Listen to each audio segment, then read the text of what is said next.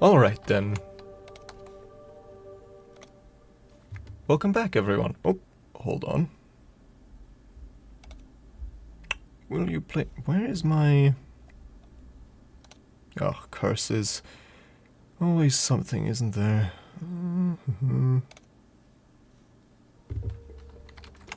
Ah, there we are. Okay. Hallelujah.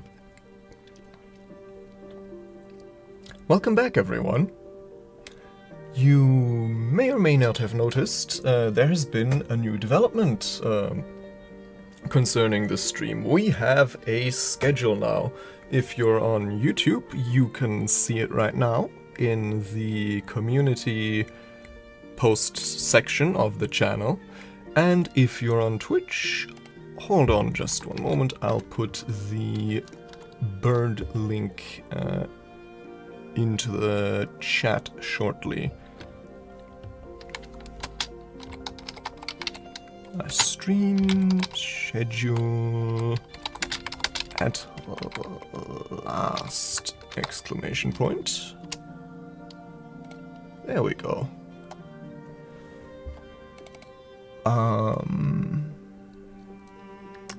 Let's just say, hold on.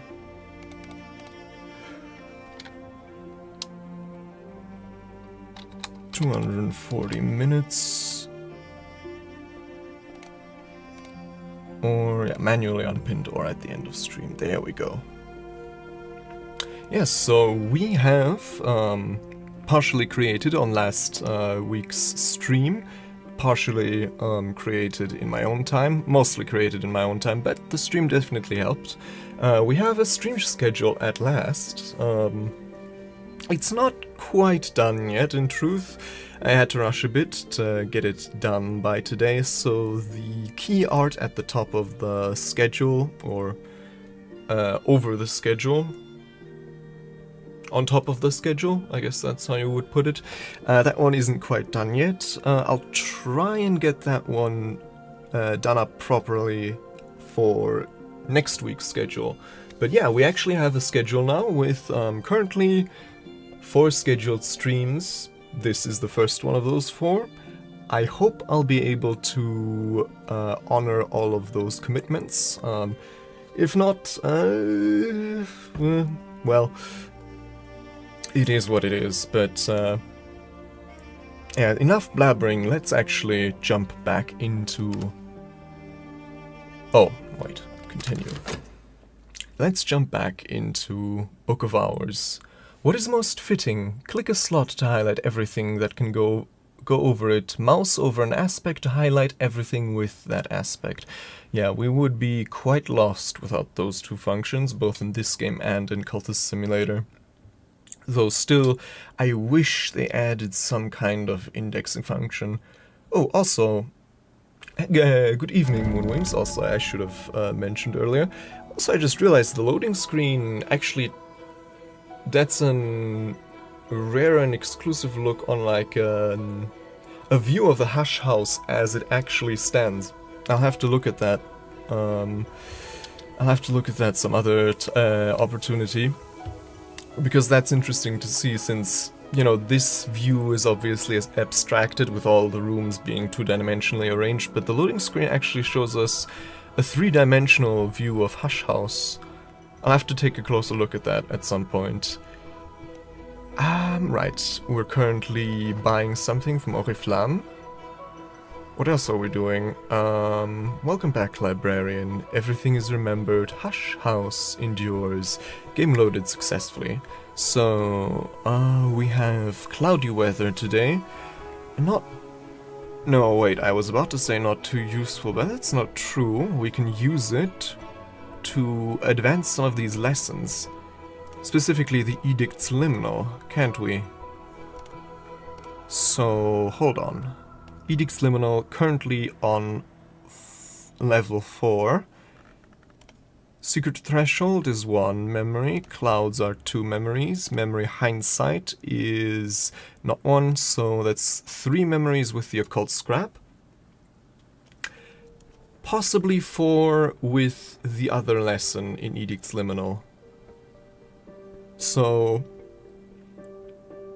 if we were willing to sacrifice one of the lessons of the Edict's Liminal, we could advance to stage 5. Alternatively, of course, we could try and get another knock or moth memory some other way, and save that lesson Edict's Liminal, the second lesson Edict's Liminal, for its own use.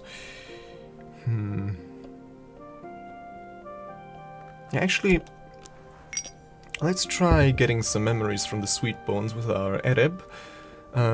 I am the librarian of Hush House. I will question the villagers of Brankruk, and I will add whatever they tell me to my store of knowledge. So there's that. Then obviously also the question, what room do we want to unlock today? There's, for example, the abandoned bedroom here, which should be pretty easy to do. A crooning whisper haunts this room. It must once have been luxurious, and will be again once I have it restored. But I will need help to lay the restless presence. But I will need help to lay the restless presence that drifts here. I'm assuming that's a little error, and it's supposed to say, but I will need help to lay the restless presence that drifts here to rest, and not just to lay the restless presence, though that certainly is also an option, I guess. But I would have assumed if that's what we're going for, the requirement would have been Grail. Anyways, so Moon 5 or Rose 5? Thinking. Although, alternatively, of course, there's also the maze-crazed room. Wires are strung tightly and crazily through this room, snaring the bed legs to the window latches to the wardrobe handles. Every movement brings a ripple of musical pings. It'll need time and patience to unravel. Yeah, that's true. Hour 26, not to be trifled with, not even to be looked at. So that's Heart 8, Rose 8. For that we'd probably need some kind of good weather, memory, something of those. Oh my god, yeah, I guess. Yeah, that's the question. But I guess since none of these aspects are Grail, I'm guessing we're just supposed to lay the spirit to rest and not the other thing. So now the question, of course, where would be the easiest way to get the needed aspects? I don't think neither Moon nor Rose are innate to any of the followers we can recruit. But since the required aspect or the required strength isn't that high, we could certainly just boost it the way we need to. For example, the lunar globe already gives us one of both of the needed aspects, so we just need 4 more of either. Then, for example, we have a lot of candles now. The Aglaophotis scented candle is pretty good in Rose, but it's also good in a lot of other aspects, so maybe I don't want to... That's not your Grail aspect I'm underestimating, Moonwings. I'm more just positing that since that one isn't needed for the room opening, it seems it won't be of any use for us here, no matter how strong it may be. I'm trying to think, because we can gather the history plants somewhere, just where was that exactly? No, not here. I think in one of the more advanced open areas. Ah no, here, okay. The history plant Agave Eterna flowers here in summer. So yeah, let's actually commit ourselves to this with a 𝐀𝐝, and then, hold on, I guess Coil and Chasm. Gather in summer. The history plant has risen, gather its blooms. And then, of course, we also have the matter of the beehive. So, I mean, there's a 50-50 chance, I think, of getting honey and beeswax. I still really need to find some kind of use for that honey. Gather in summer. So, let's see, yeah, the honey. That's heart moth nectar. And, blood of the hour called the malachite, and also furthermore wonderful on toast. I mean, maybe that's worth a try. Do we have... Okay, currently don't have access to our 𝐀𝐮𝐬𝐴 order form, but we do have to the TRN limited, so maybe with a little bit of luck that's actually where we get toast. Let's find out. I rarely ever order anything from TRN. So I don't really know even what they have on offer. Divine Parchment. Wait, wasn't that human skin? Divine Parchment. Okay. Arsenic. Okay. Desiccated witchworms. Okay. Schloss Jannings. Strathcoin whiskey. What was that pronounced? Roscrogan? Probably. It's whiskey, so it's probably in English pronunciation. Domaine Raveline wine, lambic, armagnon, drinking cocoa, pheasant, plums, beef, and almonds. It's kind of funny because it starts off with these really esoteric ingredients and materials, and then it just pheasant, plums, beef, and almonds. Okay, so toast, unsurprisingly, would be then, I think, ordered via 𝐀𝐮𝐬𝐴. I had guessed as much, but, you know, you can never be too sure. It was definitely worth checking, even if just to remind ourselves what's on offer with TRN Limited. Yeah, I mean, hey, what's the... Pomegranates at least have theological, semi-occult meanings and possibly powers, so why not plums, right? Let's also let's also search for some more... I forget which plant was this again. Moth orchids, yes, exactly, since moth orchid candles, those were also pretty potent, right? Yeah, not as much as the history plant, but potent nonetheless. Okay, but back to the question of where do we get moon and rose, or I guess moon or rose. So we need 4. Sans the compass, sans the lunar globe of either. So yeah, let's check the pantry. Do we have anything strong in either here? We have rose hip jam, which has 2 rows, so that might be worth... Oh, the Evening Isles coffee also has rose... 1 rose in the packet, but usually these packets get more aspect if you actually brew them, so... Oh, there's also the phosphorescent... No, wait. That's material, that's not an ingredient. What's it doing here? Also this, the rose pearls, I should probably move these. Since, yeah, I want just consumables here. Or cooking ingredients, and those certainly aren't that.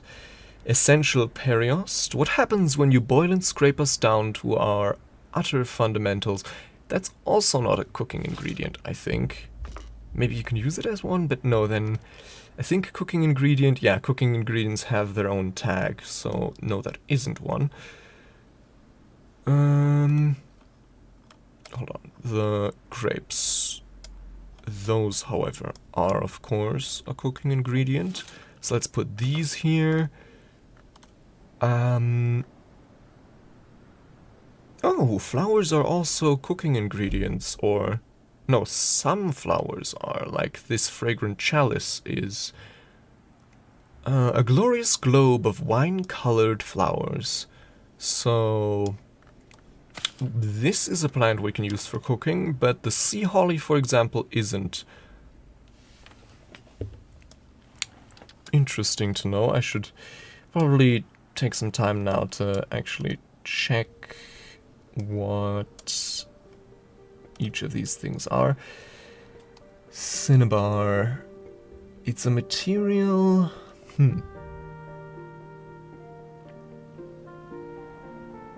I mean, that's obviously, you know, cinnabar.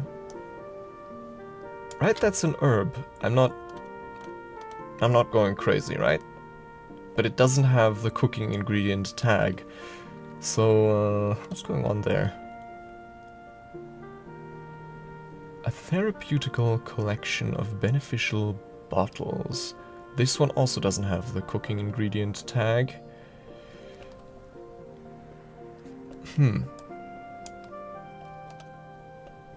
This does. This does.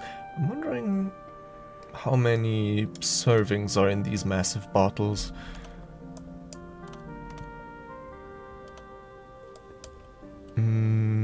Hold on. Anything else here that's definitely not a cooking ingredient? Right, the essential periost. Still pretty sure, I mean... Yeah, I'm pretty sure this is part of a human, so yeah, not for cooking.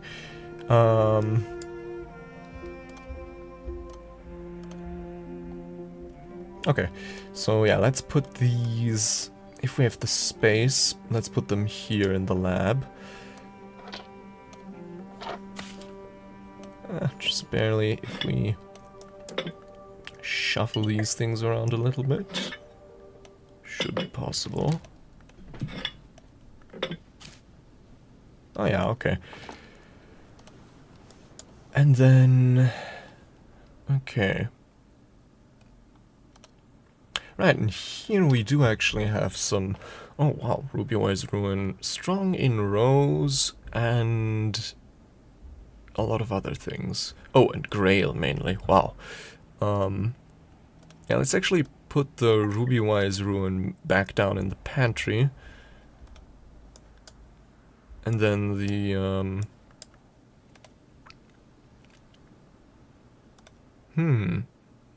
Armagnac D Wise. Armagnac can only come from how's it pronounced? Gascogne? Gascogne? Gascogne? Who knows? But if you believe Monsieur Corentin, his vineyard began with vine cuttings from east beyond the sea. Still need to figure out what that YS means. Is it a place? Is it like a location? I'm guessing it's a place in the real world? Question mark. But yeah, this, the Armagnac, that's definitely a candidate for getting the aspects we want. If we don't now only have some kind of 2 moon memory. Or I guess, hold on. That's 1 moon. That's 2 rows. Hold on. Do we possibly have a refreshment? Oh. Am I...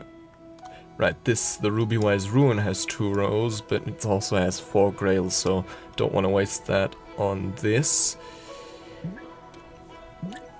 So, rose. The Evening Isles coffee. Yeah, okay, let's actually brew that then. Can I do that at the cooking station?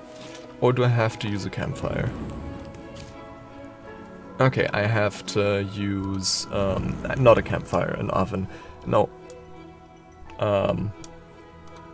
Not an oven, what's the word? Fireplace, that's the...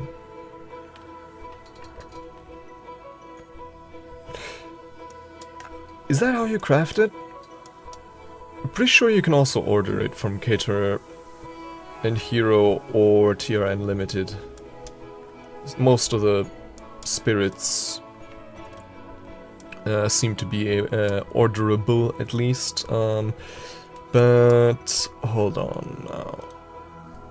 There's also the Honey Scar scented candle.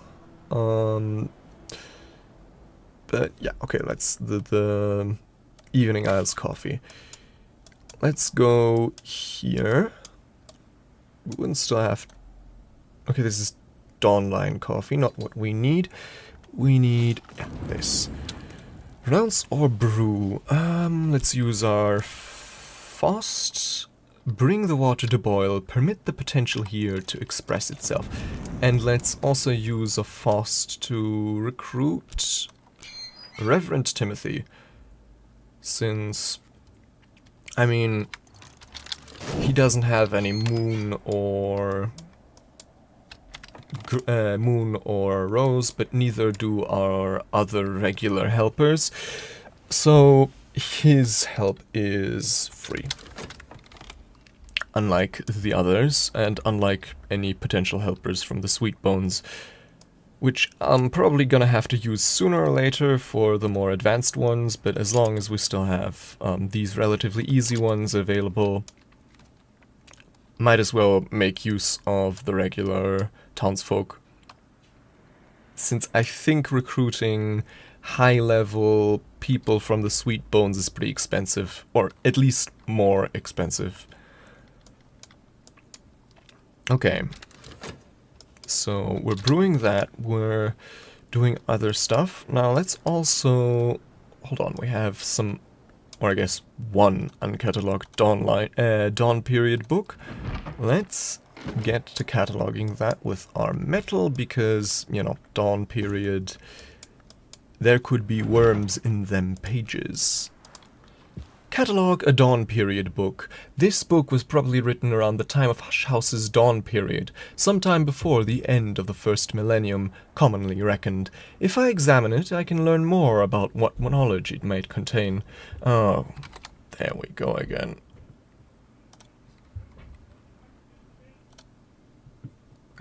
Purged this evil from these lands. There we go, wonderful. Books from this period are sometimes contaminated, and that's why we use metal. Beyond that, do we have any more uncatalogued books? Oh, there's also this room, I think. That was probably the last one we unlocked last time, right? Because this has so many vaults, or caches, I guess. So yeah, let's start opening these. Something small and rare. Crack open the container, delight in our discovery.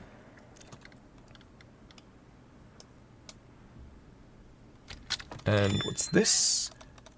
Rector's assistant. Reverend Timothy always jumps at the offer of my company. Reverend Timothy, rector of Brancrock, ordained by the Church of the Unconquered Sun, a learned man, blessed in the tally, the gate, and the light.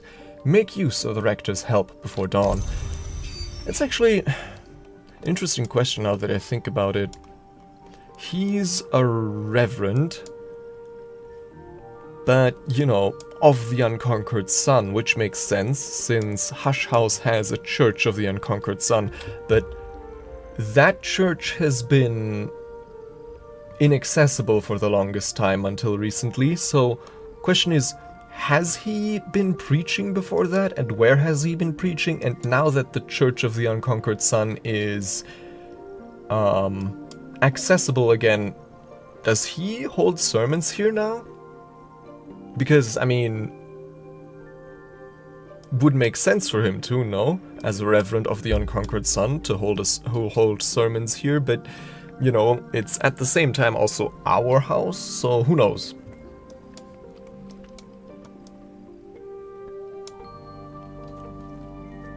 Yeah, I mean,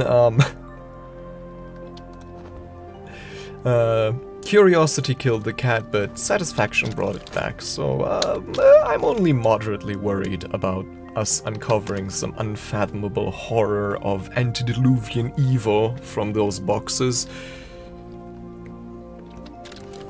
Let's speed this up. Trying to think, is there anything else I can use some of these cards on today? I mean, I guess the FET I could use to explore, but obviously I also want to use the FET for... hey, hold on, actually. The FET, first of all. Collaborate, FET. Perhaps we shared a dream. What was FET again? That part of us which walks in dreams, one of the 9 parts of the human soul. Moth and rose. Makes sense. Moth, of course. I knew a man who captured moths in a bell jar. On nights like this, he would release them, one by one, to die in the candle. Moth is the wild and perilous principle of chaos and yearning. And rose, the rose which encompasseth all, 9 directions to new horizons. Exploration, enlightenment, hope. Still confused by the 9 directions. Which one is the 9th? Straight up, straight down? Another dimension entirely? Who knows? But yeah, collaborate FET, that will raise him to 2 rows, and then next up would be the lunar globe, and then hopefully that evening Isles coffee we're currently brewing. Oh, it's also about done now.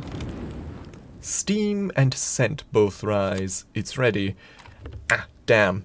The Evening Isles coffee only has 1 rose. Okay, in that case... do we either keep shopping for some kind of... oh, wait, hold on. The 𝐀𝐝𝐬𝐬𝐿 whiskey I have right here is 2 rows, so let's use that one.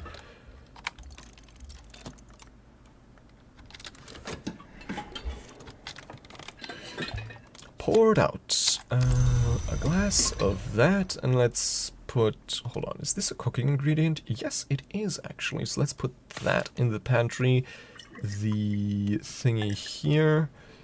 There's also the honey scar scented candle here, but turns out we don't need that with the 𝐀𝐝𝐬𝐬𝐿 whiskey. Yeah, I don't actually know much about the crowned growth.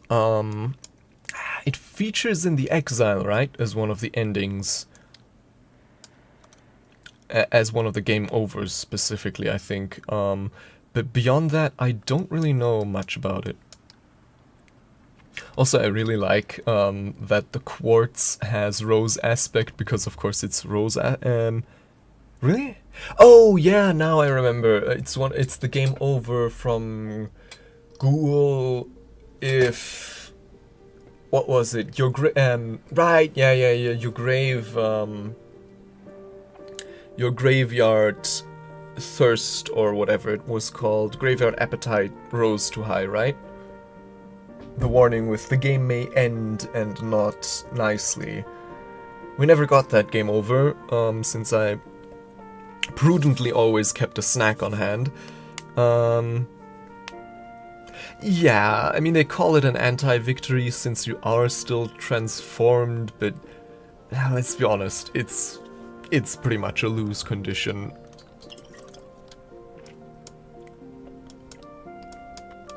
But yeah, okay, so...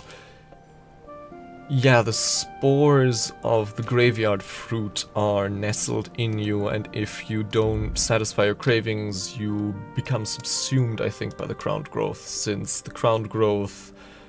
something with the graveyard fruit, so yeah. Yeah, exactly. So, yeah, I mean, if you want to become,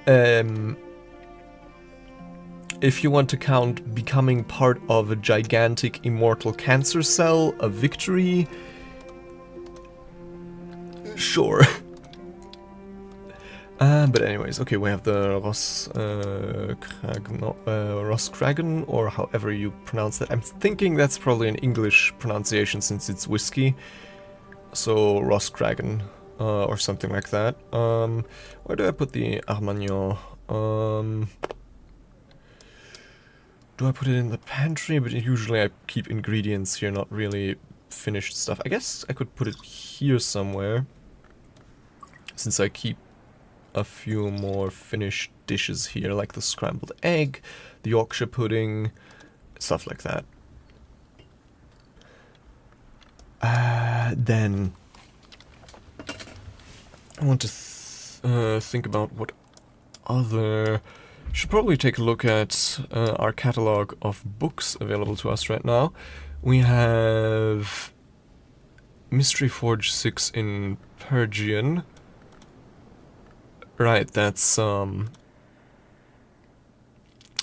I think beyond our reach, because we only have, well, possibly if we used 2 of our metals. Yeah, I was kind of guessing that that would be the final direction, but, you know, the question is, does that mean, is the 9th direction then standing still, or does it mean, since, you know, if you look at the rows from above, that could also mean going straight down or straight up, or, you know, indeed standing still.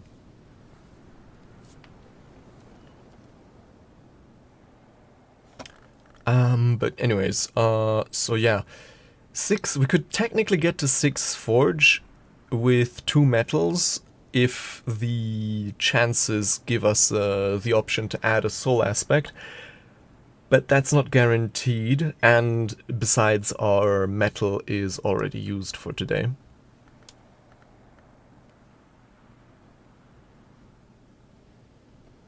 I mean, wouldn't that make it...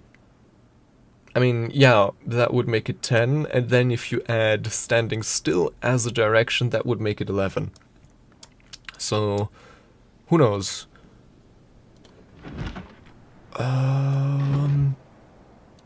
Right, so the Forge 6 book, not today.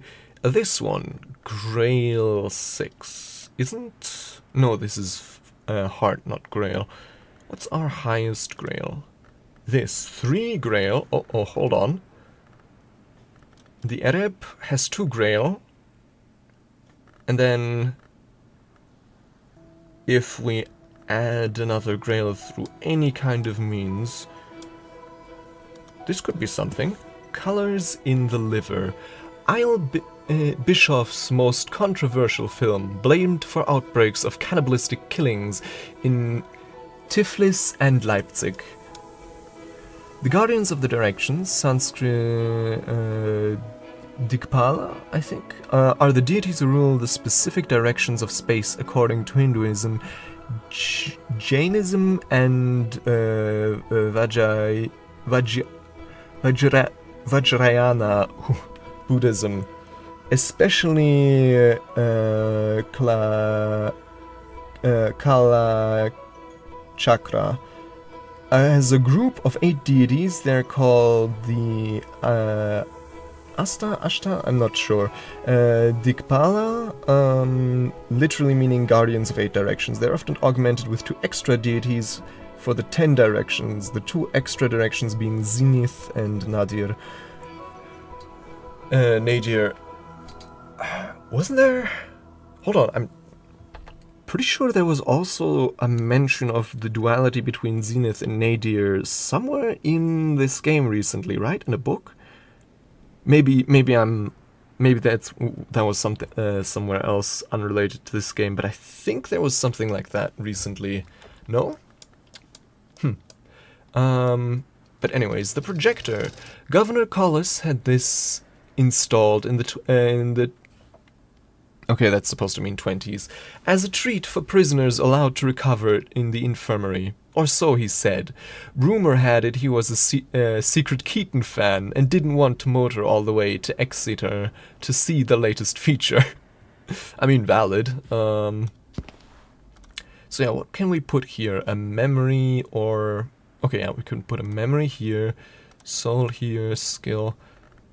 We wouldn't happen to have a grail memory, right? No, because that would be too easy, but we do have almost enough to get us there. Grail, frustration or temptation? Perhaps. We've provided grail, but not enough to match mystery grail. If we're lucky, we might still succeed.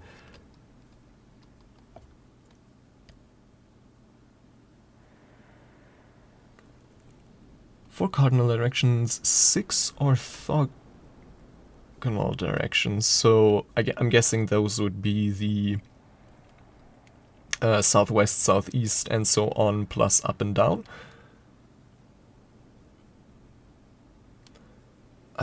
Right. Okay, so this brings us one short of our needed thing, which means the likelihood is high we'll be able to beat it with the additional chances. So we do also have one last core here. So that could give us the last grail, or alternatively a piece of furniture.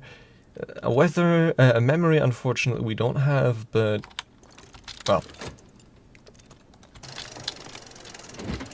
time to gamble. The 𝐀𝐝𝐯𝐮𝐬𝐡 diaries, the diaries of the explorer and murderer Lars Vestergren. He's unhelpfully translated them into Phrygian for privacy. But not so unhelpful for us, since we already speak that. Rows 8. Now, hold on. The Fete, that's 2 rows. And then this is 2 rows. Ah, shame. I had hoped the Edict's Liminal maybe had some more rows. Okay, so this is 8, and we would need... we have 4, this would need 8, so... actually, yeah, right, that's, welcome in, Copper Dinosaur. I don't actually know, but yeah, didn't Weather Factory recently... last year, I mean, make a kind of advent calendar for Hush House. To be honest, the stream title was just a reference to, like, you know, yeah, exactly. I remember like a graphic of Hush House with, you know, the different rooms being doors on the advent calendar. I actually have to check that. But first, hold on, this is, yeah, Mystery Rose 8, where was our 8 shelf again? This here, and where did we continue it? I think here? Okay, do you fit here? Oh, no, of course you don't, because that would be too easy. Okay, I guess we continued it over here. We really need to reorganize this at some point. Oh, let me check that. Maybe I'm playing... It's possible that I'm playing on an outdated version right now, since when I'm streaming, I always put Steam in offline mode first, but I did check if there was an update scheduled before I went into offline mode, and it wasn't, but chances are that just wasn't detected yet. So... Mystery... Right, that was the thing with... that we could possibly unlock tomorrow. Then we have winter and moon. The tryst, that's just 1.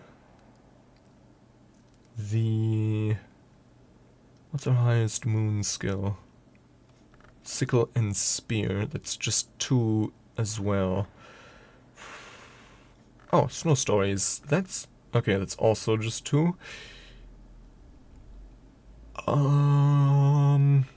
Okay, so we just have 3 by default. That's a bit difficult. I mean, I guess then we also have the lunar compass that gives us 4. So if we had a 2 moon memory, maybe.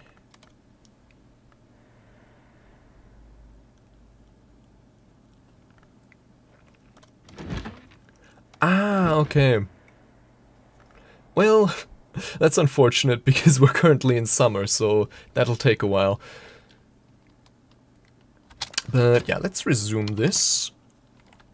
And right, what were we collaborating with Fett? Okay, that's 2 rows. My assistant and I have an unspoken understanding.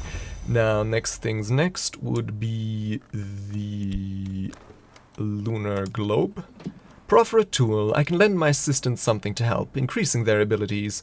The lunar globe. It's the Earth, but silvered like the moon, unlabeled, and pocked with craters. But, yeah, I mean, I guess it kind of makes sense that... Where the hell did our memory go? Oh. There it went. Okay. I see. I've learned something. Something useful? Too early to tell.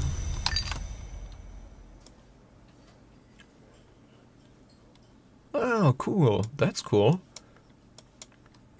I have to keep a lookout for that if it ever does become winter again, then. Right, we're currently proffering the tool, that's 3, and then finally the 𝐸𝐸 whiskey, that'll be 5 rows, and that's all we need. In the meanwhile, best to keep a close eye on this.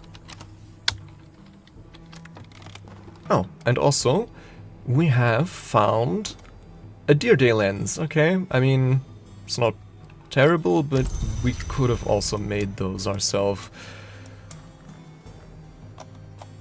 Hold on, the whist. I don't think I need that today anymore. Oh, hello, Smurfton. The library is doing well.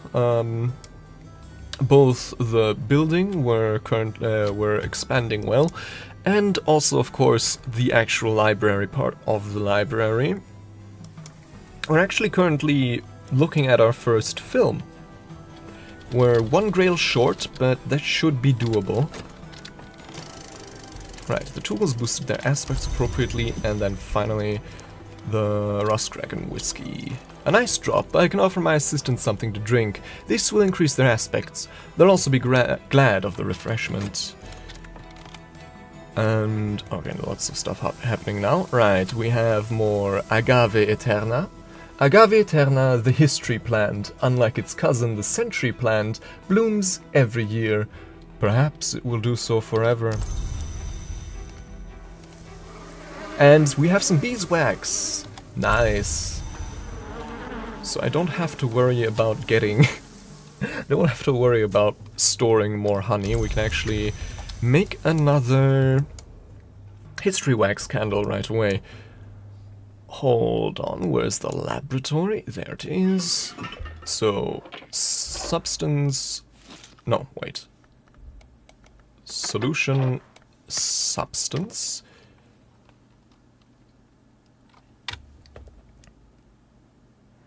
Films are incredible. I mean, the current one just needs 6 grail, so that should be very doable. But yeah, I imagine some of the later ones will be more difficult. Still haven't found any phonograph to play those wax cylinders. But, you know, whatever. Yeah, let's do fast. I'm ready. Add a skill card. Right, the pyroglyphics, of course. Make a history wax candle to see how everything changes. Okay, so opportunities. There's still a chance. Extra effort soul. Perfect. Duende. Duende is a force, not a labor. A struggle, not a thought. Lorca. This mood increases certain aspects, and epiphany. It was for the man of letters to record these epiphanies with extreme care, seeing that they themselves are the most delicate and evanescent of moments, joys. This mood increases certain aspects also, but most importantly, the extra effort soul. And we have our last core, saved for just that opportunity. Blam. 6 grail, perfect. Actually, since we're about to master this work, let me open my notes app in anticipation. Grail birth. And actually, yeah, just out of curiosity, what do these boost? Oh, I guess we won't find out. Okay, so this is Isle Bishop's most controversial film, blamed for outbreaks of cannibalistic killings in Tiflis and Leipzig. Oh god. My one enormous TXT file where I keep all of my Book of Hours notes. So this is Colors in the Liver. And then does this say...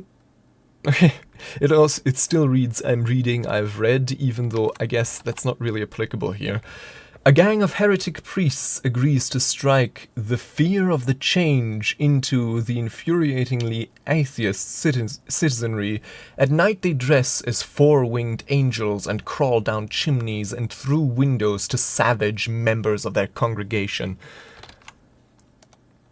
That doesn't sound like just dress up if you can do that. If you can crawl through chimneys on all fours, but who knows. The priests are caught by unidentified figures wearing heavily mandibled masks like grotesque caricatures of ants. They are force-fed larvae. A final caption indicates that at dawn the larvae will hatch.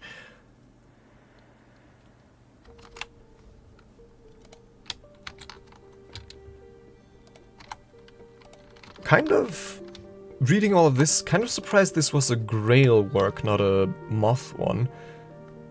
That's what I would have assumed. Lesson, resurgences and emergences. I've gained more understanding of resurgences and emergences. Use this card with consider. So I shall. And a memory revelation. That's just 2 lantern. Is that useful for anything? No, I don't think so. So yeah, our first film mastered. I guess... Yeah, but even here, this is both Moth and Grail.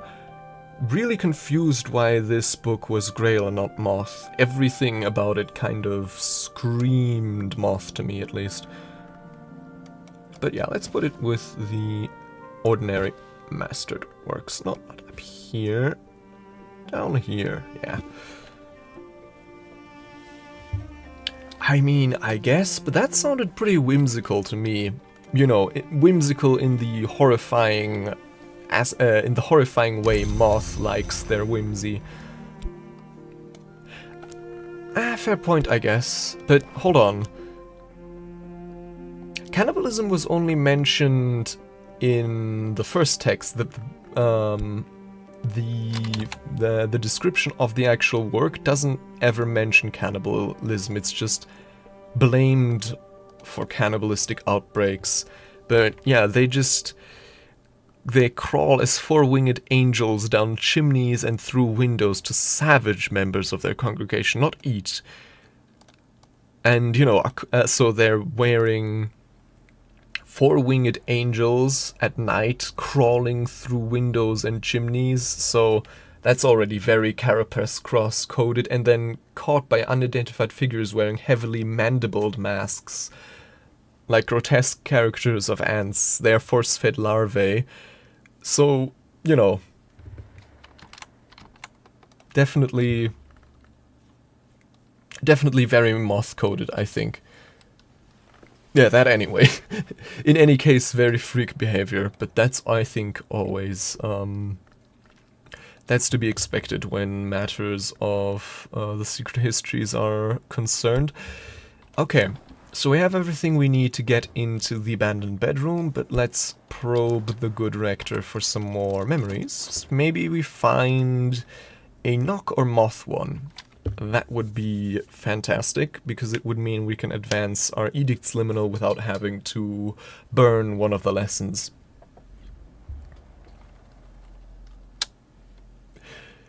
That's also very true, but even resurgences and emergences, I mean, look, it has the moth on the symbol of the skill of the lesson, I guess, in this case. What was resurgences and emergences again? Birth and death are only directions. Between the two, we find a crossroads. I mean, okay, so the skill itself, definitely Grail-coded. Interestingly, I mean, it just mentions crossroads. Whenever I hear crossroads, I think of rows, of course.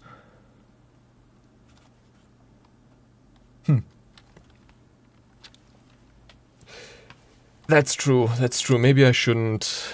Yeah, I'm definitely going to advance the Edict's Liminal today, with or without burning one of the lessons. If I have to burn one of the lessons, that's that.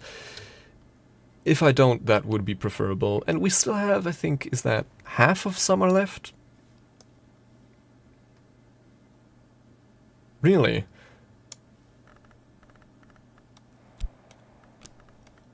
I would have really expected a skill named Crossroads something to have rows.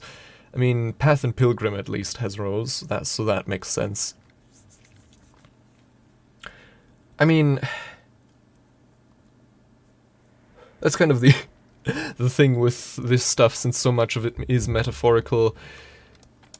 You know, even if it mentions crossroads, it might not be, you know, literal crossroads, or even the idea of crossroads as, you know, a piece of exploration, or, you know, whatever. So I guess I can sort of understand it.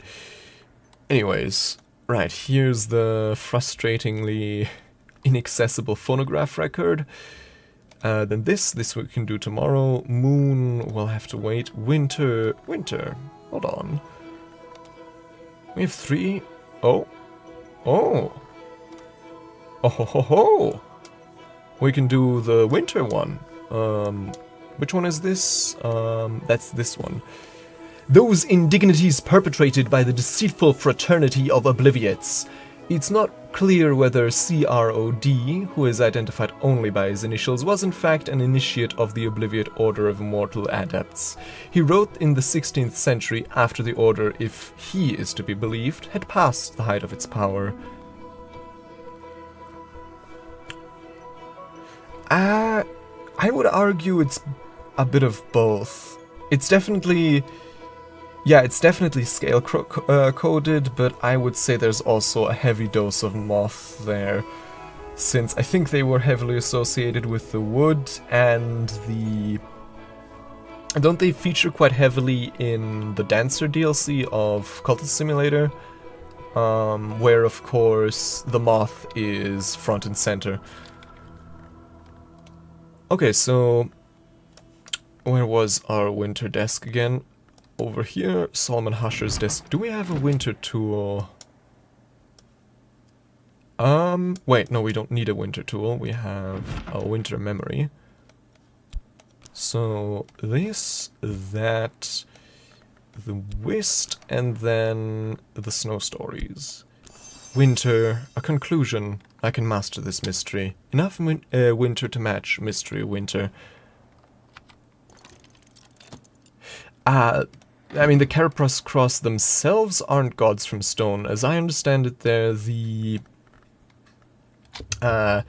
basically the species, the dominant species on the planet before humanity. So they were the gods from stone's worshippers.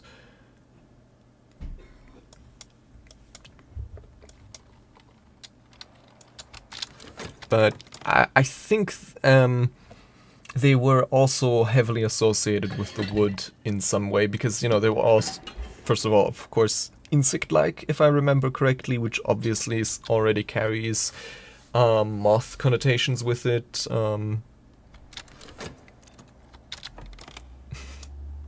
I guess that's a way to call the gods from stone. History wax candle, a candle made with the oils of the history plant, Agave aeterna. What was this again? This was an Agalafotis scented candle. Where did I get Agalafotis again? I don't remember quite exactly. But yeah, let's put... Can I? I guess... Okay, why can I not put the plants on the shelf, I guess? That's kind of weird. I guess there's no room there. Yeah, that's true. Yeah, now I remember. That's, you're right. That's what it was. Help with letters, then not much left to do today. We don't need our FOST for anything else. No, we don't. So let's do that. Should probably also figure out if we can use these for anything. The Lenten Rose. Pretty, poisonous, no true rose. The Dawnline Coffee. Hold on, let's... Oh, right. The copious amounts of Dawnline Coffee. And some Armagnon. Let's put... Yeah, let's put all of this in the pantry. It ought to belong. And then... Right. Our last few soul cards we can of course use for some more unboxings of... Where was it? The room we unlocked so recently. Ah, this one. The storeroom. Yeah, makes sense of course. So yeah, let's a box of rarities with our tryst here. And I think I just spotted, yeah, there's some more uncatalogued Dawnworks here.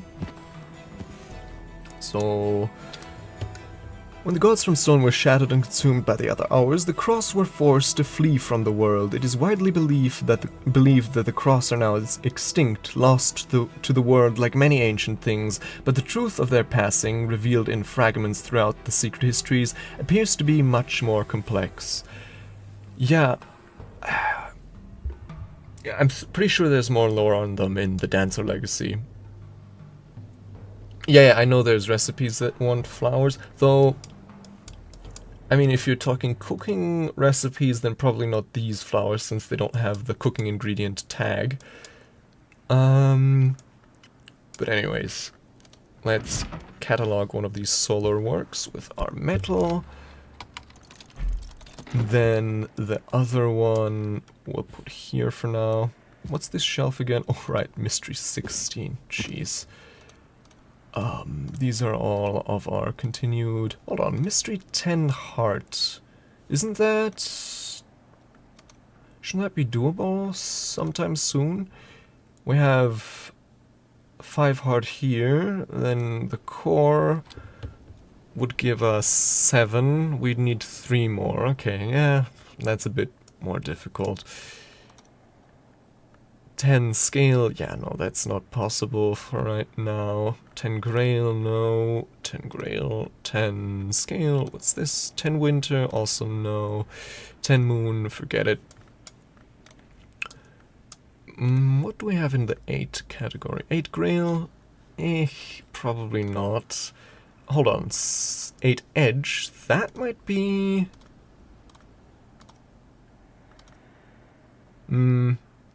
No, since the... Yeah, no, that's not... Ah, yeah, good point. So, 𝐸𝐸𝐸𝐸 already gives us 2 scale. Then... Health gives us 1 scale. And then... This has 3... Does anything have more? No. Okay. No, we can just get to 6, and from there we'd need... Yeah, no, it's not really doable. But 8 scale, that might be doable.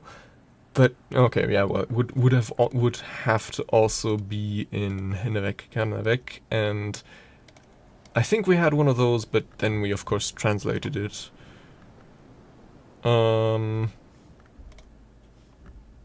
Is this is a scroll, okay.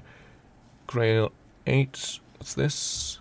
Edge 8. No. Not possible, I'm afraid. Rose 10, no, hold on, this one is mastered already. So, away with this thing. Forge 10, also not really doable.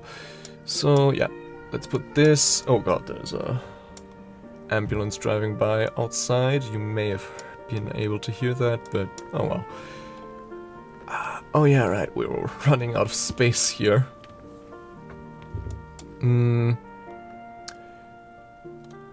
Okay, I think the 6 the 6 forge one is probably the most doable ones of the ones we have right now. Come on.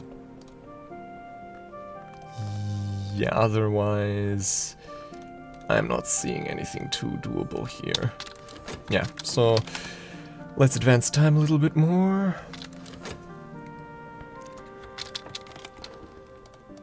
Oriflamme thanks you for your for your custom. Focus of Amber, Omar the Blaze spent 7 years manning a lighthouse in Tyre in atonement for the extinguishing of a sacred flame. By the end of his stint, he was so terrified of fire that he could not stand to share a room with a candle.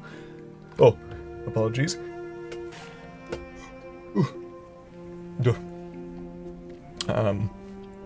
Something seems to have gotten into my modes. Share a room with a candle. This work was written in partial penance. A mystery 16 sky.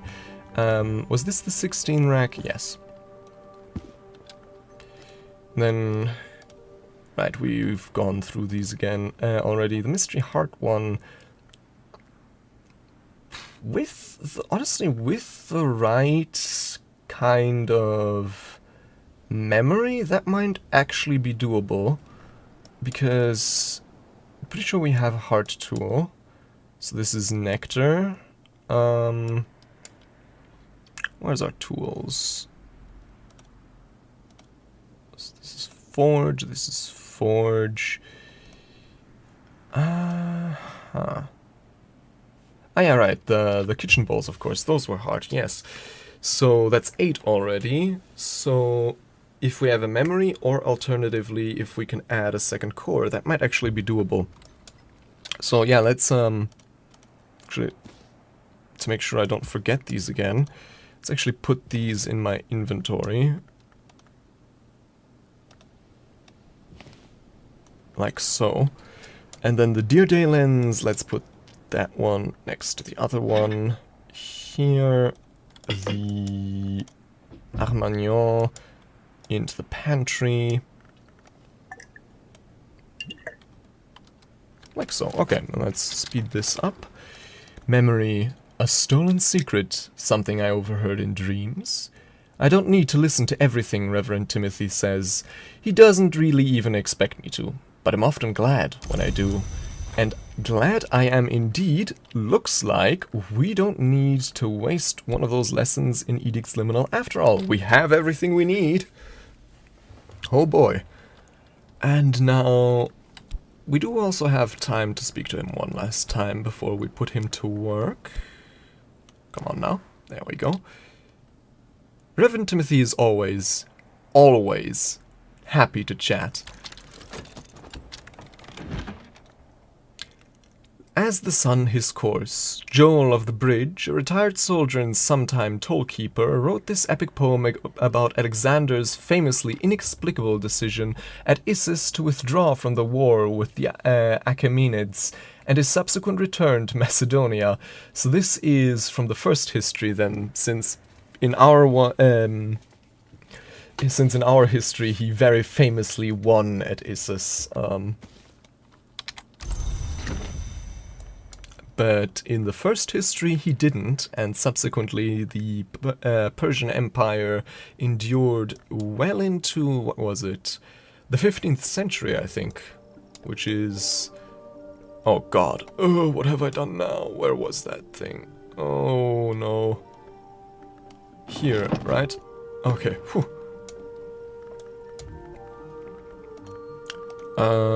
This is Mystery 8, and then, oh god, where did I put this? Oh god, hold on, can I perhaps, yeah, hold on, I can shuffle some of these things around. No, the movie, there we go.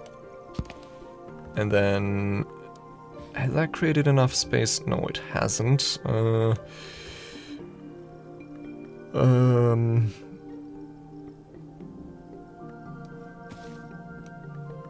If I do it like so, and then like so, haha. As the sun his course, right? Nope.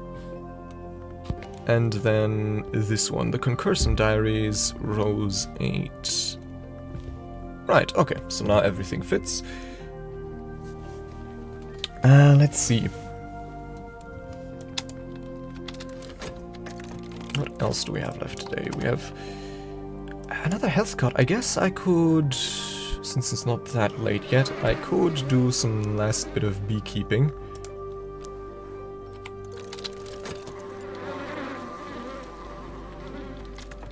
Oh, a silver spintria. Well, I won't say no to that.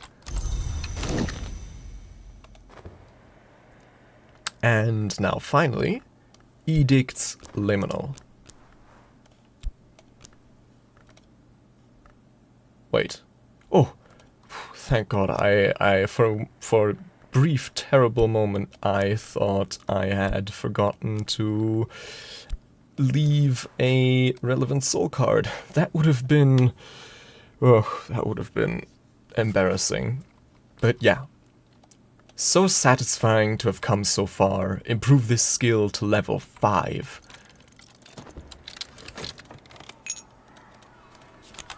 More work at the Sweet Bones, and then our final tryst. What do we want to use that on? I think for another unboxing, if we can. Memory, hindsight. I don't need to listen to everything, Reverend Timothy says. He doesn't really even expect me to, but I'm often glad when I do. Can I possibly even use that for something right away? No, I can't. Okay, in that case... yeah, I don't think there's much sense in getting more memories today that I'm not going to use anyway. So, to the abandoned bedroom. A crooning whisper haunts this room. It must have once been luxurious, and will be again once I have it restored, but I will need help to lay the restless presence that drifts here. Unlock. There we go. This skill is now level 5. Its power aspects have also increased. 5 knock. Then the Sharped, that's 7 knock. And then, don't we have a knock? No, we still don't have a knock tool, right? Or am I wrong in that? Are any of these knock? No, seems not. I guess seems not knock. This thing was scale. Funnily enough, the scale isn't scale, but, you know, whatever.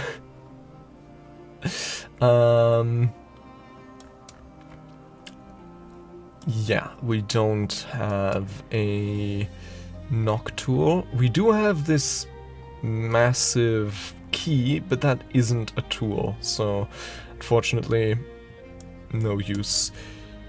But I guess we can always easily get... yeah, hold on, we can always easily get an occult scrap, which is a memory, and that has 2 knocks, so yeah, actually that means we now can easily unlock any mystery 8 knock thing, and pretty reasonably even any mystery 10 knock works. Do we have any of those?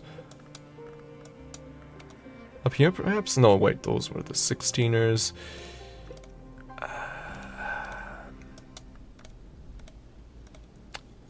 No such luck it seems. Would have been great, but no, I think... hold on, do we have any mystery knock books? Because if I find one, I can use it to search for the others. No, this is Sky, this is Rose.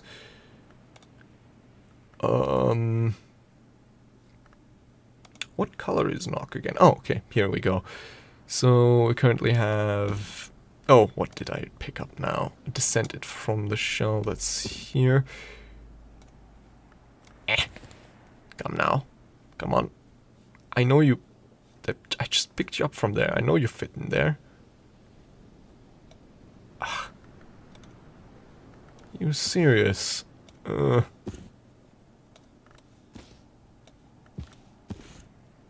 Oh, come on.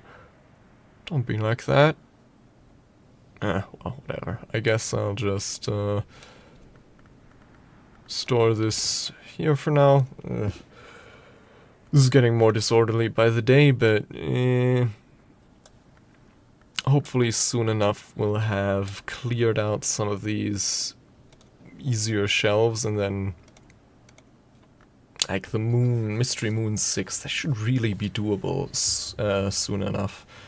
But just getting Moon is surprisingly difficult. But anyways, right, we have... Ah yeah, right. It's these indignities perpetrated against me. I mean, I guess this is also a Cultist Simulator book, but I don't remember this one quite as well as some of the others, so I'll still note it down. 58. That they did claim inheritance of the traditions of the House of 𝐀𝐝𝐯, but that they have disregarded both its most sacred and its most beautiful ceremonies, where they are not found convenient. 59. So yeah, someone's pretty... someone's pretty salty. And then... 71. The glassfinger toxin is no mere assassin's convenience for the idiots to confine to the disposal of their enemies. It has higher uses. Certainly it is a great matter of winter, but I have already outlined the technique by which it may be fitted for its ultimate destiny. Okay, someone was very clearly manic while they wrote this. Lesson, ragged... Speaking of... Lesson, Ragged Crossroads. I've gained more understanding of Ragged Crossroads. Use this card with consider.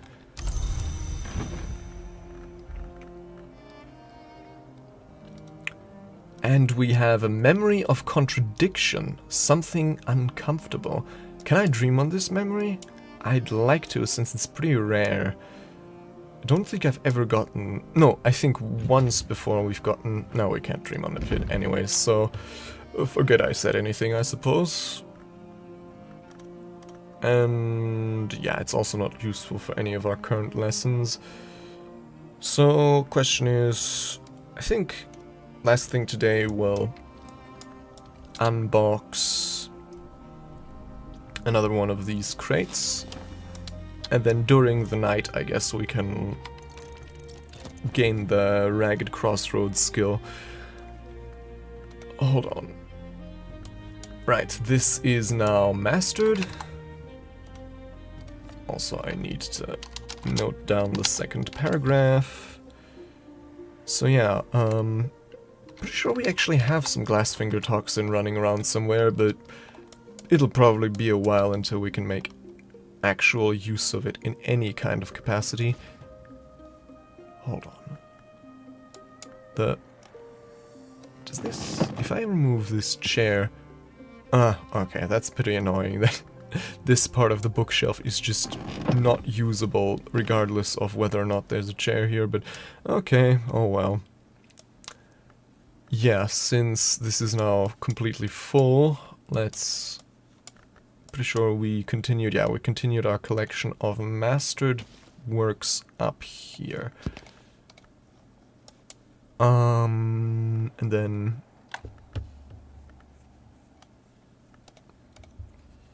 Wasn't there another... Right, the Winter 10... No, wait, there was a Winter... Wasn't there a Winter 8 book somewhere that we could possibly... No, wait, that's the one we just read. Oh, hello, 𝐀𝐝𝐯. I have a file called notes.txt on my desktop.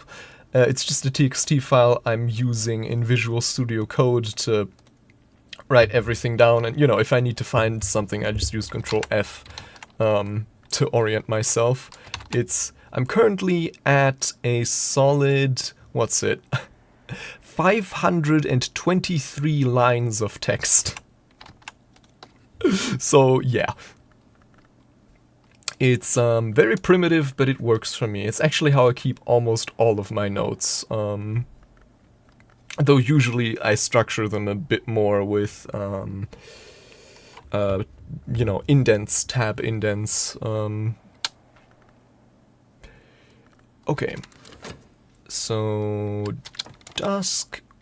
Can we actually dream on any of these memories? Good question. Dusk. Some more honey. I guess, yeah, we really need to figure out what to do with that very soon. And then this was our bed currently, right? Yeah, my bed, 7's quarters. Can we dream on this? I guess we could. Memory hindsight. And yeah, the other memories we can't dream on anyways, so don't have the agony of choice. And ooh, look at that. Pretty. Severn Chamber. In the day of the wolves, this chamber was reserved for the heir of the house. Though it was originally furnished for Hæfren, the woman of uncertain lineage who became Baron Walter's mother and bequeathed her unusual pale eyes and hair to Walter and his descendants. Baron Walter's mother and who bequeathed... Walter was... Hold on. Which de Wolf were you? Musgrave? Walter de Wolf. The third Baron. I see. Yeah, spreadsheets, that's, I don't know, I kind of, it sounds weird, but to me they're kind of too rigid. I like how, you know, it's on one hand obviously a downside of just having a big old text file, that it's so fluid, but for me it means I can structure it however I want. But... Thurza's phonograph! A phonograph! Finally! Thurza Blake invited a nameless friend, or according to Bancroft tradition, her sister, to Hush House to recover from an illness. Thurza was uncharacteristically secretive about the whole business, perhaps because her own solicitude embarrassed her. She cooked her guests' meals herself, read to her in the afternoons, and purchased this phonograph so her guest could listen to Viennese opera. Thurza Blake, who were you again? Hold on. Pretty sure I have her. Thurza Blake, 7th librarian of Hush House. Okay. There's a notes feature in Steam? Really? I didn't... hold on, how do you... Oh. So there is. That's convenient. Yeah, but my most excessive note-taking... I mean, I guess this is the most excessive note-taking I've done by sheer volume, but by sheer effort, I think, since here I'm just copy-pasting all the text, which is conveniently made easy, but by sheer effort put into taking notes, it's probably blueprints. Because there I made, like, screenshots, and then I drew on top of the screenshots to, you know, align certain symbols and stuff like that. Oh, no. I am taking notes of every new book that we read. I'm writing down the contents and certain other descriptions. I'm also... Oh, if you like Secret Histories, the Secret Histories games, I think you'll really enjoy it. I was reminded a lot of Cultist Simulator, and especially, I guess now also Book of Hours, though I guess Book of Hours reminds me of Blueprints since I played that one first. Not just because of the puzzles, but also just the general vibe. It's not quite the same, but I definitely was reminded of it quite multiple times. Hello, Cots. Funnily enough, I never actually did gameplay spreadsheets, still did lore, instead did a ridiculous amount of organization within the game. Yeah, I don't think I've ever done a spreadsheet for like game optimization or stuff like that.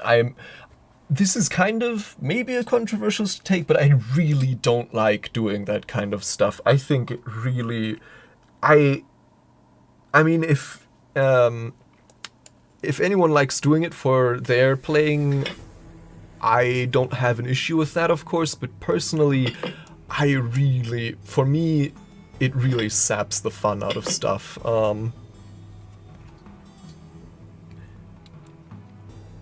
Okay, interesting. Yeah, I definitely started with Cultist Simulator. I'm still debating on which of the two I like more, because starting out, definitely Book of Hours has a lot more wow factor just with the gorgeous visuals and everything, but one thing I've kind of noticed is that both games definitely have their repetitive elements, but in Cultist Simulator, I think things were still more, there was still more excitement despite the repetitiveness because of that ever-present danger you were in. So even if you're just going through the repetitive motions of grinding up your skills and stuff like that, you always have to keep a lookout of all the dangers you're facing to, you know, run out the clock, not run out the clock, keep track of your dread, your fascination, your health, and stuff like that. So you also always have something to worry about. And what I do like in certain regards that danger isn't here in this game, it does also mean that the repetitiveness becomes a lot more noticeable. But yeah, I'm still kind of hoping that there'll be some kind of shakeup as we further in the gameplay loop as we go further into the house. I mean, definitely, of course, there's the thing with House of Light, which I haven't really delved that deep into. I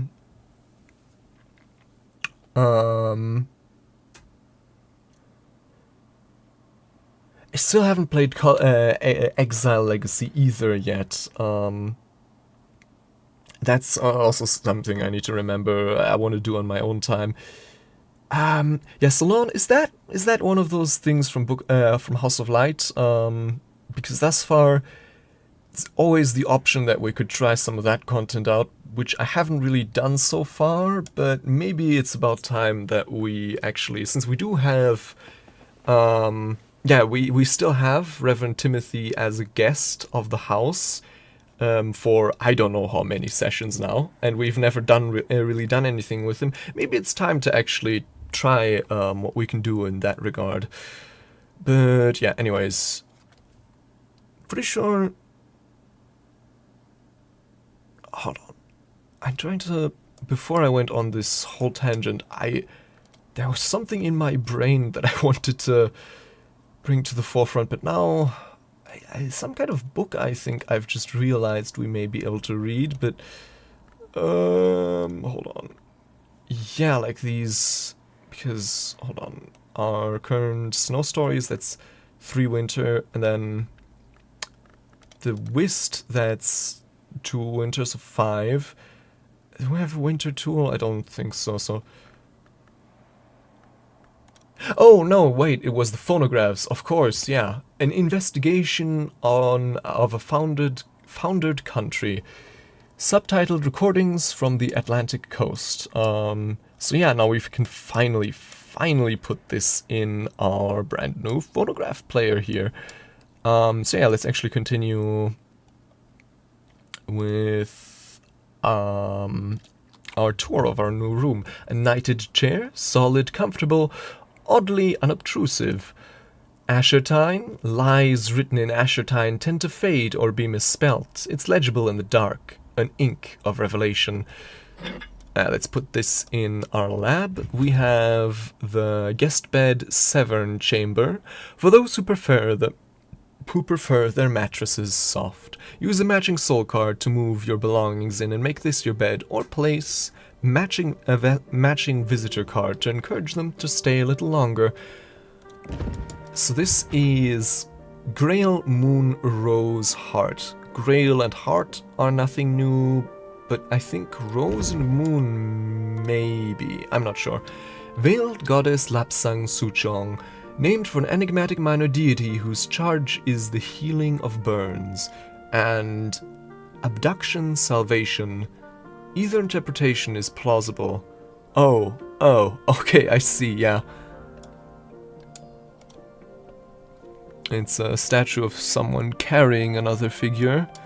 We have a moth orchid scented candle and a bedside candle holder, which is both a candle and a light, and some catalog books of Curia and Baronial.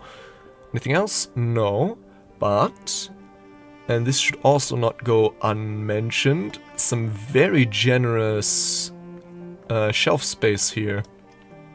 And, hold on, yeah, this is right above our previous library chambers. So yeah, actually, let's expand our collection of finished works to here instead of here.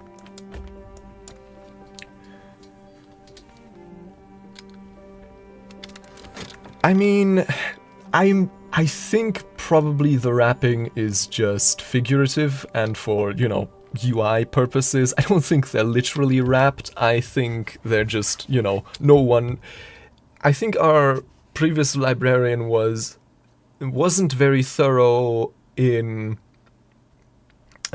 wrapping books. They were in fact very unthorough in keeping track of what books were stored where, so now no one remembers which books are which, and now we have to figure everything out by opening the pages and getting worm infected. So thanks for that, I guess. What was her name? Serena Blackwood, which, by the way, I had this epiphany off stream a few days ago. Serena Blackwood is an alias. It's taken from a book in Cultist Simulator called The Serenity of the Blackwood. So, Serenity of the Blackwood, Serena Blackwood, and even the flavor text of that book in Cultist Simulator mentions that the name, I think it was the male version of Serena, Serenitus or something like that. That Serenitus Blackwood is a favored alias in occult circles until today. Sereno, right? Sereno Blackwood. So yeah, not actually her real name.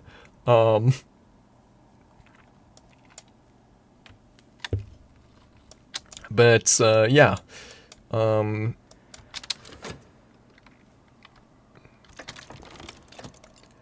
And we have Domaine Ravelin. The Ravelins abandoned their lands, and yet someone is still making this wine.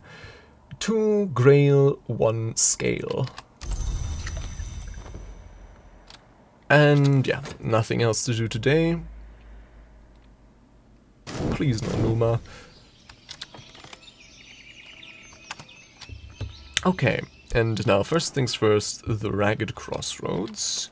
Use this lesson to acquire a new skill, but if we are beset by Numa, if the worst comes to pass, we can use these lessons to advance the other lessons, but I'd prefer not to. I mean, I guess this is just one, yeah, this just needs 1 memory, so this one I could already advance with an occult scrap. And now, hold on. We have a lot to do today in terms of books to read. I guess first of all, finally, this goddamn wax cylinder.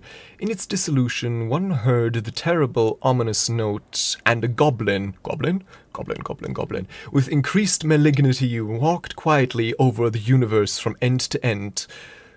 Forster. Studying requires effort. Yes. So, Trist. Skill of moon. Isn't this? No, this isn't moon. This is moon. And then, what does this take? Another memory. Damn.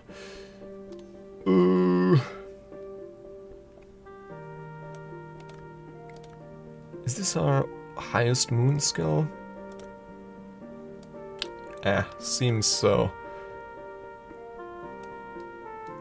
Okay, I guess then we'll just have to hope that we can add our second tryst.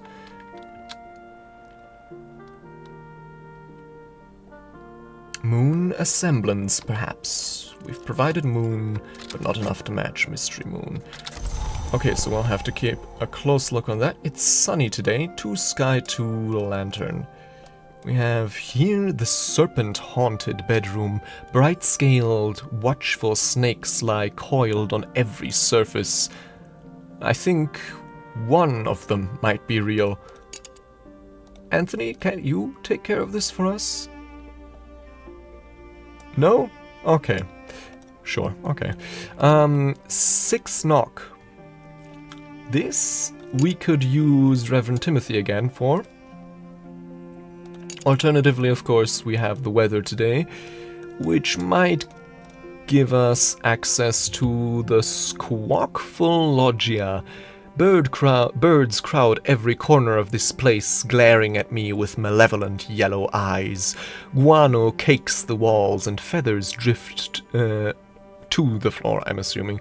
Something has drawn them here. It'll need to be dealt with. Once it has, the place will take an awful lot of cleaning. Yeah, Timothy is great. He's also the one, since we're...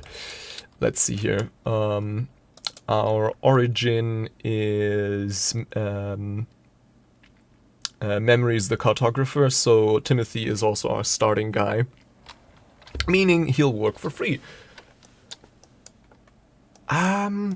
He also already has 1 knock, I think, if I remember correctly, so getting in here should be pretty easy. But what if we can get in here? The Squawkful Loggia, we already have 2 sky with the sunny thing. Then we need 7 more. The Fost, that's 1 sky. And that's the only sky we can get through here. Oh god, do we have any sky tools? I don't think so, right? No, we don't. Or, wait, no, what, wasn't... one of these things sky? No, they were not. Damn. Okay, I guess in that case... some... Yeah, that's also true. We have been rather prudent with that.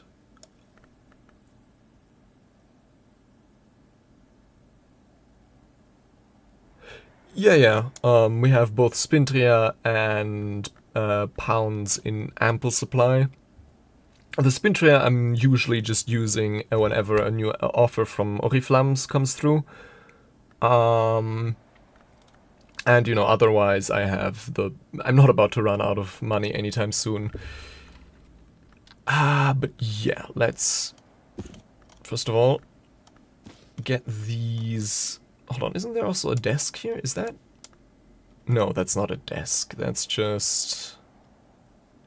You know, I guess it's a desk. It's a table, but not a desk. That's the way it works. Let's start cataloging some of these Curia period books with our ample Faust. And of course, let's use one of them to recruit the Reverend. Then... Hold on, let's see. Right. We wanted to see if we can't maybe unlock this book. Do we have... We definitely have a heart desk somewhere here. I seem to remember that.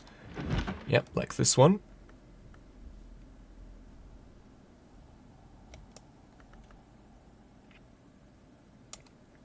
Yeah, well, I mean, can't have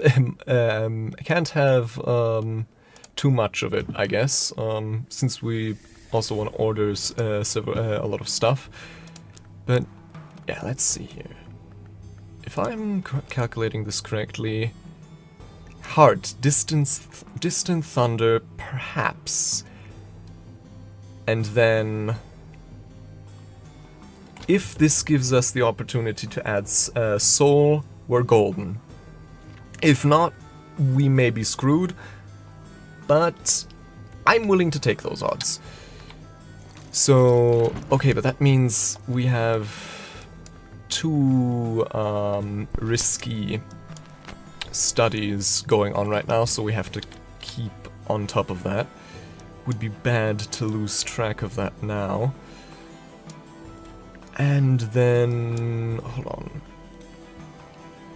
Thinking which of these...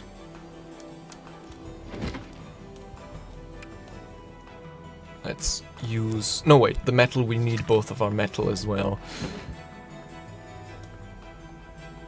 Because of... Yeah, because of this Mystery Forge. We have... What's our highest forge? I think this. And then we can add... this, the square. That would bring us to 5, and then, yeah. We should be able to get over the edge with the remainder. Is there any forge desks here not currently in use? Probably up here, right? Oh, right, this isn't a desk, I keep forgetting. But this is, but not a forge.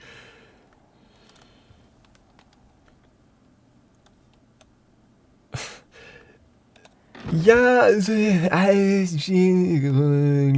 I'm materialist, okay? Don't at me. So I think we never quite took that much of a look at the stuff we have here. Got a few interesting concoctions and stuff. Oh yeah, here's the glassfinger toxin. Pff, that's a lot of knock. Lethy dark silvery liquor favored in unnamed forest. Dark aftermath of a dark drink. What? I wonder what that means. Okay, but we should remember this. If ever we need to boost a follower with moth, that would be the way to do it. With the lethy. Like, for example, for this infested wine cellar. But,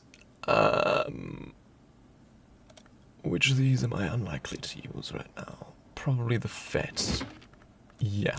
So, cataloging this here, and then probably a good idea to not do anything else to, for now, since we have quite a bit of stuff running at the same time. All the forge aspected dudes are industrialists. Also, lethy has a lot of sediment and crap in it. The lees are what you aren't. Ah, okay. I understand. But, evidently you can still drink them for a diminished aspect in this case. Right?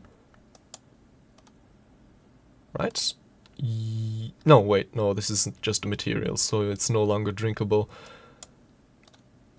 Oh, and there's also the Viper egg here.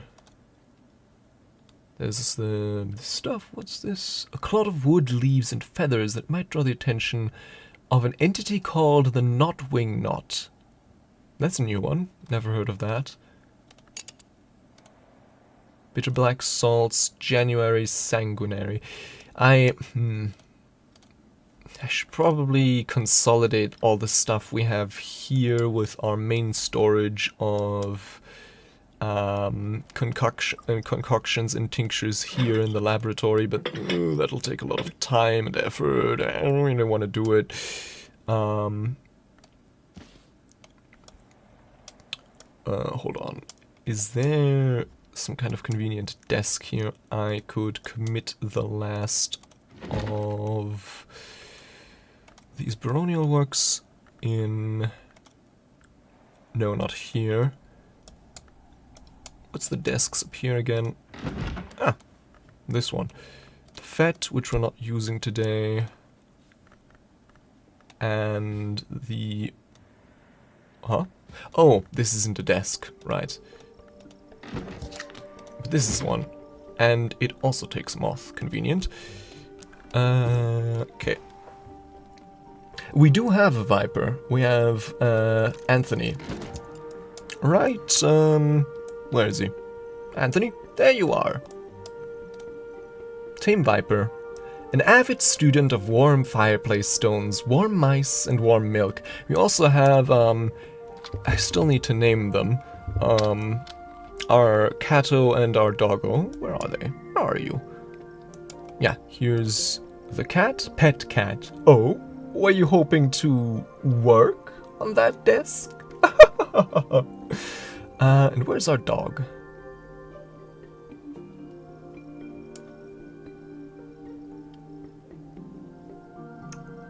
Where were you? Where did I... Oh yeah, right, we also have Terrence and... What was the other one called? Tuppence? I think? Ah, there's our dog. Loyal dog, walkies are surely a small price to pay for his unshakable fidelity. And then, of course, we have...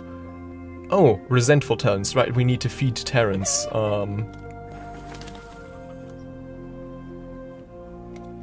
Right. Lest we feel his wrath. Or her wrath, I guess. Cluck, cluck. Effort, and Terrence will feel... will need Oh, I guess that's a way to use up our honey. Feeding it to Terrence. Now, which of these soul cards am I least likely to need today? I guess we could just use our health. Yeah, let's do that. Yeah, Tuppence is here. Tuppence's most notable quality, all observers will agree, is that she is not Terrence. The other chicken. Which, speaking of vipers, the serpent-haunted room. Did we... Oh, okay, yeah, we are hiring Anthony right now. And not Anthony, Timothy. Ugh, God. Let's already try and figure out what we want to boost him with. We definitely have the moth orchid candles. That gives us some considerable knock already. Or wait, I guess theoretically we could also try at the squawkful logjia, but that would need considerable sky.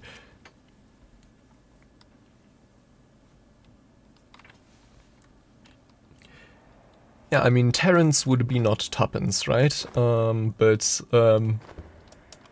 apparently the most notable feature about Terrence is something else.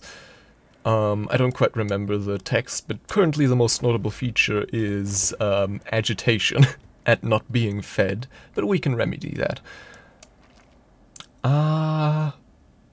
Right. Sky stuff. Sky aspected foodstuffs. This is... the Veiled Goddess... Right. The Veiled Goddess. We had some... already served. What is this? Just one sky, damn. Okay. Is this also Veiled Goddess? Yeah. Okay. Getting sky from foodstuffs seems to be not that easy. Or at least, you know, a notable amount of sky. At least not with any of the foodstuffs we have available right now. Which begs the question, how else are we going to boost Timothy's aspects? Could there be another way? Hold on, I think... Don't the Deer Day lenses? Where did I put those? Here. Those are tools, right? Yeah. Okay, they have 2 sky. So if I give him one of those, it'll obviously destroy it, but that's 2 more sky. So, Sunny, Deer Day lens, that's 4. Fost, that's 5. I guess the Lapsang, that's 6. Yeah, no, we're still not there. Oh. We just need some kind of food stuff that can give us a high amount of sky, but I don't think we have any.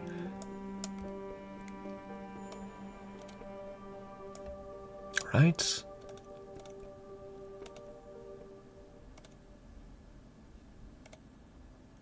No, I don't think we do.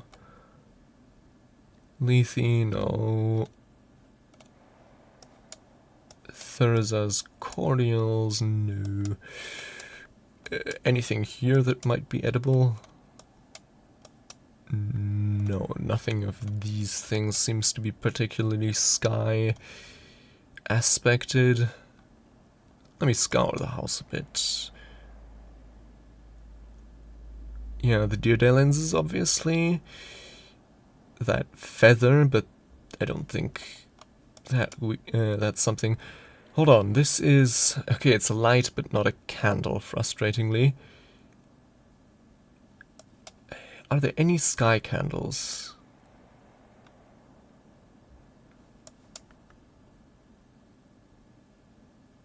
Oh, if only... Hold on, is that? No. Not a sky candle. That thing... Do we have any sky here? Anywhere at all? It's not looking great. No. Okay, so... Fortunately, it seems we just can't quite get to where we need to with sky, even if we use everything at our disposal.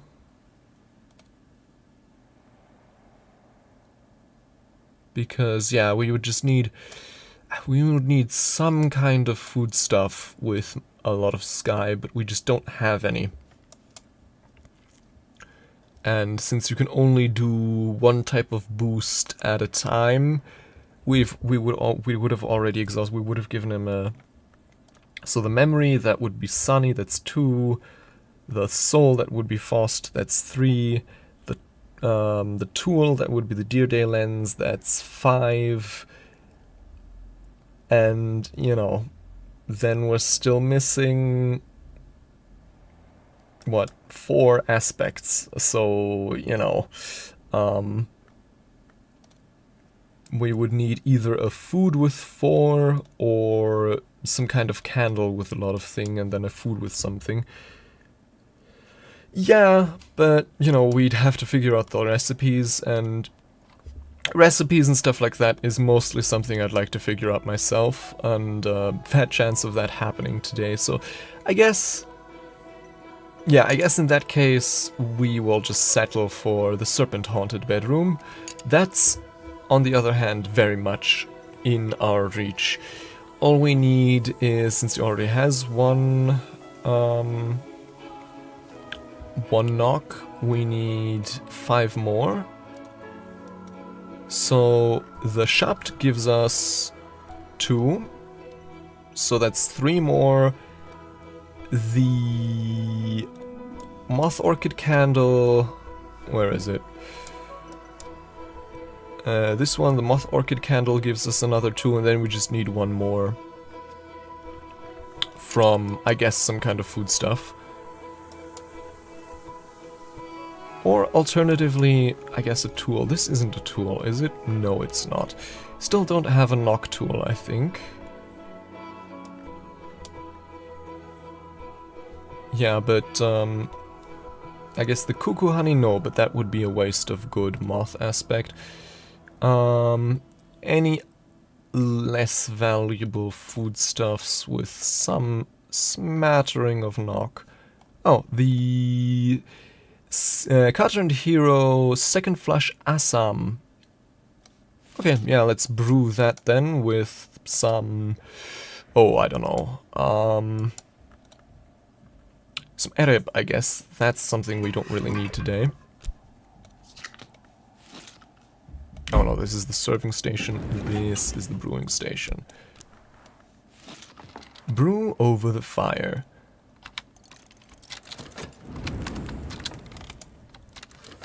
And then the Fost, therefore we won't really use that today.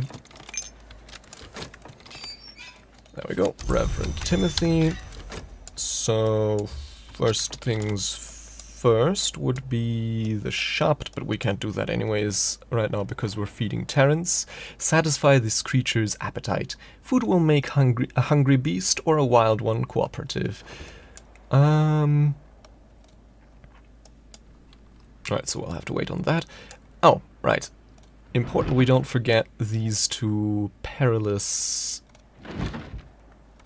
Wait, no, these are the catalogings. These are, yeah, the things we need to watch out for. So let's speed things along a bit. Another leaf on the tree of wisdoms, ragged crossroads, to understand why 4 paths were not taken. That, I guess, explains our previous questioning of why it's not rows, because the paths are not taken. So, to me at least, that kind of explains why it wouldn't be.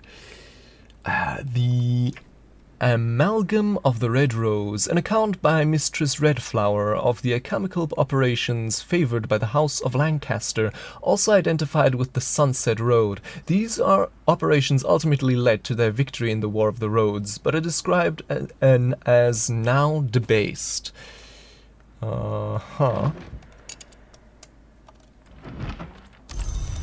So now here we can actually apply... It's another risky gamble, but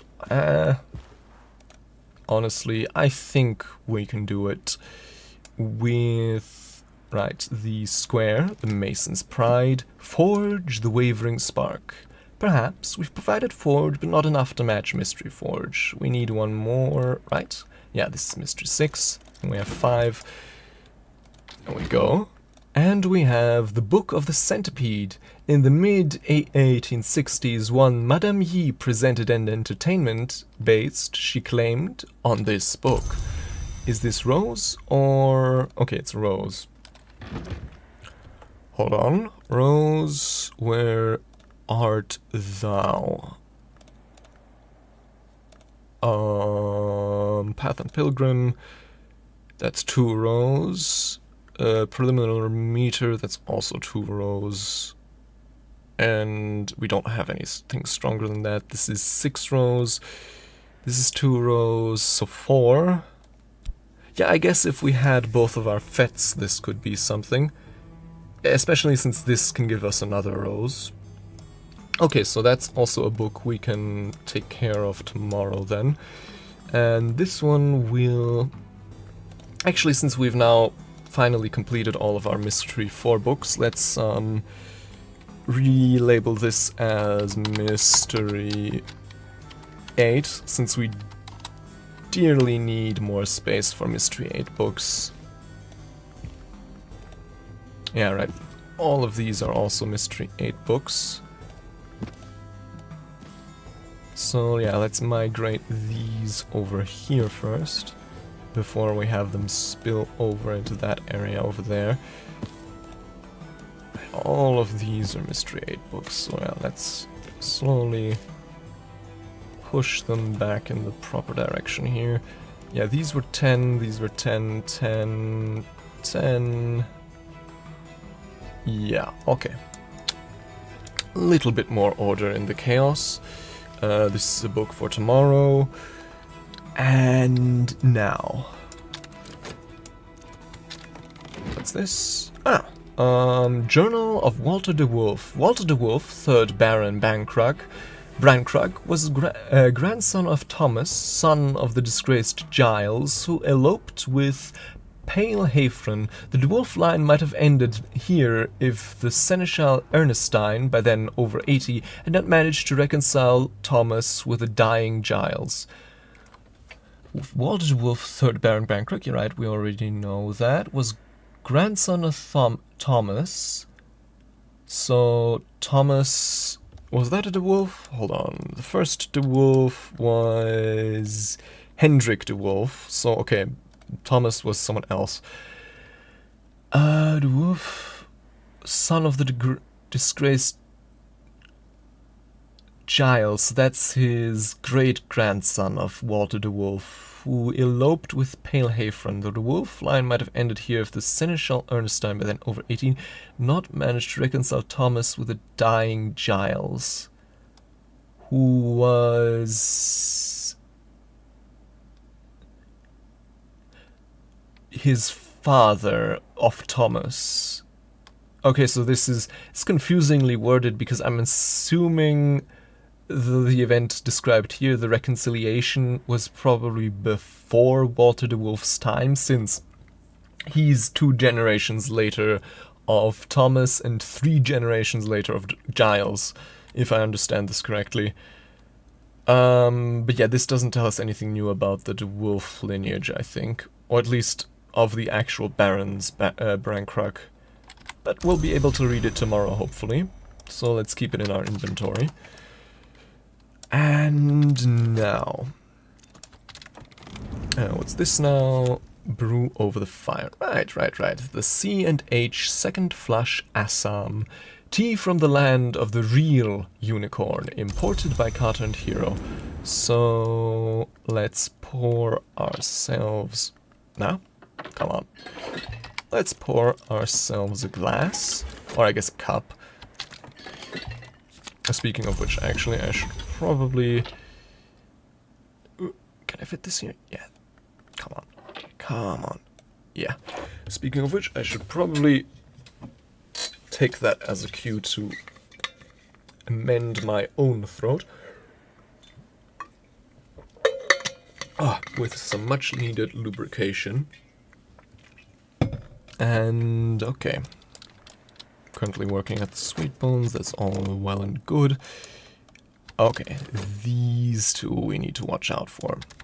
First the phonograph, and then the thing down here. Oh, look at that, a delivery from Carter and Hero. Something useful has arrived. Completely forgot what we were ordering.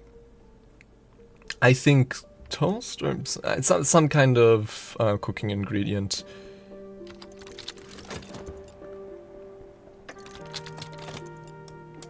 Okay, so what do we have here? Extra soul, nice, okay, so, and art, it's educational, okay, if we have some kind of moon art, hold on, that should be, surely,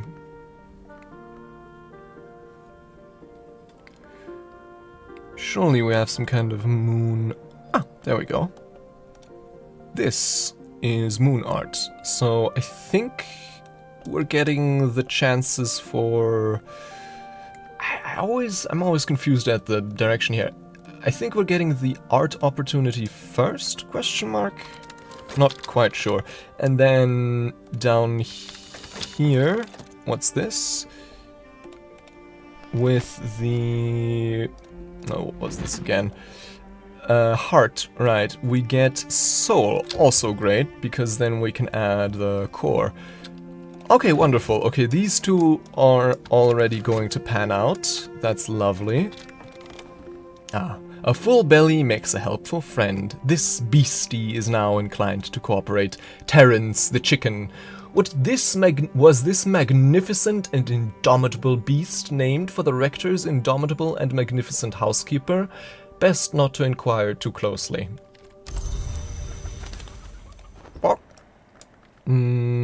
That does mean, speaking of the rector, actually, let's talk to him. First with, yes, one of our shops. Collaborate shopped. Education or beguilement boosts knock and forge. So... opportunities here. Do we get the art first or the soul first? Okay. Technically, yeah, I'm gonna be risky about it and let the soul opportunities pass by to use the art one, since we do have moon art. I just need to remember to put it there in time. Yeah, always reading on the edge. Right, the soul here, so that's the, no, not the metal, the core. Bingo boingo, we have everything we need, perfect. An element of the soul, and then here we could add the, what's again, the tryst, but we could also just add one of these pieces of wall arts. Yeah, that's, yeah, I put the core in to bring us to 10 heart. Yeah, I think I almost put in the wrong thing, but I caught myself in time. Oh. Okay. Yeah, okay. I get it now. Okay. Alright. Okay. Am I currently still working? Oh yeah. Sweet bones, then whist. We're not using that today anymore, so help with letters there. Uh-huh. Okay, so this one we can stop worrying about now. The forge one. This one's also risky.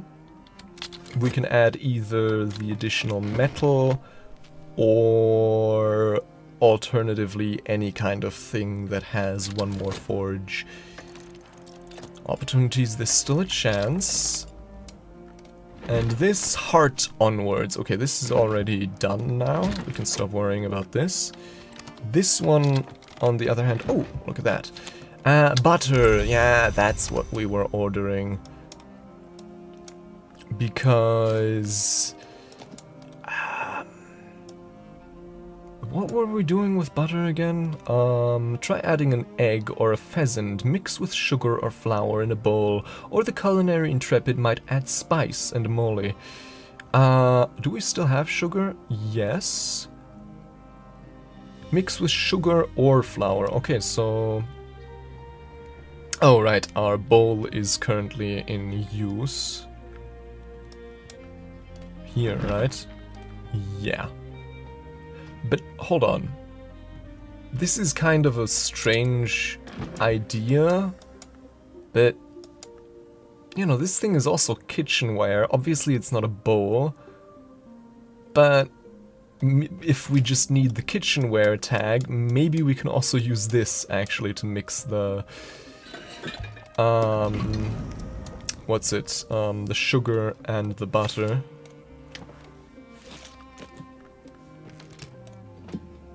And we add, oh, I don't know, I guess some health? Yeah, that's, we don't really have many other options. Alrighty, but for what? Add a skill.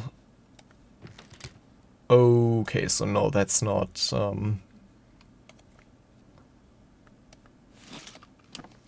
okay, so they won't have that. I would probably need to add an actual bowl. Yeah, cream with butter in a mixing bowl.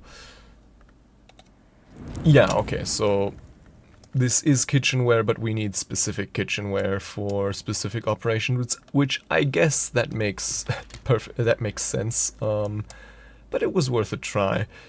Now, question: do I put this scale back where it belongs, or do I maybe keep it somewhere here since it is kitchenware? No, I think I'll just put it back.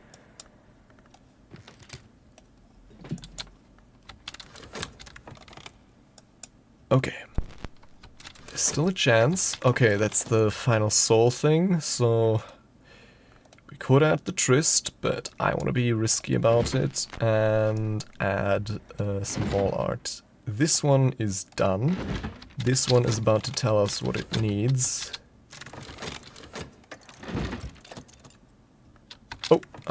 Quickly need to pause that. Alright, the instruments of the heart. Sister Isabel, the then precentress of the Abbey Church of St. Brandon's, engages in dialogues with the heart-long of a kind called 𝐸𝐻𝐻𝐿 that has taken partial possession of her body. This is a Mystery 10 book, so so it's promising some pretty good rewards. The 𝐸𝐻𝐻𝐿, like all its kind, usually dwells in the mansus, but can enter the physical world by manifesting as music and take possession of a willing or semi-willing mortal who hears and loves that music, like Isabella.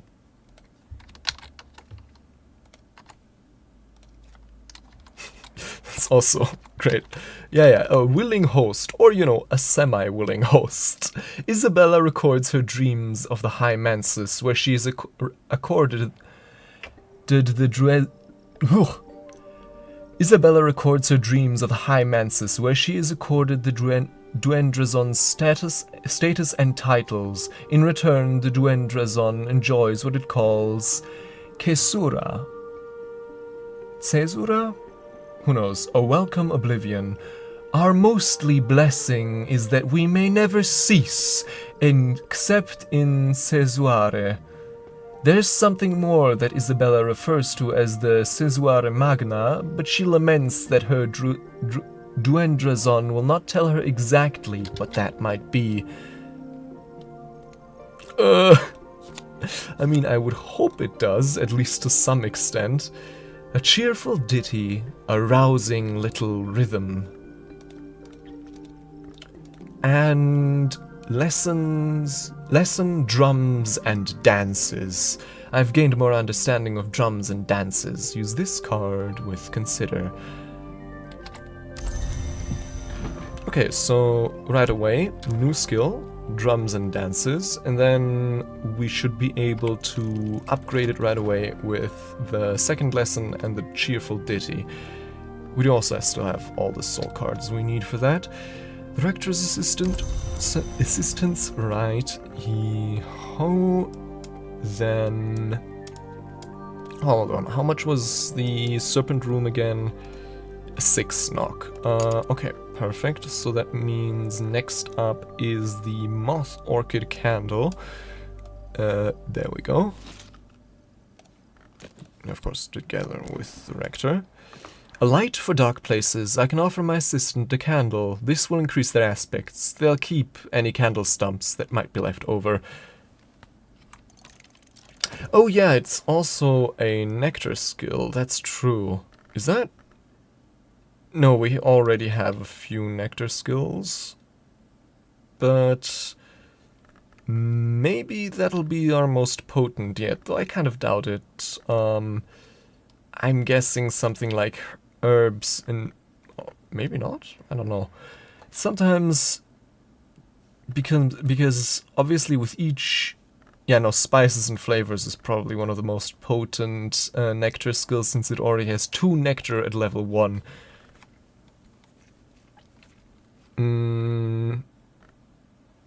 I'm guessing this one is probably primarily heart and secondarily nectar, but who knows. We might actually, hold on, what's the Tree of Wisdom's doing? Yeah, we actually still have some level, some uncommitted level 2 slots here.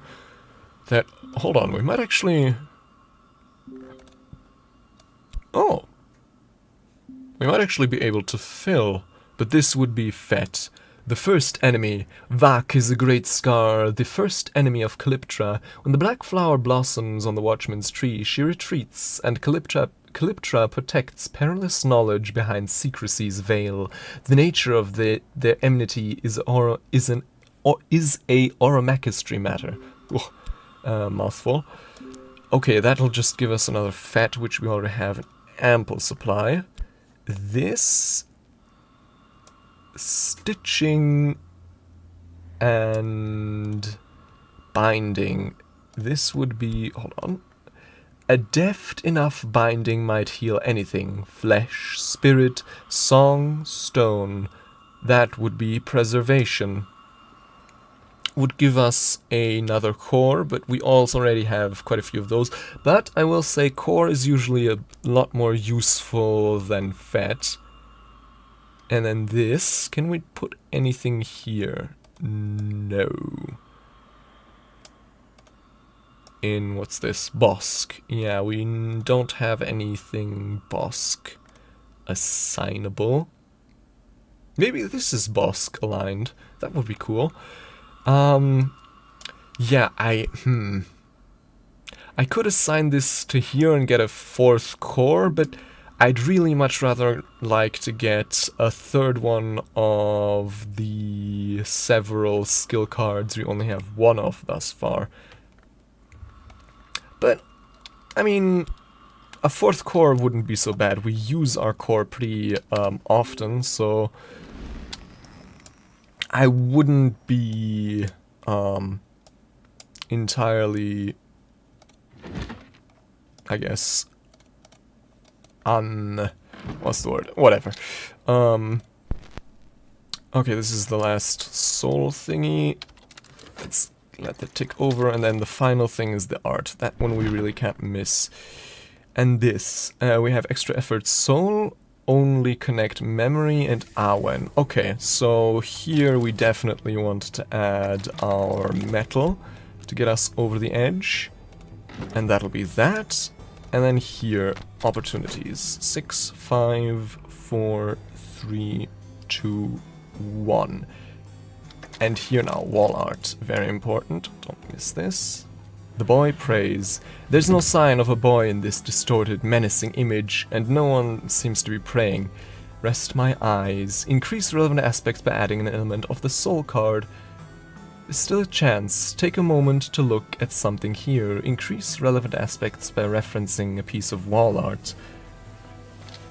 Yeah, good point. I mean, I did just recently drink something, but perhaps it might be time for another sip.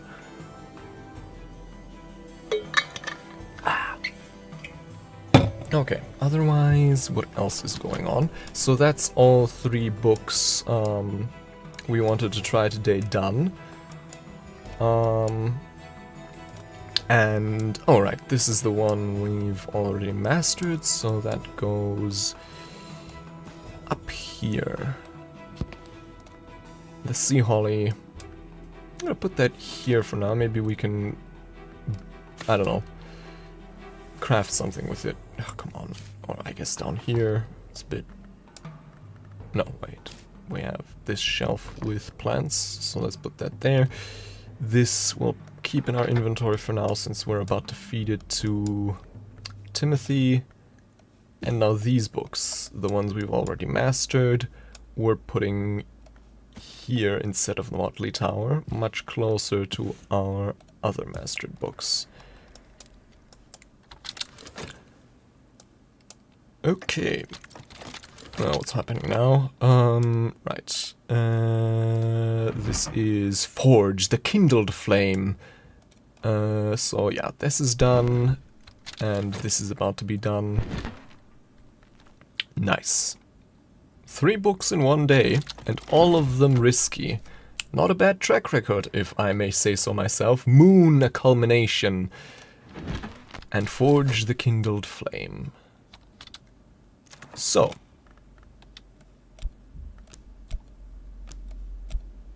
Our metal, our bells and braziers, and now here. Everett, the Vincent inscriptions. Everett Vincent transcribed these from a cliff in Anatolia where he famously survived a lightning strike. He died 7 years later on the day.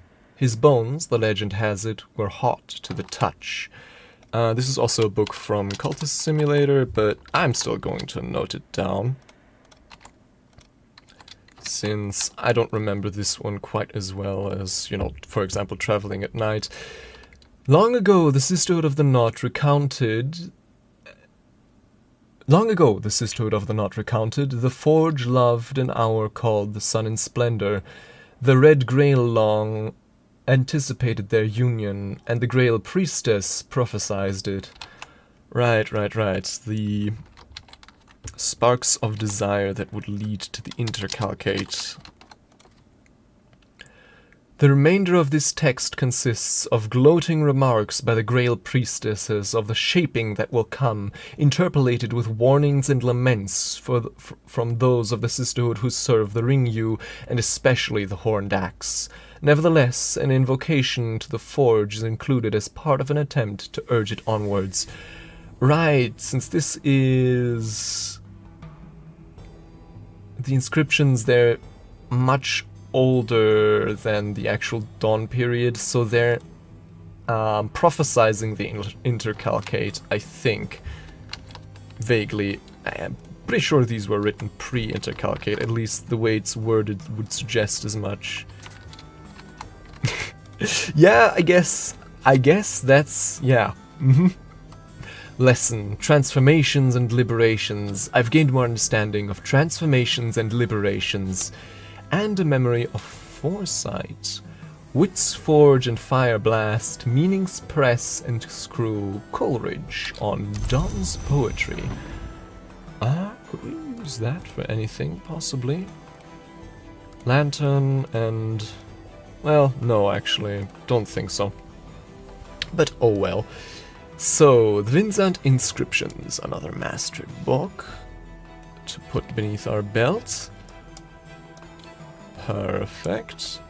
And then, right, this book, the 4 moon one, finally, or I guess not book, wax cylinder.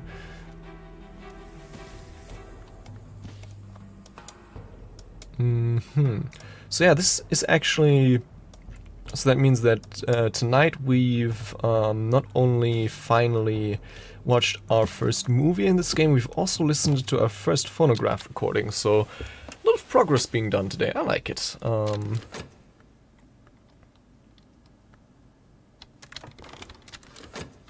Drums and dances. The first musics were not made by mortals, but taken from sand coil and sea thorn, from flint heart and dragon womb. Yeah, as I thought, 2 heart, 1 nectar. Every candle has its shadow. Now he's 5 knock, and finally that little bit of Carter and Hero's second flush Assam. Tea from the land of the real unicorn, imported by Carter and Hero. So, next lesson to learn would be, I would say, drums and dances. With the... yeah, with the cheerful ditty. We could also try and save the cheerful ditty until tomorrow, and then try and gain something with weaving and not working, but I think, yeah, I'd prefer to go with drums and dances. Kind of clear the board of some of these lessons, which will go to considerable lengths at allaying my anxiety. Because, you know, season's about to change, and if it's Numa, I'm probably going to cry. Consider there's always more to learn. Improve this skill to level 2. And then... What else? Yeah, okay, let's just... what's this? Ah, right, the phonograph. An investigation of a foundered country. Subtitled recordings from the Atlantic coast. So, I mean, Atlantic coast doesn't really narrow it down. That could be either, you know, the European Atlantic coast or the American one. The phonograph initially seems to consist entirely of wave sounds and the cries of gulls, but attention to the cries suggests they are not gulls at all. Perhaps not even birds. Intriguing.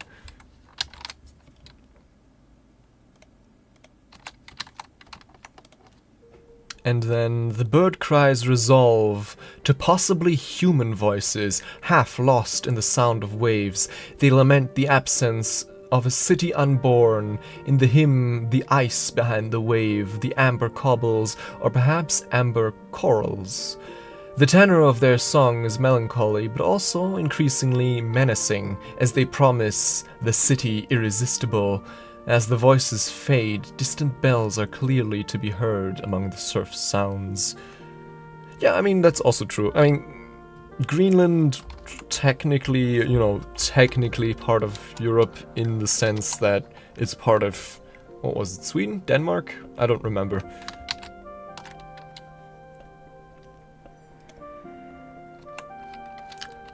Interesting. Half lost, city unborn. And this gives us memory stolen secret and lesson of hill and hollow. Hold on, can we dream on stolen secret? Ah, damn it. That's not... Oh, I really... Because the stolen secret, that's really useful for our purposes. But... Oh, man. I mean... Well, no, it's too late for that. I mean, I guess we could have used it in place of the 𝐶&H Second Flush Assam cup to boost the Reverend, but too late for that now. He's already deep in sipping from that thing. Okay. So finally we can put our first phonograph record here. Wonderful. And now, yeah, these two are the books I want to read tomorrow. But are there possibly any more uncatalogued books I might have overlooked anywhere here? Nope, doesn't seem like it. But who knows, maybe we'll find more in the Serpent Room. Serpent-haunted bedroom. That's it. Oh, is this? No. I thought that was an infection briefly, but no. 'Twas not. Let's keep working here.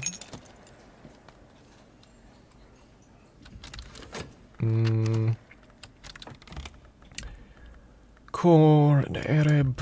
I guess we could try it more honey.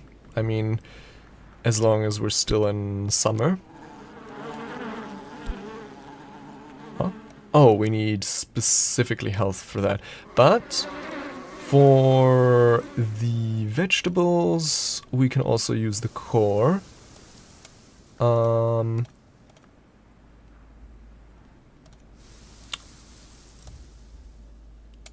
But, hold on, what else can we harvest? What all else is there for us to harvest?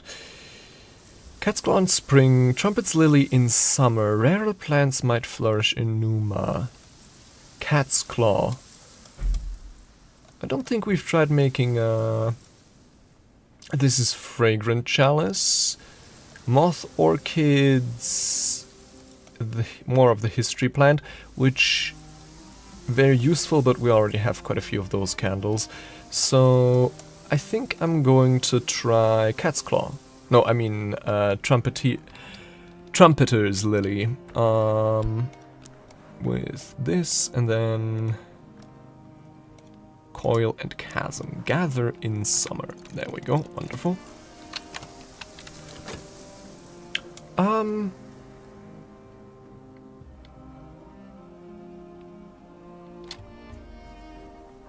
Hold on.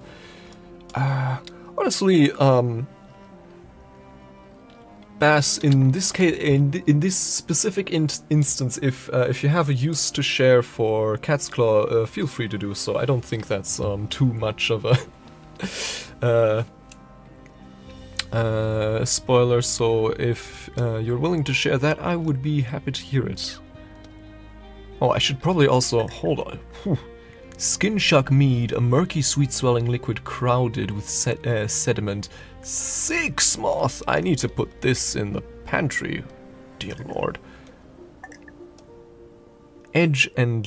wait, leaf aspect? What's leaf?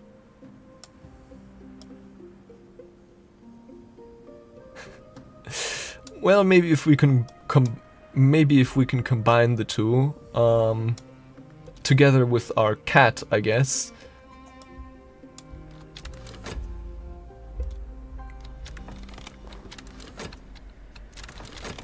Drums and dances, level 2. The first music's... right. Skill is now level 2.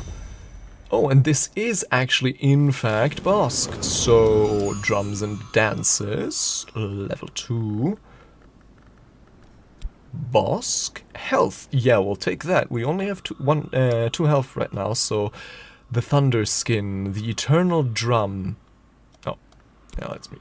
The eternal drum that beats to preserve the skin of the world is a god from flesh, which is to say he was once mortal.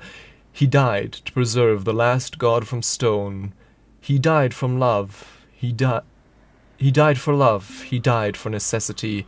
In matters of Bossk, these three are often intertwined. And where else can we put this? Was it Oromachistry? But that one's already... Oh no, could also put it here for another metal, also very tempting. The Thunderskin, the eternal drum that beats to preserve the skin of the world, is a god from flesh.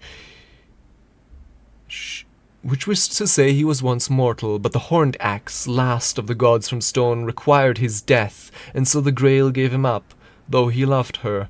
Love is always subject to the will of the hours, as all Oromachists know.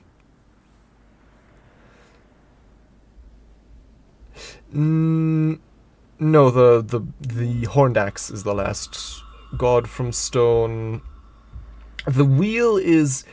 the House of the Moon is kind of... I think there's like a prophecy or something that the wheel will return, or that the wheel is still alive specifically in the House of the Moon, but only if it's still alive, it's only alive there, whereas the horned axe is alive everywhere, most notably in the Mansus proper. Whereas the wheel was... what was it again? Yes, the moth grew in the thigh of the wheel and consumed it from within. That's, I think, how the wheel came to an end. Okay, so, metal or health? Metal or health? I think... honestly... why not go with... no, I think... yeah, I think we go with health, since health is the only card with scale and nectar, 2 cards which we need quite often. So yeah, health definitely is one of the cards we need most often. So yeah, drums and dances with the Bossk. And we gain a new health card. Wonderful. And yeah, Rector Timothy is now Knock 6, which is all we need him to be. Let's fish for some more memories. Actually, hold on, what can we do here again? Right, this would give us another Fet, which that's not something we necessarily want.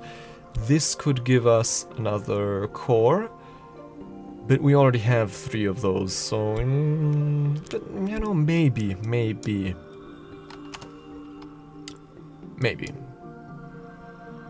Because, I mean, the other alternative, where else could we pledge this? To Ithistry. Where are we on an Ithistry? Yeah, I guess so. If we upgrade this one further, we could get 3 metal, perhaps, through Ithistry?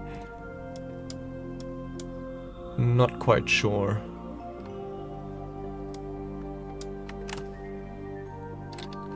Anyways, let's return to Hush House for the moment.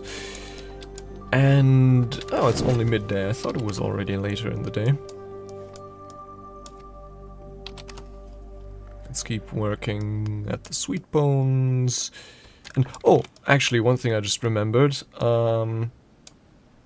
Since we have the bowl again, I think we may be able to finally combine some of this butter and this stuff, the sugar, in the kitchen bowl together with our newly acquired health. Mix creamed sugar, an ingredient for a higher purpose. I mean, it represents duality. It's not really the which way Western male meme personified, and more the choose your path. The one meme format based on that one Yu-Gi-Oh card, with one of the paths leading to like a dark castle and the other one leading to like a bright castle or something like that. You know the meme format I'm referring to. It's very famous. That, I think, would be the most accurate depiction of the horned axe, since yeah, it represents crossroads. It represents liminal spaces, as in places on the threshold. It is the threshold, it is the limen, and it is choice. More work here. That's also, yeah, the whist, we're also not using that today anymore. And then memory gossip. Grail Rose. I mean, oh yeah. Let's do that. Resurgences and emergences with this. And our Ereb, which we luckily still have. Memory gossip. Wonderful.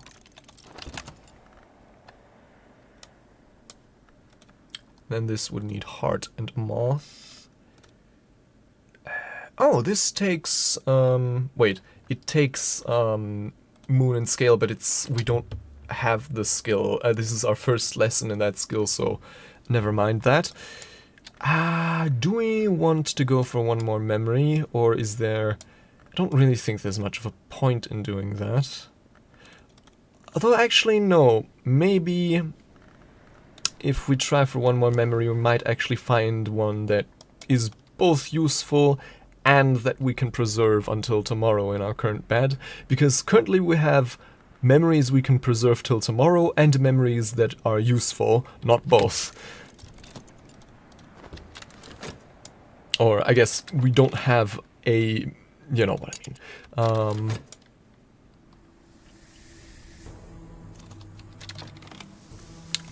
Right. Trumpeter's Lily, a glorious efflorescence of sunset orange.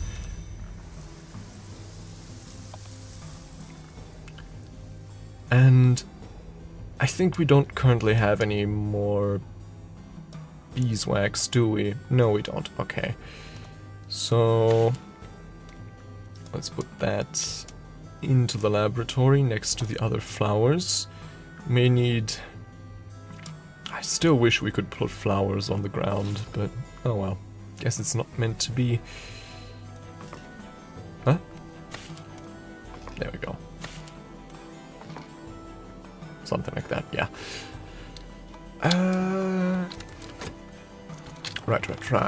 Resurgences and emergences. This skill is now level 2. Its power aspects have also increased. Actually, hold on. Don't we still have... yeah, I think we can put this here at preservation. That would also give us another core. Okay, I don't think we want to do that.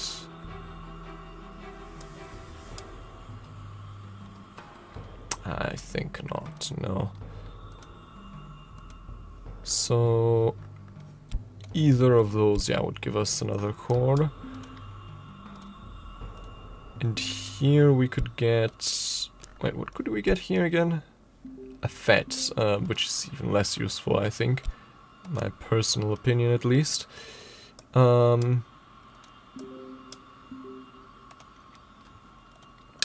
hold on. Well, I'll decide on some other time when what we want to assign how. for now, let's actually learn some of these skills. So, hill and hollow. Bippity boppity. There we go. Creamed sugar, a precursor to sticky toffee pudding with bread and to fudge without bread, both notorious as founding crimes of 20th century culinary debauchery. What? Okay. If you say so, game. Founding crimes of 20th century culinary debauchery. What a description. So, okay, we don't have any more relevant soul thing, but... So, with bread we could make toffee pudding, and fudge without bread. Does that mean we just need this by itself to make fudge? Or do we need some other ingredients then?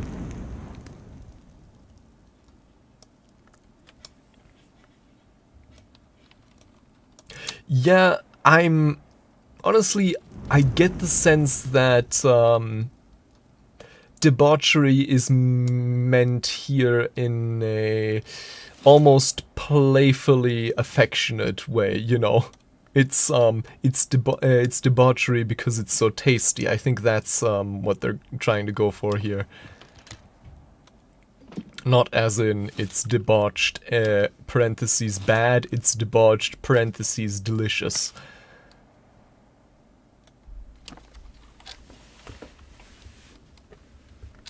Hold on. Alright, final memory. Hindsight again. Okay, that's fine. Then let's put you to work, Timothy. Here.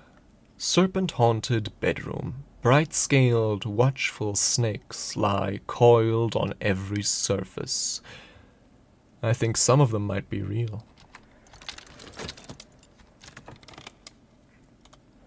And here, a bit more money. Then, there's still a bit of time, so let's fixing and mending.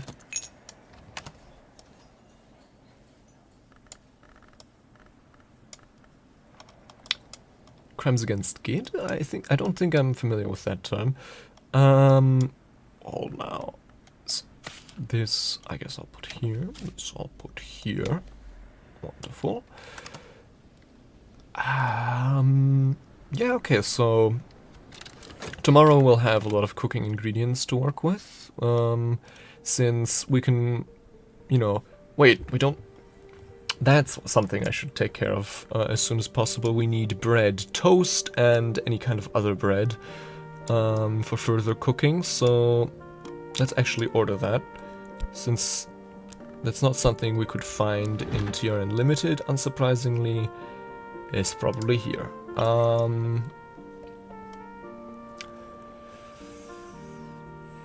Sugar, butter, potatoes, milk, flour, dripping.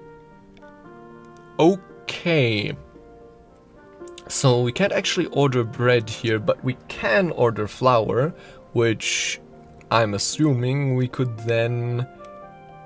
I don't think we have any flour anymore, so... Right? Yeah, we have butter, we have sugar, but I think we used up the last flour. Exactly, make our own bread with the flour. And getting some milk might actually also be good, since that's also... Flour, and milk are like the last two founding fundamental cooking ingredients we'd need in our kitchen. So let's actually... Since we have the money to burn, let's actually order 5 of each. Oh god, what? That was... I don't know if you heard that, but someone just rather forcefully closed the door. That gave me a good scare. So yeah. Milk. Collect. Refill. Oh, no, not the snow stories. You're not needed here. Then milk again. Hold on, is it... No, it's still dusk. Hill and hollow, the ways of the hill children and the gods from stone. Old paths, old secrets, the songs that still echo beneath the earth. Oh, 2 moon, 1 scale. That's, I think, our most powerful moon skill yet. Yeah, I mean, not literally the highest aspect, but it's 2 moon on level 1, which means it'll probably be 3 moon on level 2, unlike this, which is only 2 moon on level 2. So, potentially a good way to get into more moon mysteries. Which makes sense since we got this from a moon book. Now lastly, we could use the lesson Transformations and Liberations, but instead I think I'm going to devote my tryst here, my final one, to unboxing another one of these packages. So we just barely have enough time for that tonight. Right, order milk, so we have 2 pieces of milk already. That would make it 3.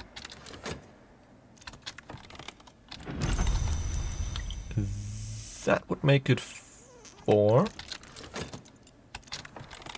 Do wish there was some kind of option for bulk ordering, but well, it's you don't use up 5 pieces of milk that quickly in this game, so...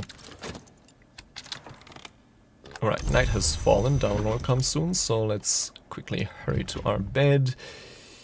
And, oh, actually, we could also save foresight, which, I mean, that may be a bit more useful than hindsight. Possibly. I think. Yeah, I figured, because I already also heard it quite loudly in my microphone feedback, so yeah. Oh yeah.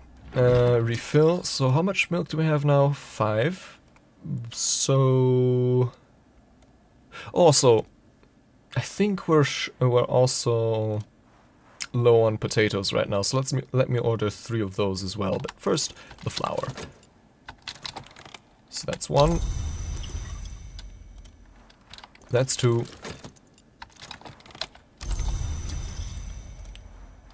That's 3.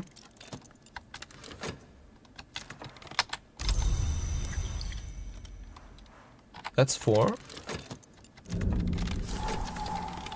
And Timothy has just graciously unlocked our room for us. Hold on. I want to see... Nah, whatever. Hold on. Let me close this quickly. How much... Okay, 5 flowers, so 1 more. Can we not refill it? Weird. Weird functionality here right now. Okay, final piece of flour. And then I'd say like 3 potatoes. So that's 1, 2... Right? No, this is 2. 2... And then the final one. Okay, that's quite a generous order. We found an ambergris chunk, or was it ambergris? I don't know. Never, never, never call it whale vomit, even though I'm pretty sure that's what it is. But, you know, it's also unimaginably expensive. Oh, that would be... Imagine if every edition cost a soul card and used up an entire piece of ink. That would be...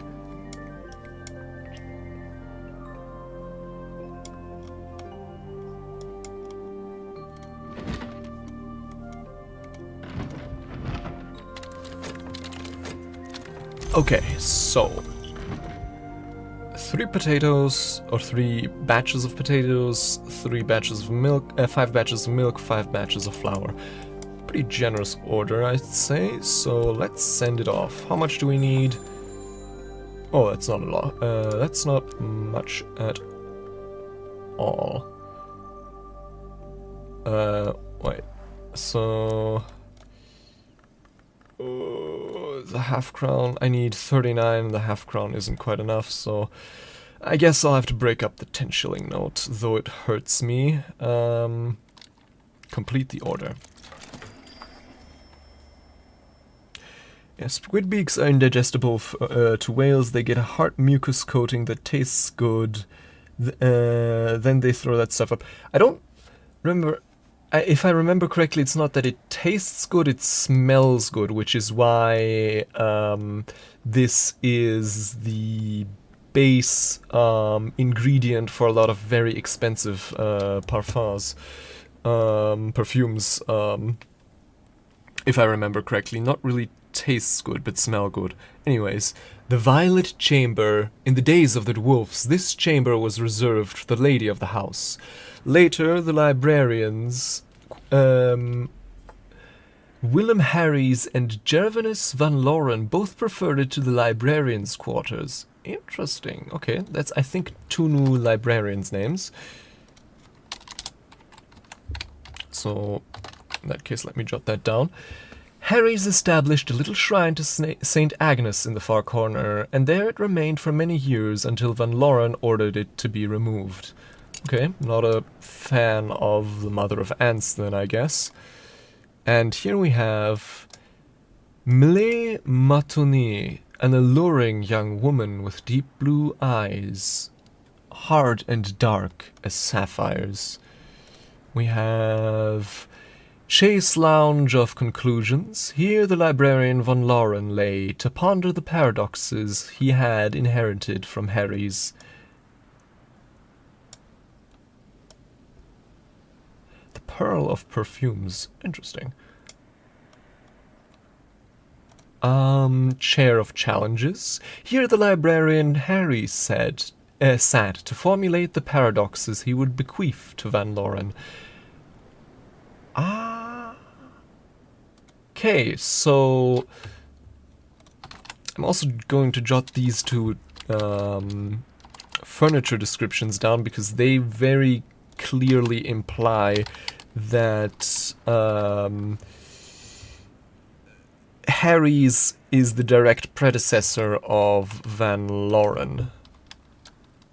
So if I know the position of one, that would mean I would know the position of the other. Actually, let me scour my notes for both Van Loren. Not Van Loren, Van Loren. 7 shards.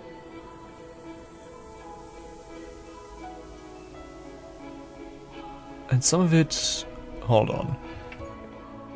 The linesmith, one of the great hours of struggle, brought his son to Brulot, 5th librarian of the Hush House. So here's some of it relates to Van Loren's own doom, but is this... I think... Okay, 1 of 5, so several... Oh no, that's the only mention of Van Loren, great. And then Harry's.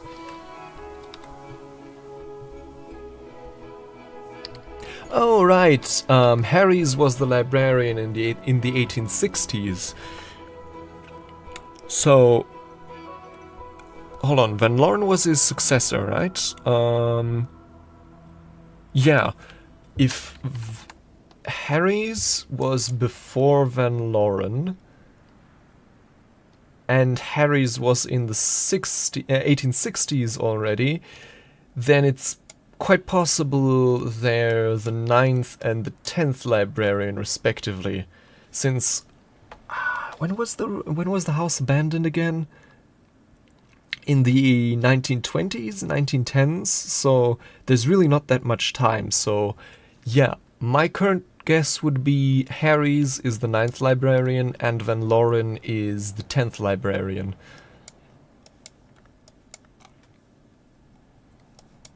Anyways, we have yet more here in this room. We have the first birth. A single ripple disturbs the still surface of a well of blood. Okay. Strathcoin whiskey bottle. The collector has collected a distillery, it seems. He has indeed. Scale 2. Okay. Not that remarkable, but not useless either by any stretch of the imagination. Violet stool. Damson cushion. Hollywood marquetry. And a bed. Guest bed. Violet chamber. We may actually want to move our quarters here at some point, since we're currently trying to advance a lot of moth and knock and grail and heart, moth, knock and heart lessons, and this takes all of that stuff. So yeah, actually for the current lessons we have, it might actually be pretty clever to move our bed here into the Violet Chamber. 6 generations of the Wolf heirs were born in this room. It would have been 7, but Half-Run Waters had the ill grace to give birth to Baron Walter in, family legend has it, a cow buyer outside 𝐀𝐝𝐯𝐬𝐿. Half-Run Waters, okay, so that's the mother of Walter the Wolf. In a cow buyer outside 𝐀𝐝𝐯𝐬𝐿, use a matching soul card to move your belongings in and make this your bed, or place a matching visitor card to encourage them to stay a little longer. Yeah, so I could put this in here, but obviously I would have to break up my previous bed first. Another candle, and that seems to be that. Okay, so no new books to catalog here, but we now have access to the icy bedroom. A thick and freezing murk, like a clinging black mist, roils at floor level. Not theoplasma exactly, the ragged remnants of some chilly wood thing? Or a good old-fashioned ghost, decayed to have elemental allergies? Some local will probably know. So, Moth Winter. Mr. 𝐀𝐝𝐯 already has 2 winter. So I think... And then if we add the Whist to him, he'll be 4 already, so we just need 3 more. Yeah, that seems... Do we have a winter tool? Don't think so, right? Not yet, I think. Hold on. This was 1 winter. Okay, so...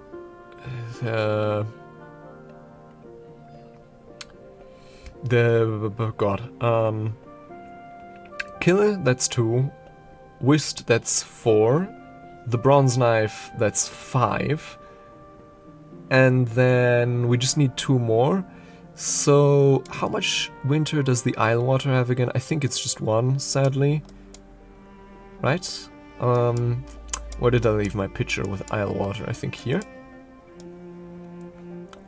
No? Where did I... I know I still have a picture of Islewater running around here somewhere, but where exactly was that?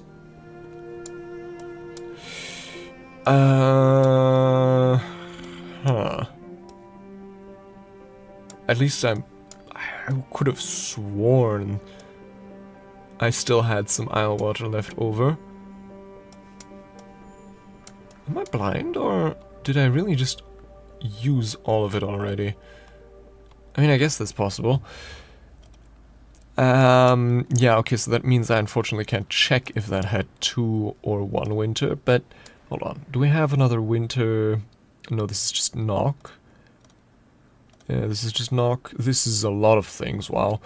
And don't think we have any more wood than that, do we? No, that's all of our wood. Who takes stone again? Denzel, right? No, he takes metal. Who takes stone? Does no one take stone? In any case, hold on. Anything with winter, I just need to find... Anything with winter? Come on. Wait, no, the knife had winter. Okay, so that shows us... oh, hold on. The potatoes actually have winter, but not the game chips we made from the potatoes. Okay.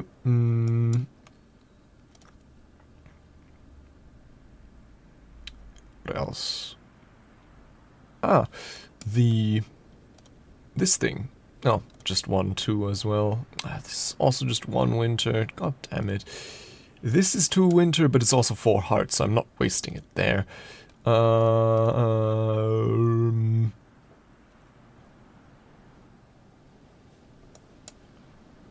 on, show me, show me, show me.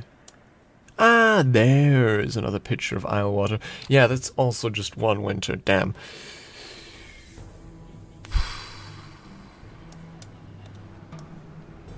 The 𝐀𝐝𝐯𝐿, also just 1 winter. Just give me that last bit of winter. Well, maybe... Hold on, who is this again? Ambrose Westcott. Can we already... Hold on. I know this is a tangent within a tangent, but...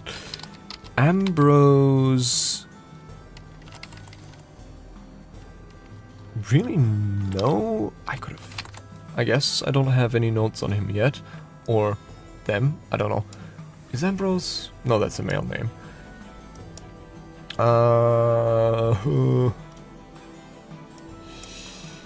I guess maybe we can get lucky with like a winter memory. This one, unfortunately, guess this one would have been useful after all, but too late for that now. Well, I guess we'll see what the weather holds tomorrow.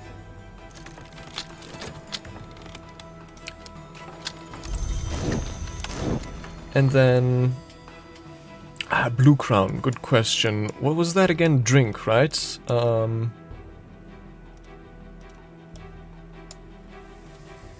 Dandelion wine... Dandelion coffin, evening Isles coffee, 𝐶H, Assam tea... I don't think so.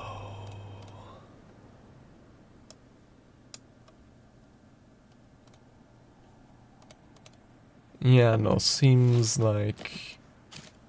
no. Let me... Ugh. I don't know why I decided to collect all my sand here, but whatever. Yeah, I don't think I have Blue Crown. Guess I'll have to try and get lucky with some memories tomorrow. But first, let's actually acquire transformations and liberations. Ah, okay, so it's a flower. Hold on now. Sea pearls.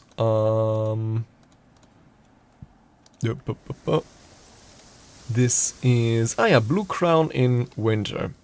I mean, I guess that was to be expected, seeing as it's a winter plant, but...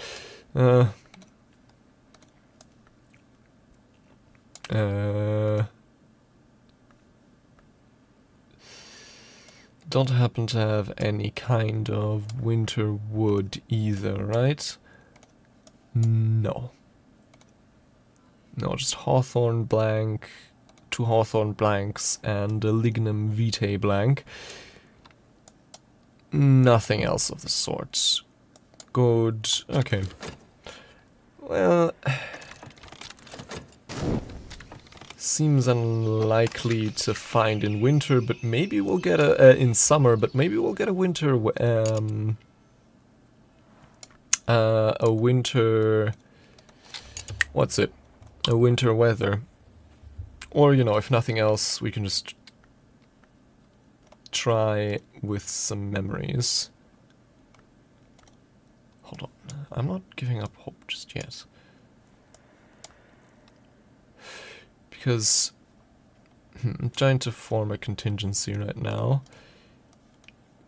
Because assuming we can't get a winter memory to exalt Mr. 𝐀𝐝𝐯, is there anything else we might be able to use him for today? Well, I guess we should check the weather first. It's sunny, unsurprisingly, for summer. So no winter weather then. But say we recruit Mr. Killer. We try to probe him for memories, but we don't get any winter. Could we use him for something else, possibly? Because there are some very potent... There is this very potent wood we could give him for edge nectar scale. But nah, I don't think... Yeah, that wouldn't avail us anything. Yeah, sky maxing, but sky maxing to what end? To where? Because... Yeah, I guess the Squawkful Loggia. Huh. But... then... We don't have a sky tool, we don't have... Nah, sky, we don't have anything for sky. Really nothing. No food, no tool, nothing. So, yeah, we can't go for sky. It's just not possible.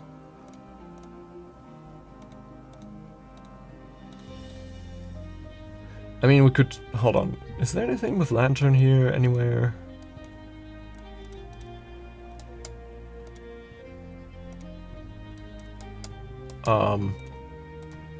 I think this up here, yeah, 12 lantern, but yeah, I don't think, I suppose, yeah, it's not a bad point. What's the...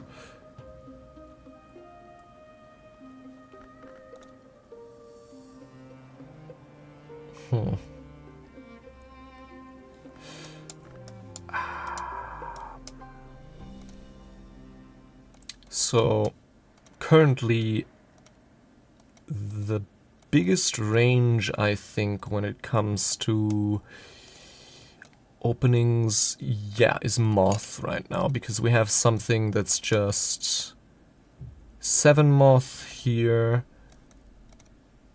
we have something that's 10 moth here, and then we have something that's 12 moth here. So... Since we don't really know how the hiring works, and I don't really have much flexibility with my currency here right now, assistance from a traveling barber. Barbers offer moth and a little rose. Alternatively, add a soul card to find any rarer guests who might be seeking employment. Okay. A shilling will buy his services. Okay, so in summer the barber comes by to keep the villagers kempt. A shilling will buy his services. And, seek unusual help. What visitors might be passing through? Find out what unusual passerby might be looking for employment. And then, I don't know if this is going to take our entire 10 shilling note, but I guess there's only one way to figure out. And I think using our tryst gives us the highest chance of getting a, you know, moth-aspected helper. So, yeah, we could go for the safe route with the barber, but we can also do that tomorrow, if it comes down to it. So yeah, let's try this first. Okay. So yeah, we won't be recruiting anyone else today. I would hazard to guess at least. Hold now. Do I? Right. We wanted to do the same kind of risky thing we did yesterday, again with this Mystery Forge 6 book. So that would be bells and braziers. Oh wait, no, hold on, we can just use our memory, don't we? Can't we? so that wouldn't involve any risk then. Wait, where is our memory? Is it still being cooked? Yes, it is. Okay. So, okay, let's first do this one then. Mystery rows 6. So the fat, that's 2 rows. Then... which of these was most rosy again? This one? I guess they're all 2 rows, right? Yeah. Okay, so I guess we can use the preliminary meter with the lunar globe. Rose wandering, perhaps. Yeah, that's just 1 short, right? Yes, just 1 short, and then whether it takes soul or furniture or wall art or whatever, we should be able to get this to the final thingy. And then this one will have to wait until our memories back from our nightly slumber. Now, otherwise, what can we do today?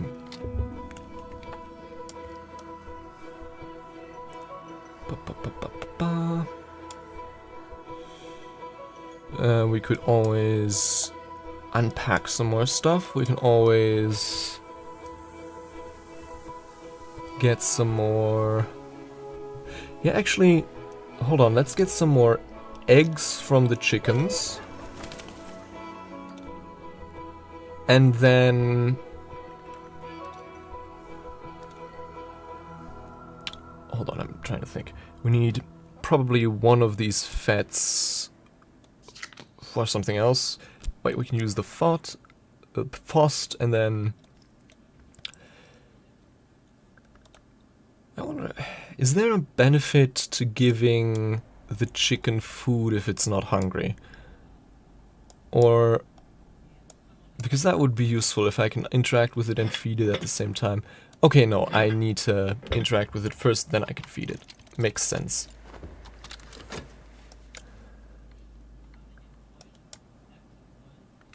So, here, transformations and liberations, Forge and Moth, are less different than we think. Every change is in some way a release. Oh, this is also chandlery. Cool. So... but, you know, we already have the pyroglyphics, and I don't think it makes much difference which of the chandlery skills we use, just that we use one of them. Right, so... I think it's a good idea to... alright, we need specifically health for this. There we go. I don't know, but unless, but if it wants the, I mean, chickens eat everything, but I don't know if that's part of the balanced diet of a chicken, but if it works, it works, and and there my curiosity terminates. Right, okay, now we finally have memory foresight, and with that foresight in more ways than one, we can now... no, not this desk, this desk. Read the Journal of Walter de Wolf. Walter de Wolf, 3rd Baron Bancroft, was grandson of Thomas, son of the disgraced Giles. Right. That whole family drama. Bells and braziers. Metal, memory foresight. The kindled flame. I can master this mystery. Enough forge to match mystery forge. Wonderful.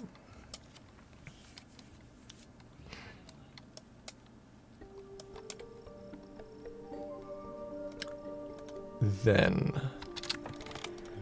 how's it going in the Sweet Bones? Okay, let's speed this up. Also, maybe it's been a while since I've wandered around here. Don't think I've done it in summer yet. So let's... with enough grit and determination, I guess.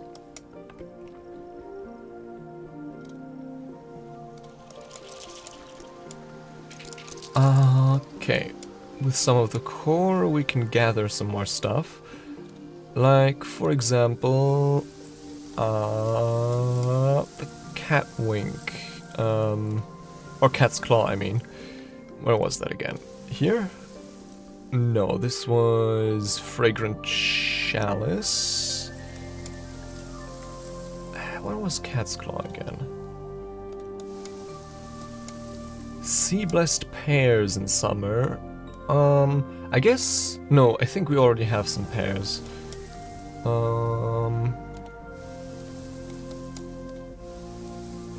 Blue crown, sea holly. We already have some sea holly.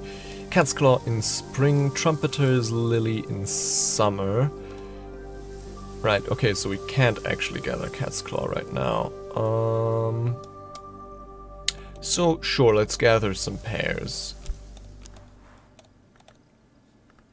With herbs and infusions. Let's also grab some... We have moth orchids already. We could get more history plant, but we have plenty of that already. Fragrant chalice, I think we already have at least one of those. Sea holly, we have that as well.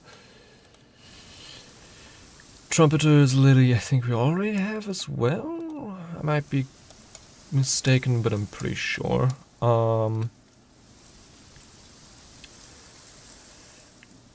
Grapevines, we have some grapes here.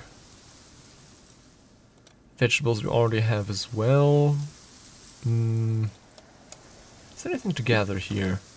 Oh, no, but we could draw more isle water. So... yeah, honestly, let's do that. Why not? Could always use a bit more isle water. And, I guess...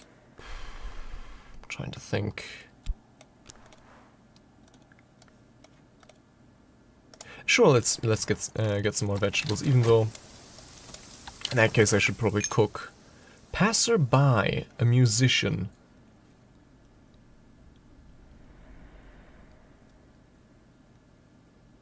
Musician is entertaining the patrons of the Sweet Bones for pennies. Not very many pennies. He'd jump at a better paid opportunity. The traveling musician provides... what's this?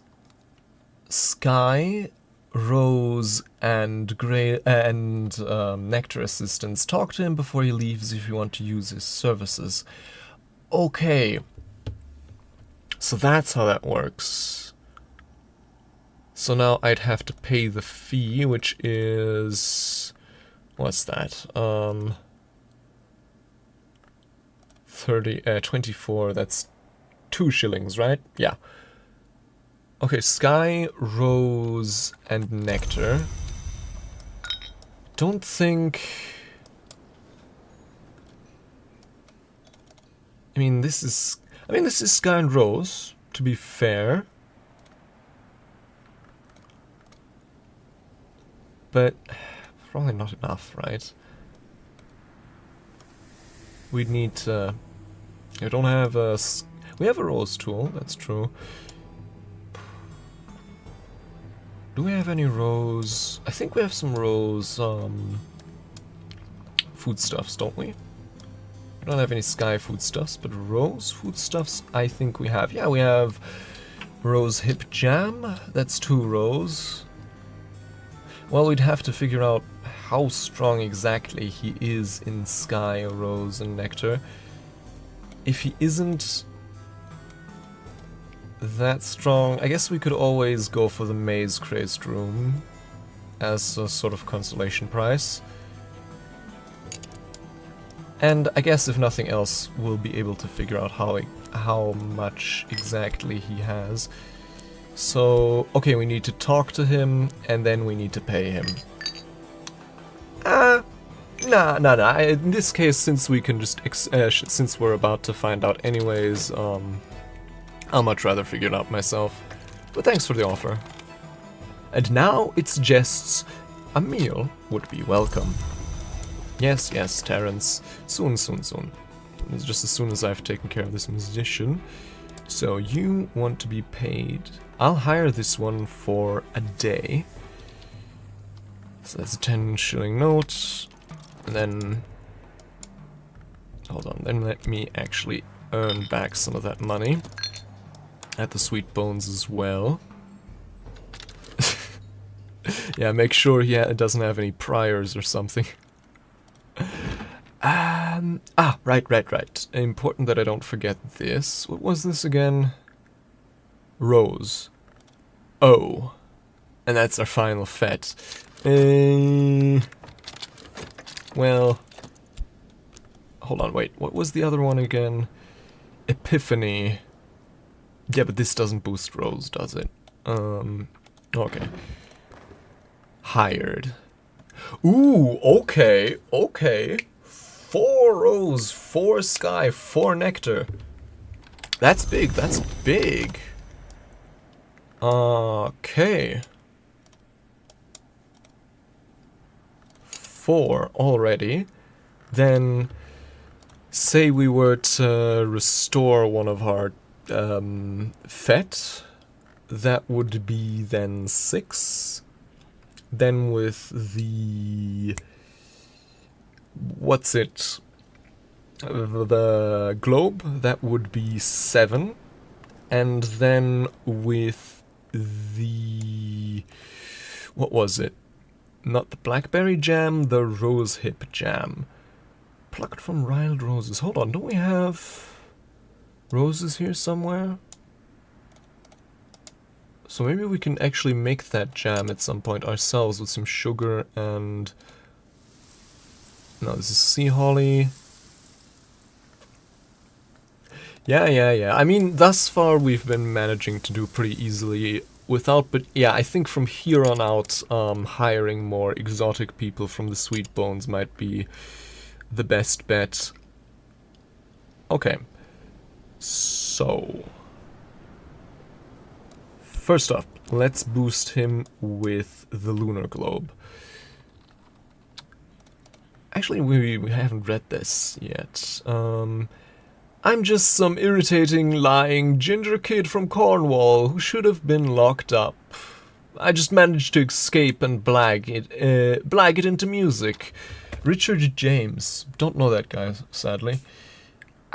Also... introduction. An introduction. An introduction to who?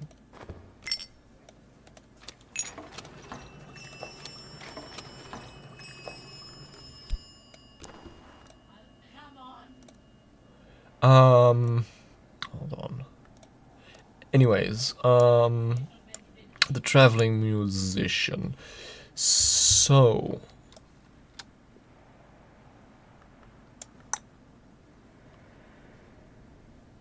where's the... oh, it's currently in use, isn't it? The lunar globe. But not for long, so... we can just wait that out. In the meantime...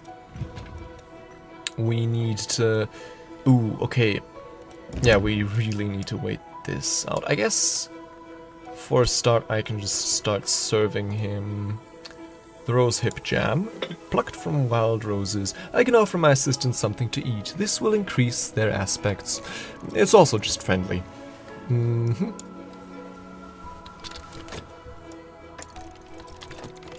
And then this one is the important one since it's currently holding up all of our rose stuffs.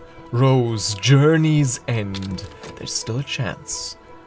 I wouldn't call that a chance, I would call it a certainty. Right, this is Forge the Kindled Flame. That one's going through without any issue. Then... Moon 6. Not quite as easygoing, but soon enough I think we'll be able to read both of these as well. At the latest, once we get some good memories with Moon. Okay, there we go. So, the Book of the Centipede. In the mid-1860s, one Madame Yi presented an entertainment based, she claimed, on this book. Also, of course, a book from Cultist Simulator, but I'm going to note it down in my notes regardless. Since even with the books I'm fairly certain I can recall from memory, it's probably still best if I note them down, because you never know what you might forget. The centipede always found her way into the dark places. When she was punished for it, she reacted badly. In the manses, as in Mia. Oh, Mia, that rings a bell, but I don't remember quite what it was.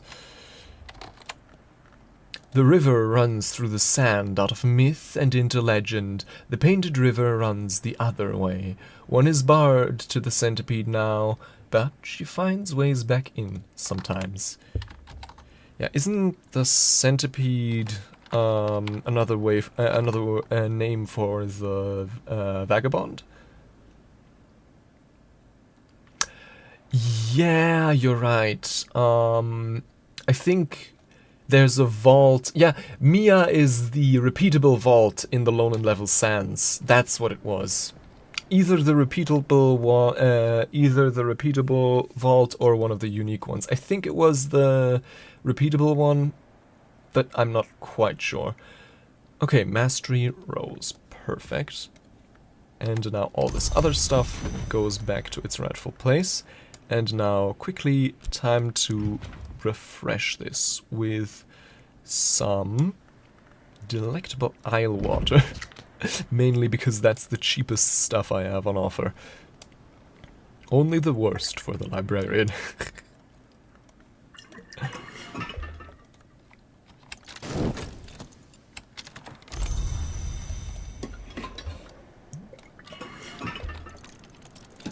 There we go. Then... Huh? Fed, fatigued, rest. There we go. And then... honey or beeswax, if I'm careful. Which we hopefully are. So that gets us even more honey. Hopefully some more beeswax as well. While we still have time in summer. The sustenance has boosted the aspects appropriately. Yes, indeed. So next thing would be the lunar globe. Proffer a tool.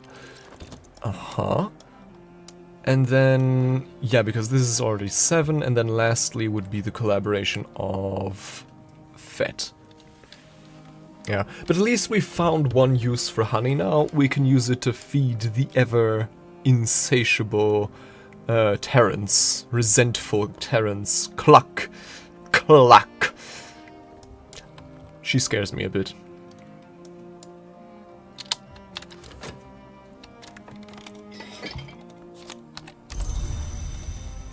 Ta-da! And I'll just leave this here on the windowsill. Yes, perched here. A bit precariously, perhaps, but oh well. 2 Schloss Jennings bottles. Wait, no, let's actually put these bottles together because it pleases my somewhat OCD-laden brain. Yeah, I mean, we are getting eggs in return, which, actually, yeah, what can we actually cook with these? Deliciously when cooked, alarming when dropped. So we have couldn't we do? Oh yeah, with an egg, a bowl, and care you can make. Right, that thing that I didn't know how to pronounce. Merin, something like that.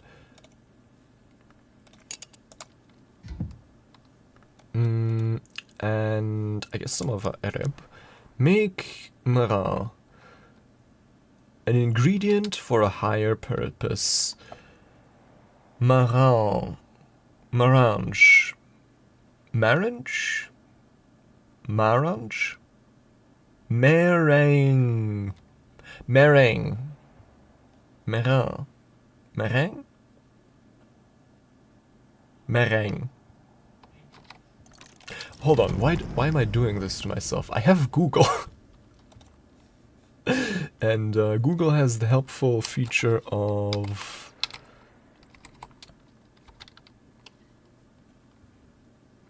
Hold on, how's it spelled again? Meringue. Okay.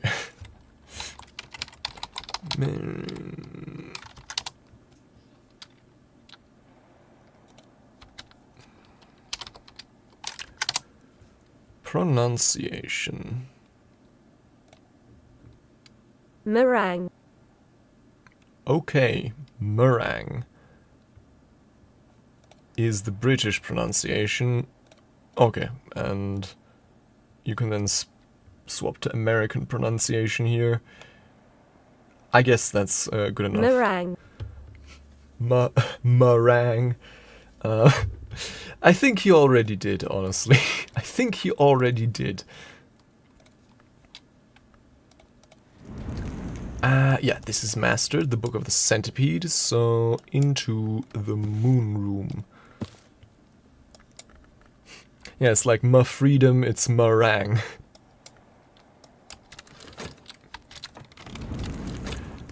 Yeah, now that I'm looking at it, that's probably, yeah, that does make sense to be the proper spelling, meringue.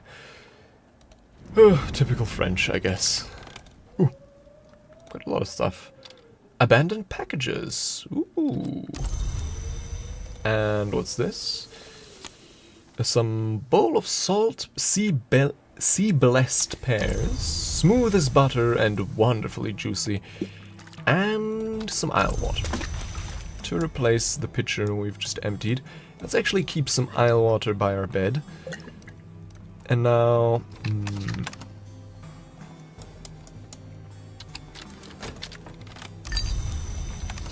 let's also feed our sickening greed a little bit by working some more at the sweet bones.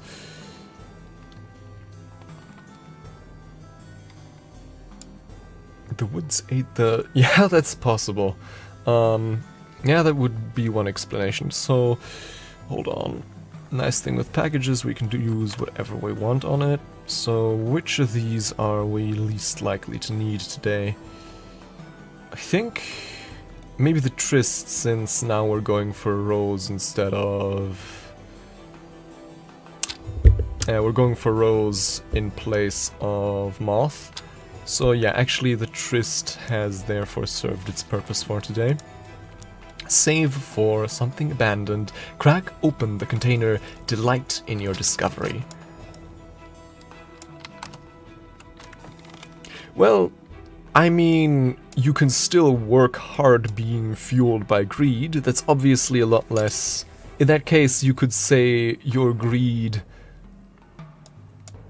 you know, since greed is really just a desire to have more, the means by which you satisfy your greed are really left to your discretion. And obviously, since we associate greed with, you know, the sin of greed, a negative thing, we associate greed with, you know, satisfying your desire for more stuff with, you know, more morally reprehensible means. But technically, you know, you could also use your greed to fuel your work ethic, though that's, I think, rarely how it works in real life. The tools boosted their aspects appropriately. The traveling musician at 7 rows now. Let's actually speak to him and see what that brings us.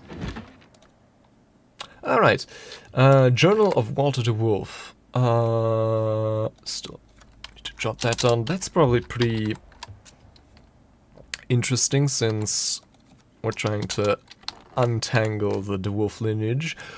Walter, though nominally siding with the parliamentarians, manages to stay out of the war, but in 1642 his son Brian runs away on the night of his 16th birthday and joins the royalist army. He is captured and returned to his father, who pleads for mercy and gives his parole for his son's good behavior. Okay, so does that mean perhaps that Brian is the next wolf? Also, yeah, this is the War of the Roses, or I guess in certain histories, the War of the Roads, right? Those were the same thing, basically, just in different histories. In 1648, Brian runs away again to join a royalist uprising. Walter writes of news that Brian has been seen on the field of battle at 𝐀𝐝𝐯𝐿 camp, but that his fate is yet unknown. Walter writes one last entry about his fear for his son and the future of his family. There the journal ends, but the extensive account of Walter's collaboration with the architect Gregory Wheelock includes usefully esoteric information. Gregory Wheelock. I would and I do remember that kind of name.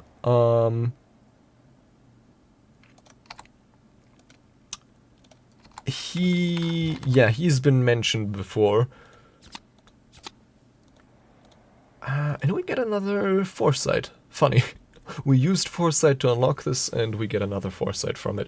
Lesson: door and wall. I've gained more understanding of door and wall. Use this card with consider.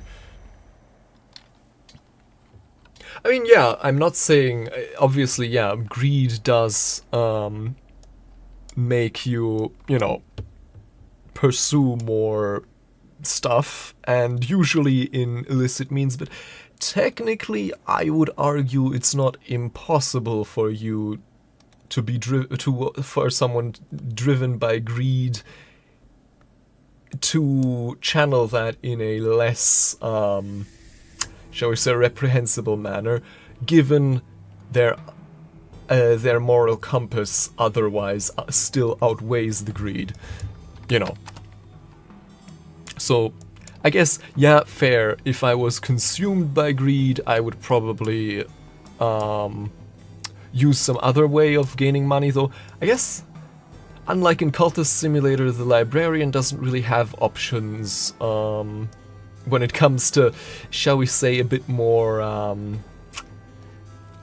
questionable means of gaining funding. Because I will say, if there were some morally questionable actions you could perform in this game, I would definitely be tempted to.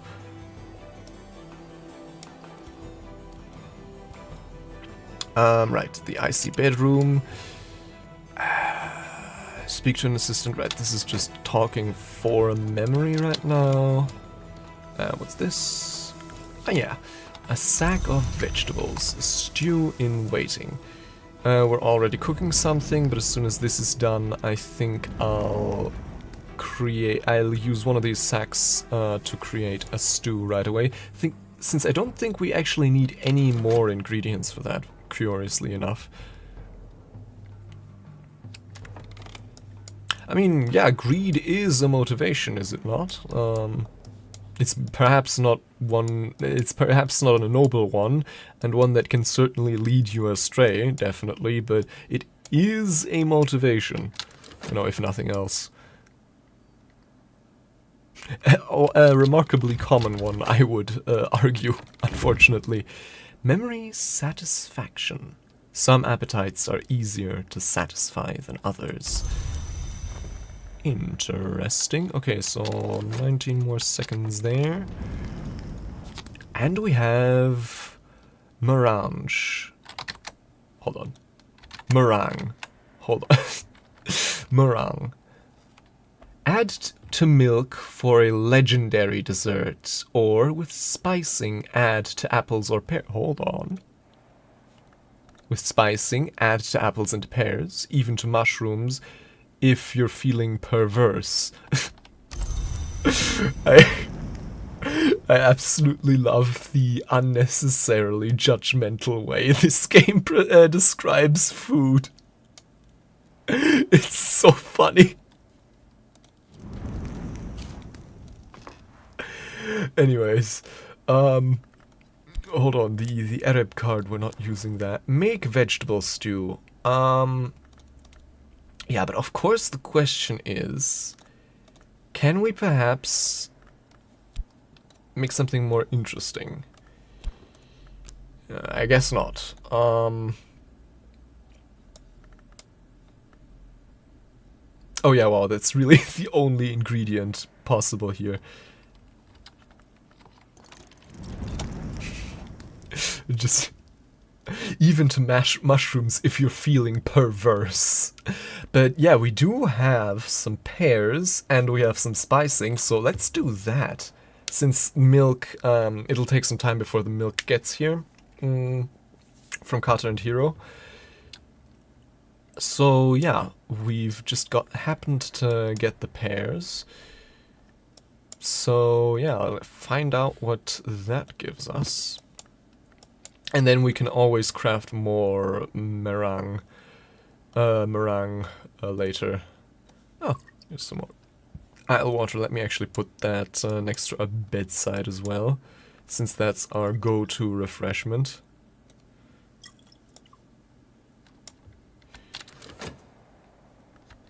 Okay, now... Hold on, actually, yeah, since that would be the most time-efficient thing, let's actually talk to... or, I guess... No, let's actually... So I'm not sure how much more use... No, wait, but feeding Terrence would take 60 seconds, not 30, so let's do this. Yeah, sure, why not? Memory intuition. This is Rose. Sandstrokes.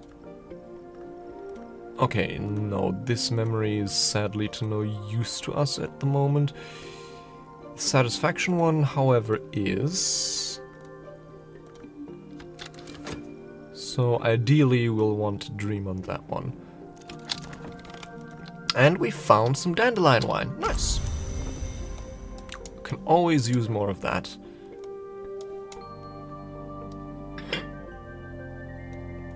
Can we perhaps fit that in here? No, but we can certainly move these plitchers. We also have a lot of plitchards, I'm noticing. We can probably try and figure out what we can cook with those. Pickle them alone, or they're pretty good on toast. Yeah, honestly, I'm kind of surprised we can't order toast. I'm guessing we'll have to bake our own bread and then we can make toast. But, yeah, I would have guessed that you can at least, you know, order, buy some kind of toast from 𝐀𝐝𝐯𝐬𝐴, but apparently not. Okay, there's our new fet. Now, hold on. Lessons, door and wall. We have quite a few new lessons to learn, I guess. More honey, okay. I guess that's fine. Actually, let's put some of that honey here, why don't we? Do we want to gather a final time today? Honestly, I don't see why not. It's not like we're using that health for anything else, so sure thing. I guess we could have used it here to cook some more, but oh well. And we kind of wanted to move our bed, but it's fine. In this case, it's actually not that big of a deal, since we can already save the satisfaction at our current bed. So, fet. Perhaps we shared a dream, boosts Rose and Moth. I forgot to read, maybe, I don't know if there actually was, but it wouldn't surprise me if there's wait, hold on. Huh? This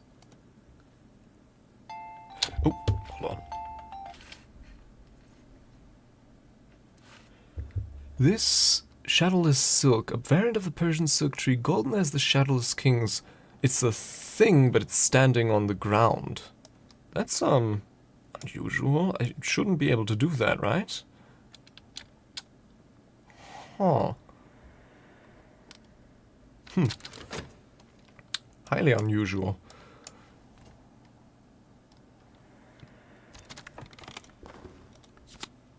Door and wall. The lock seeks its key, the wall seeks its door, and we who would pass learn at last that they are not our servants. Willem Harry's.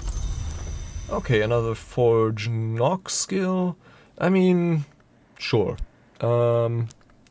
Definitely won't complain. And then sand stories. And do we have any more lessons? No, and not any new. I don't think so, since the pot is part of the plant. I think, haven't we seen that once before where like a thing, something labeled a thing is on the ground, but as soon as you pick it up, you can't put it down on the ground anymore because, you know, it's not supposed to actually go there. Hold on, I guess. Yeah.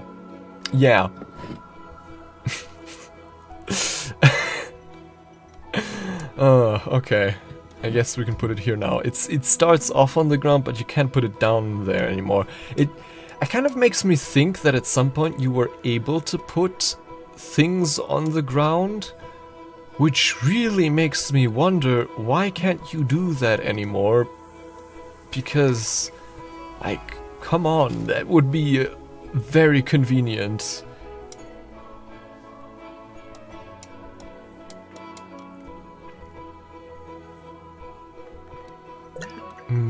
Also, yeah, we have two of these skin shuck meads. Are these pourable? No. Okay, so these are single use, but these are 6 moth. 6. That's about as potent. I think that's probably the most potent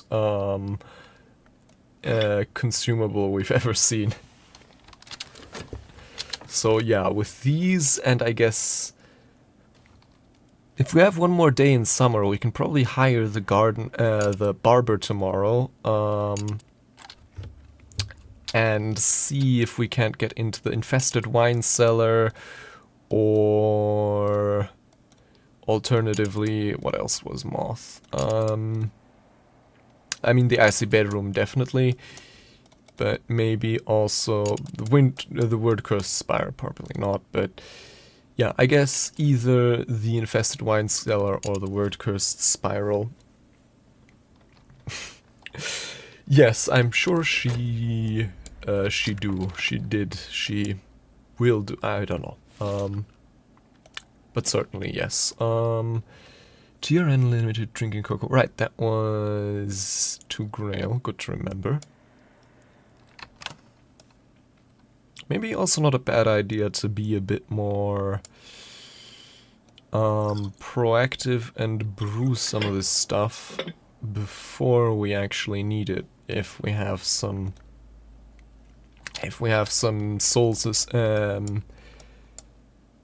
soul cards to spare anyways, might as well, right?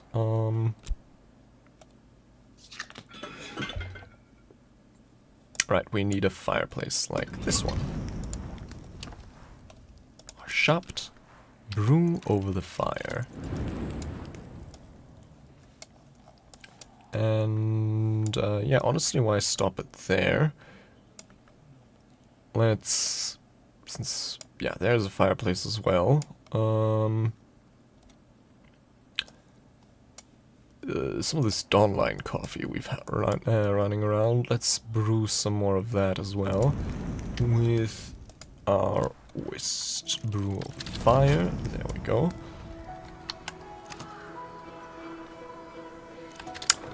Aha! 9 rows.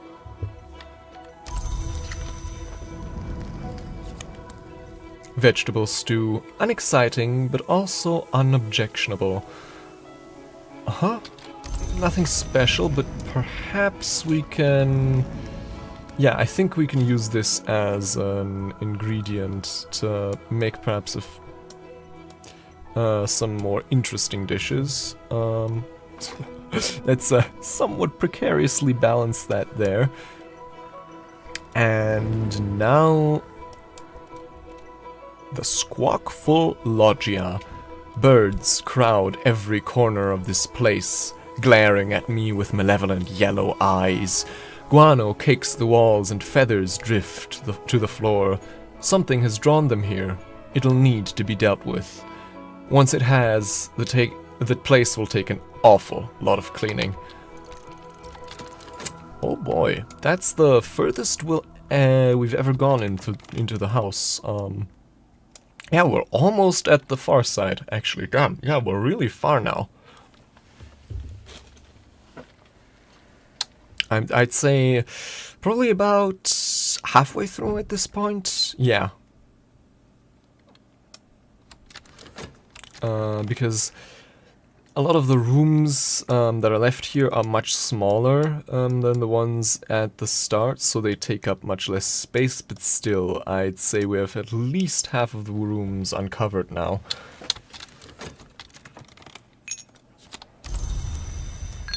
And while we still have some time left in the day, let's...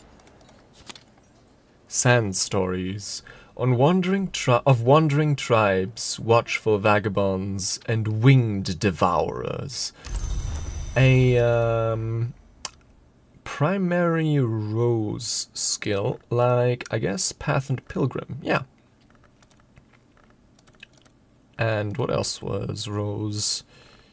Sky stories, but that was only secondarily rose, and the preliminal meter, also just secondarily rose. Ah, Pearl and Tide, though, also primarily rose. You can paste the drink description without having to destroy it. What exactly do you mean? I mean... yeah, of course, but I don't know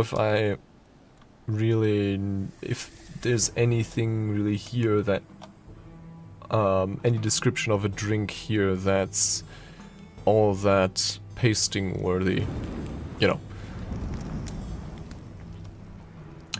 Right, we still have a bit of time. Let's actually, yeah, let's go ahead and feed Terrence. Yeah, settle down. Here, we got you your precious honey.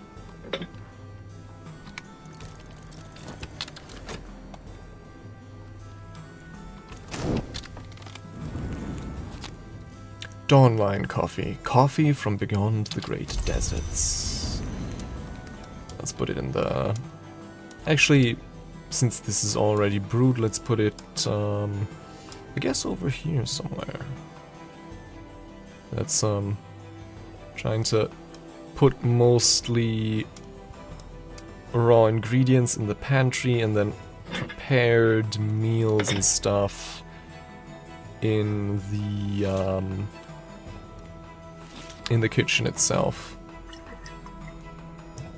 So, on that note, let's put this back here. 𝐾𝐮𝐬𝐶 will give you the description and a tier 1 memory. Ah, okay. I mean, sure. Guess we could do that. Brew over the fire. Tier N limited drinking cocoa in a pot. Yeah, I mean, I guess we could do that. Hold on.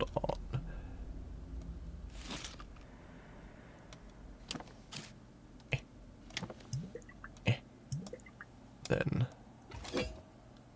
Come on. Can I not balance this knife a bit more precariously, perhaps, over the edge? Get it? No. Okay. Then I guess the Armagnac goes here. Still not. Oh,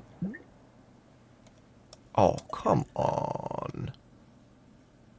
I guess... Wait, do we have space here on the windowsill? Oh. Okay, the game seems to have not liked that.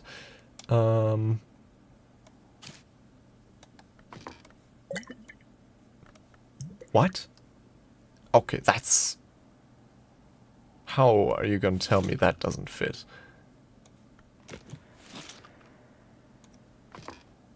Where did that come from? Oh, that's the bulk shipment of potatoes. Oh god. Okay, we're really getting crowded here now. Okay, I guess this goes into the pantry then somewhere if I can... Oh, if I can find space for it. Oh god. Come on. Are you kidding me?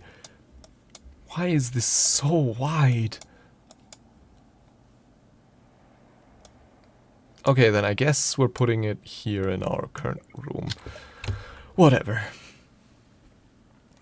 Moth's gifts to the devotees of the old forms, so they could shed their skins and don the... Oh, hello, Shadow. So they could shed their skins and don the skin of beasts. After a few gulps, my skin will begin to peel as if I had spent too long in the sun. With great arts of moth aspect, perhaps this could be brewed from honey. Oh, okay. Yeah, but welcome in his Shadow. I hope you'll enjoy your time here. So I'm guessing probably to make more skin shark meat we would need 15 moth and some honey. And yeah, we're unfortunately still pretty far from that. We have 6 moth here. We have scholar. We can make scholar level recipes with moth now, but not. What was the final level called? Fair point. Yeah, fair point. Actually, hold on. Aren't there other kinds of mead in the game as well? So maybe there are some easier mead recipes.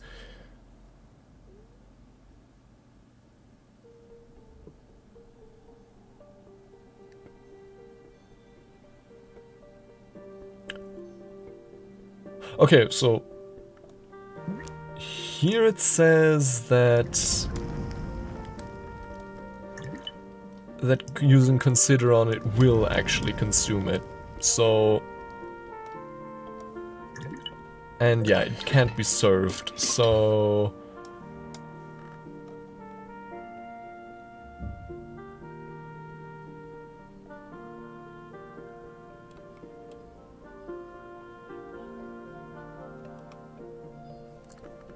yeah, I think, yeah, doing that would probably be a waste. But actually, that's not a bad point with some of the more, what's the word, less valuable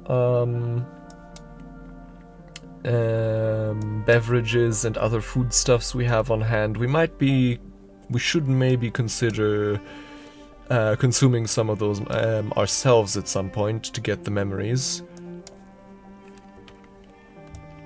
In the meanwhile, hold on, could we still pull in a last shift at the Sweet Bones? No, we couldn't. So what else to use our final metal on? Wasn't there still a package here that could be opened? Nay, seems not. Well, maybe there's some package somewhere else. There are always packages somewhere, I have a feeling. But if there is, I don't find them at the moment. What's this again? Atlantic Amber. Huh. Maybe I should put this... I could put that with our alchemical stuff, but probably not that important. For now, at least. Right, the Armagnon. Where do I put these? I guess here. Currently we have here some Domaine Ravelin. We should probably put that inside. Some Dawn Lime coffee and some Lenten Rose Actually, hold on. The lantern rose, pretty poisonous, no true rose. Oh. Okay, so... because we had that jam here. Not the blackberry jam, but the other one that we just fed to the musician. But that one was made from actual roses, from not from this stuff. So yeah, I guess I'd have to find at some point a use from... You can make your own yeah, I can... Yeah, honestly, let's brew some Dawnline coffee. Not here, of course.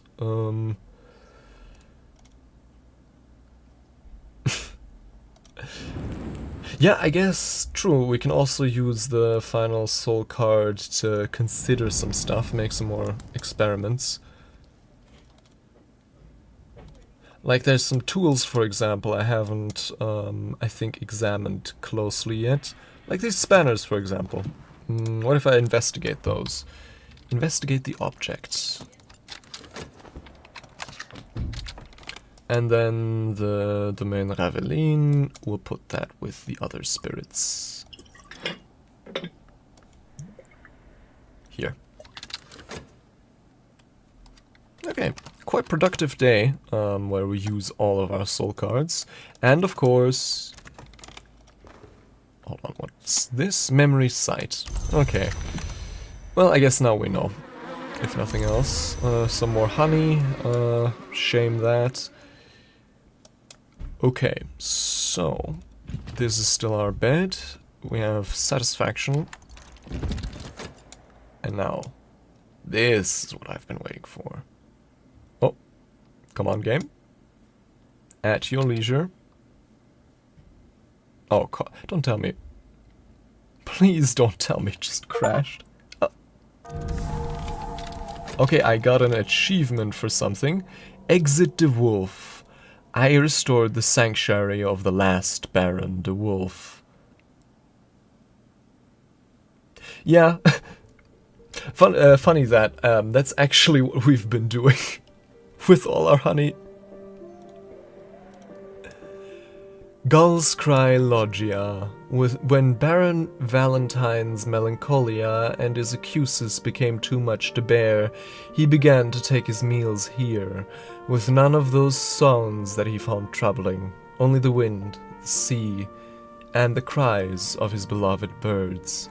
After the wolves were gone, the librarians of the Curia would come here when they needed to think in peace. Oh, that's a really beautiful scenery.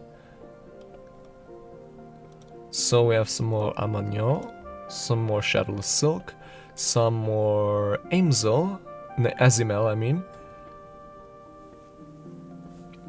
And maybe both. And Logia Prospect. Take counsel with the seas. What kind of... This takes pigment. It takes pets. It takes memories, and it takes a skill and a soul, of course. That's unusual. And also soul, so 2 soul potentially. You could also use your pet here, some pigment. So potentially, yeah, hold on, since we can use a blank here and pigment, we can paint here, I think. And also have a picnic. Anything else here? Snug chair, a wicker chair with a soft white lap blanket for chilly evenings. Comfortable garden chair, amateurishly varnished, characterfully stained. Man, I love the writing in this game. It's so... just has that certain something. Oh yeah, right.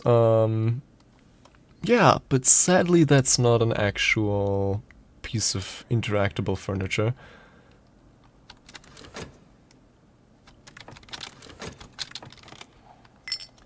There we go. We have our 10-shilling note again, and my heart knows solace. A full belly makes a helpful friend. Yeah. Speaking of, we have just been feeding Terrence with some more honey.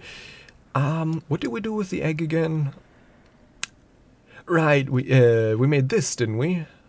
With the egg and the sugar, right? Something like that. And tomorrow we can cook it with the pears to make... What was it?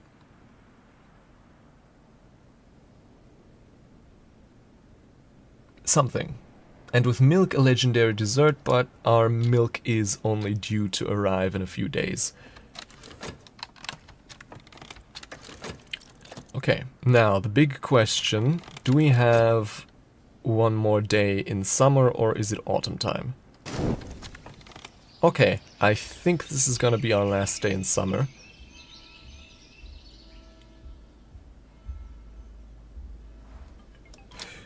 Hold on. Oh god. That's an alarm I need to heed to... Well, never mind. Memory satisfaction preserved. It says pairs you could add it to the fancy pair. You mean these ones? Or are there any other pairs that I'm missing? Because I think those are the only ones we have right now. I mean, we also have the apples, here, alternatively. Since this said apples or pears, so... But since we already have the pears on our inventory, I'm tempted... Ah, okay. And yeah, then the kitchenware, and then we need spices and savors, don't we? Where are you? There we are. Make a pear mirage. A dish with... Whew, damn! Okay. Oh yeah, don't mind if I do. Okay, so what's the weather today, actually? Let's find out. Right, it's still summer. Possibly the last day in summer, so I think we should make use of that and actually hire a barber today. Since I think a barber has 2 moth, so with the tryst that would be 4, with the shears that would be 5, and then I guess some kind of refreshment that has 2 moth. Surely we have something like that, don't we? We obviously have the mead with an absolute shit ton of moth, but ideally...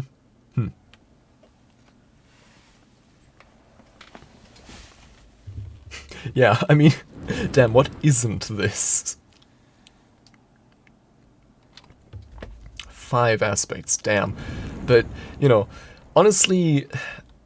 It's not really the amount of aspects, it's the strength of the aspects that really matters. Like, a tool or anything that has 1 of every aspect is infinitely less useful than something that has, say, 10 of 1 aspect. Okay, so yeah, I want to hire a barber today. With, I guess, yeah, our 10 shilling note. And yeah, he just takes a shilling, so I'm guessing he will probably also just have 2 moth. But I guess we'll find out. Now.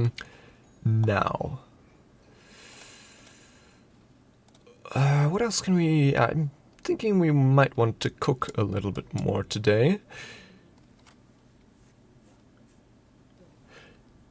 Yeah, I still have to... since we now have some actual... Yeah, we now actually have some...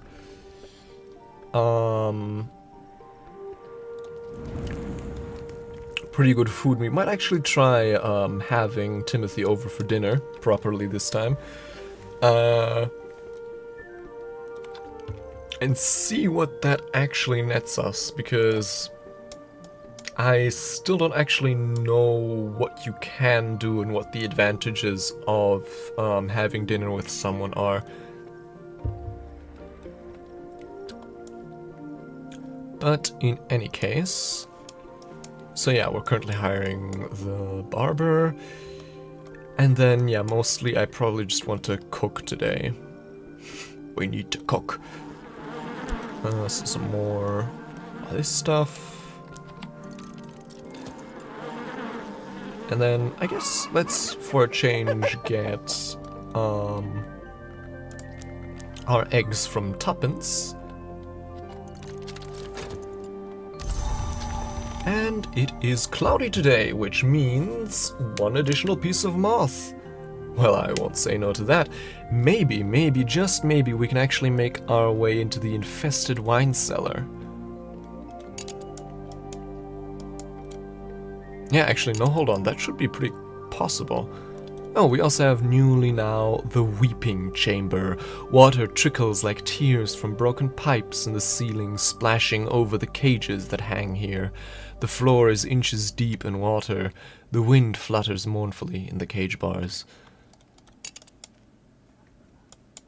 Yeah, we should be able to make it all the way to the infested cellar, maybe even further, depending on how strong the barber actually is. We'll have to figure that out.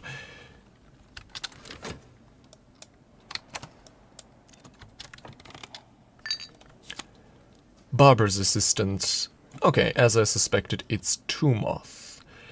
The itinerant barbers of the South Country will keep you clean and kempt, make sure you don't miss out on any news or gossip, and arrange your matters so you aren't too troubled by vermin. Snip, snip. Okay. So, with the shears and the clouds, the barber is already at 4. With the fat, he's already at 6. And with one of these, with a skin shuck mead, he'll be at 12. Enough to get in here. The word-cursed spire. That's what we're doing today. The highest point of Hush House. Honestly, I don't think there'll be too much. Actually, hold on. Looking at this, I mean, the previous spire thingies weren't that useful in my opinion, but this one may be different. But mainly, it'll just be cool to finally have unlocked this room. And I think it would also be a good symbolic final thing, because I think this is the last day I want to do on tonight's stream. It's getting a bit late, and I don't want to. I do have certain things that need doing tomorrow. So yeah.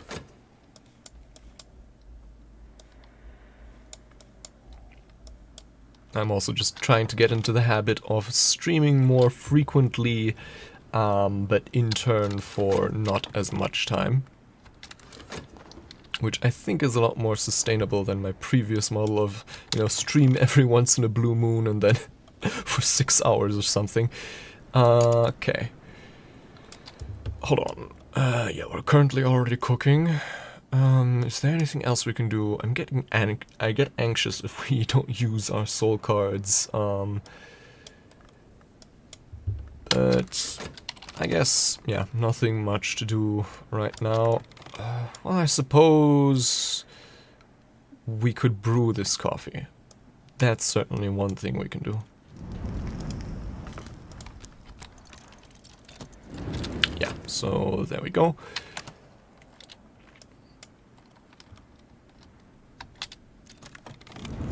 Okay. There we are. Baked pear meringue. Harvey Hattington, during his convalescence at the house, became obsessed with... That feels like it was put in there by the game to come after me specifically. Meringuing? Techniques. He was known to sneak down to the kitchens and interfere with the cooks in pursuit of his ideal.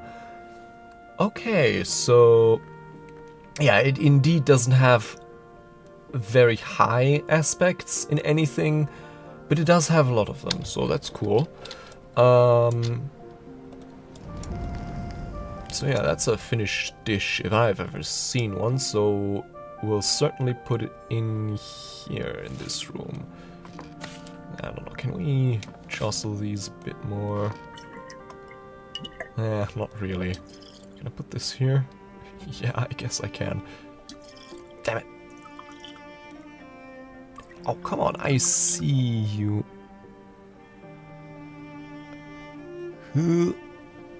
There we go.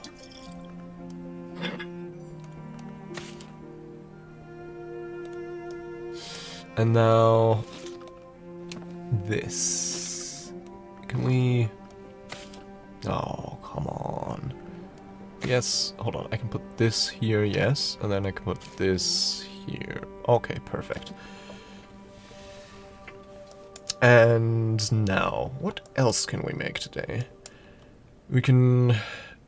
We're currently in the process of getting more toffee pudding with bread or fudge. And then...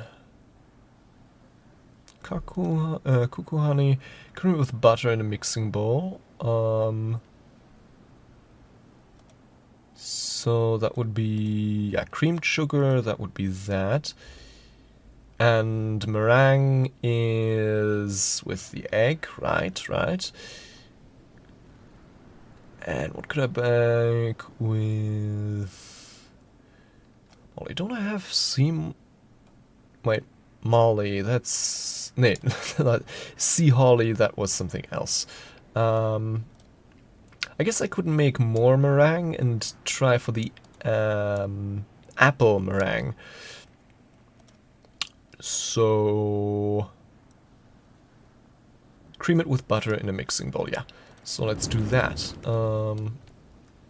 Mixing bowl,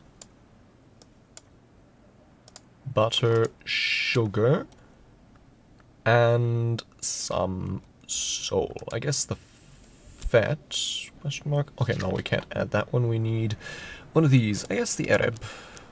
Mixed creamed sugar. An ingredient for a higher purpose.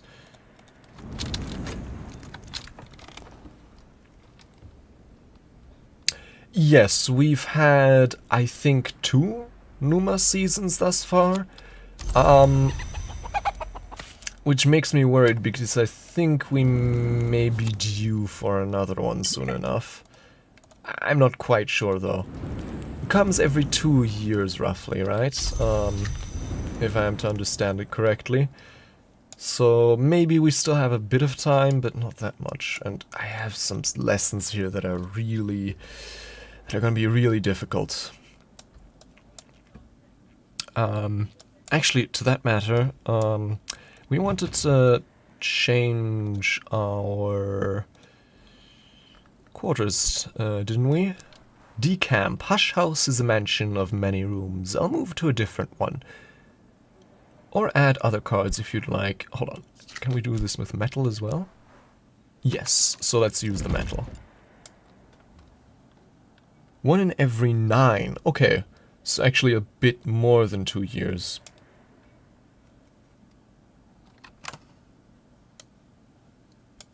Yeah, I mean, worst case scenario, we lose these 2. That's... I can technically live with that. But it would still sting a little bit. But the advantage is, in an emergency, we can use one of them for the other. Since both of them take moth, I can technically use one of the lessons to advance the other one. I've done a bit, but yeah, my supplies of Numa flowers and stuff has run out a while ago. I didn't get to do that much gardening, but I did manage to get at least one Aglafa thingy-majig for this majestic candle here. Yeah, that's true. Though, To be fair, at the beginning of the stream we had 2 of these edicts liminal, and I managed to get rid of one of them, so, you know.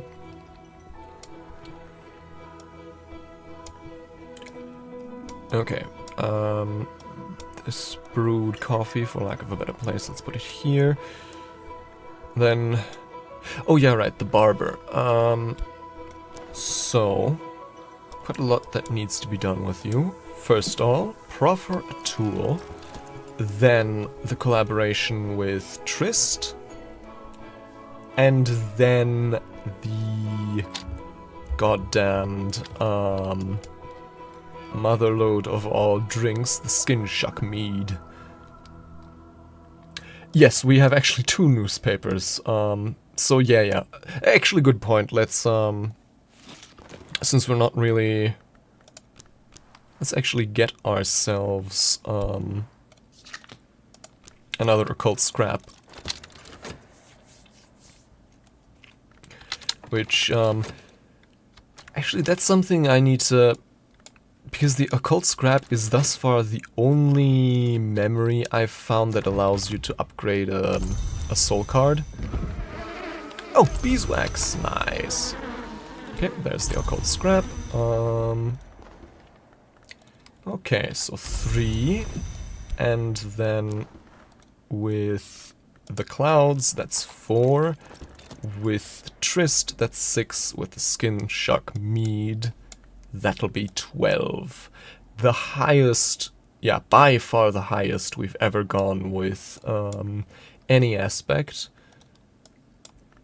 And appropriately, we'll use it to rise by far the highest we've ever gone, into the highest place of Hush House, in fact. Okay, so we have the beeswax. Now, the question, of course, which of these flowers... I know we can use moth orchids. Maybe we can use sea holly. Hieroglyphics, and I guess some Fost. Okay. That's just a regular beeswax candle, so no to that. The Trumpeter's Lily.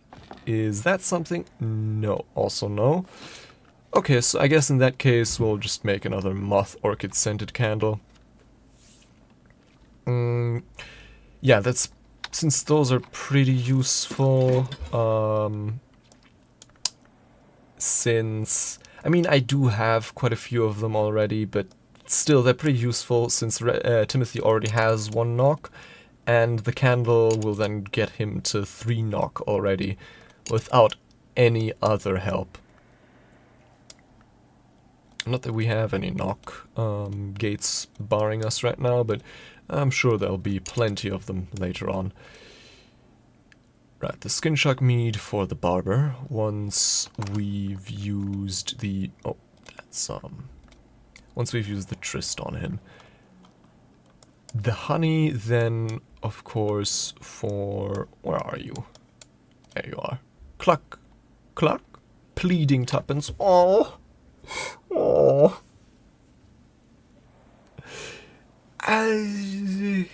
Maybe. I should probably make a proper plan for the lessons. I know, at least for weavings and not workings, I know heart memories are pretty, or at least easier-ish to get. For example, from Mrs. 𝐀𝐝𝐻, if you speak to her a bunch. Other than that, I don't quite know yet. So we need in total 4. So the satisfaction, that's 1, the occult scrap, that's 2. Then, well, yeah, okay. Throwing a penny into the well would give us another satisfaction, so that's not what we need. We would need, yeah, like 1 more heart memory at least, and then we could technically use the Edict's Liminal as a memory to advance the lesson in weaving and not working. So, yeah, that's plan A, and if we get very lucky and we get 2 heart memories, then we'll just advance this like so. And yeah, then we'll have to see what we do with this one.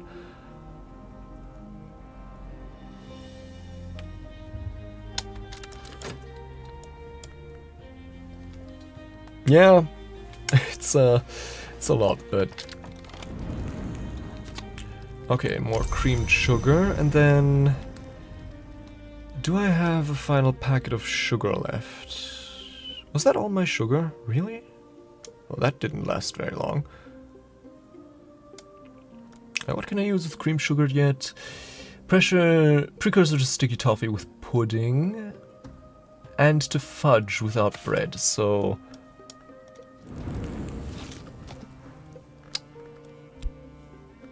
If I...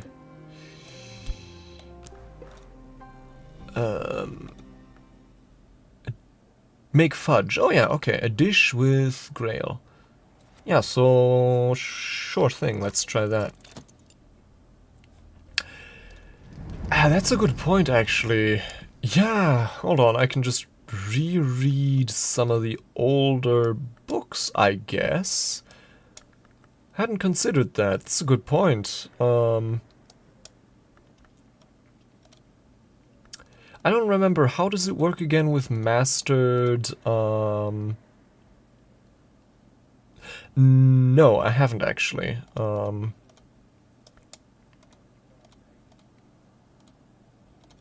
I guess I'd need to remember that to put a more, to have a more active lookout of that. You know what? Let me... appropriately, let me actually flip...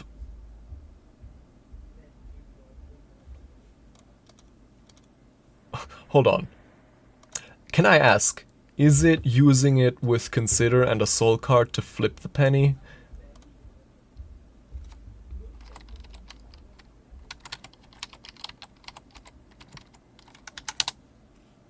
Okay. Then let me actually do that.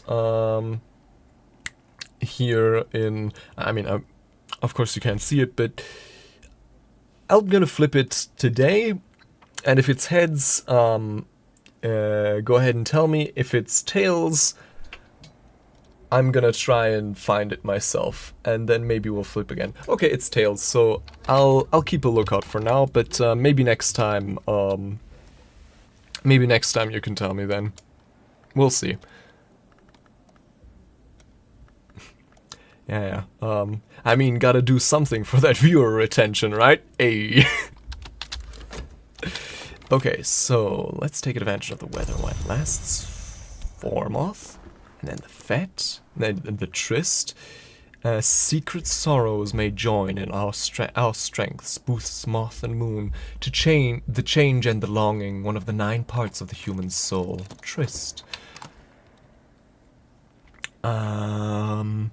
Right, so I don't actually remember how it works with already mastered books. Do you need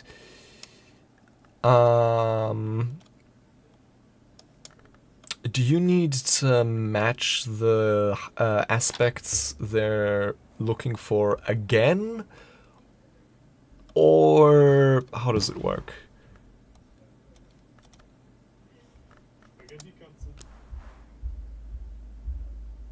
Ah yeah, okay, so it doesn't matter if you've already mastered it, you can just put whatever there. So I guess I'll do just that. With one of the more recent heart books, like Notes on Bindings, pretty sure... Yeah, pretty sure this one, for example, gives me a melody. So let's try that one. Yeah, exactly. So, maybe that would actually be worth considering organizing the already mastered books by. But, no well. Yeah, let's do this. I guess I could have done that in a desk, but oh well. It's fine. And then This one, I think, gave us something else entirely. Notes on bindings. I guess we'll find out. Memory salt. Oh, no, not at all. I don't think I've even had a memory salt thus far. I have a salt sign somewhere, or some kind of sign. A midnight mark, a salt sign. Yeah, I have a salt sign, but no memory salt. I guess I could try considering this.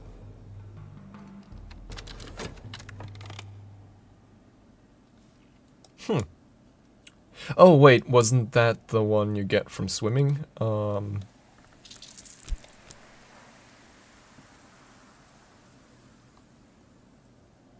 Well, let's find out, shall we? This was... Oh, right, you can also throw a penny in here, as well. But I don't think that's the other use you meant, right? Since that's, I think, the exact same as the wishing well, right?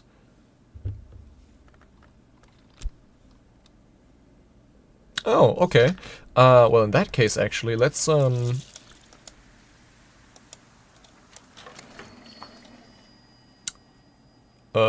on. Which one of these is the lowest denomination again? This one.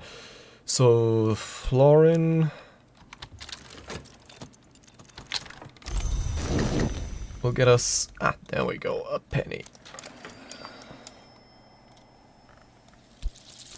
Renounce. Why? Why not? Dispose of a stray penny. Memory impulse. Oh. Ho ho ho ho.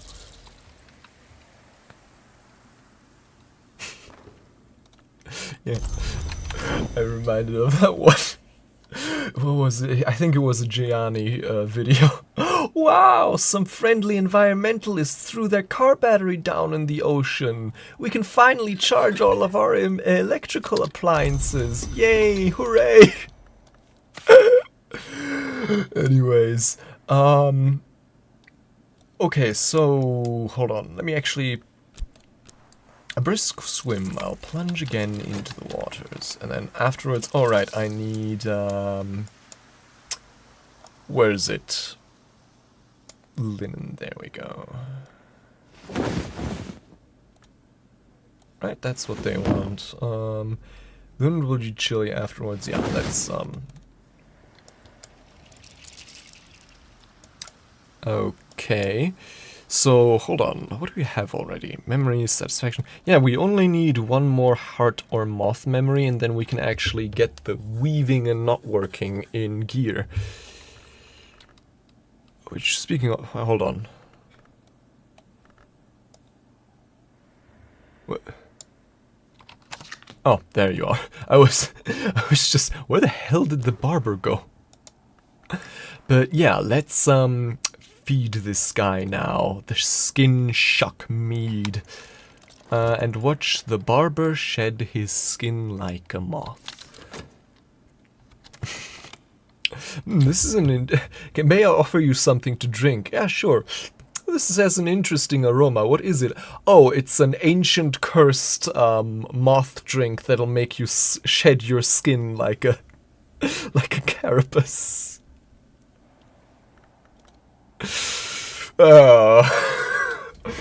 You're going to make me snap one of these days, Moon. But that's a good one. That's a good one.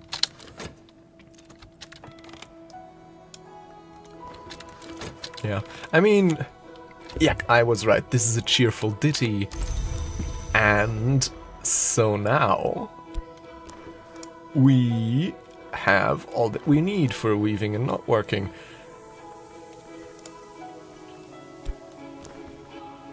Lesson. Effort. I guess the core, then... no. Ta-da! So satisfying to have come so far.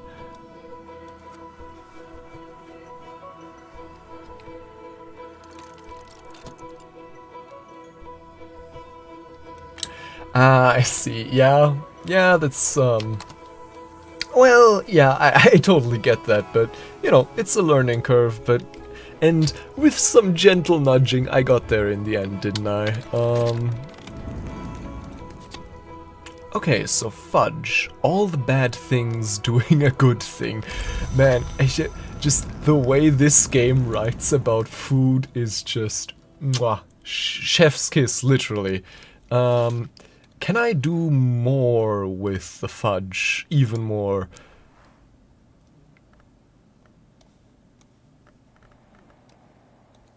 Or... doesn't... Okay, at least for the moment, doesn't seem like it, but surely you can do some more with fudge, right? But even if not, it's still, you know, 3 grail, that's not bad for something we just... Basically, the only ingredients for this were sugar and butter, right? Nothing else, and we just needed to cook them twice. So that's not bad, already by itself. 3 grail out of that? Yeah. That's pretty good.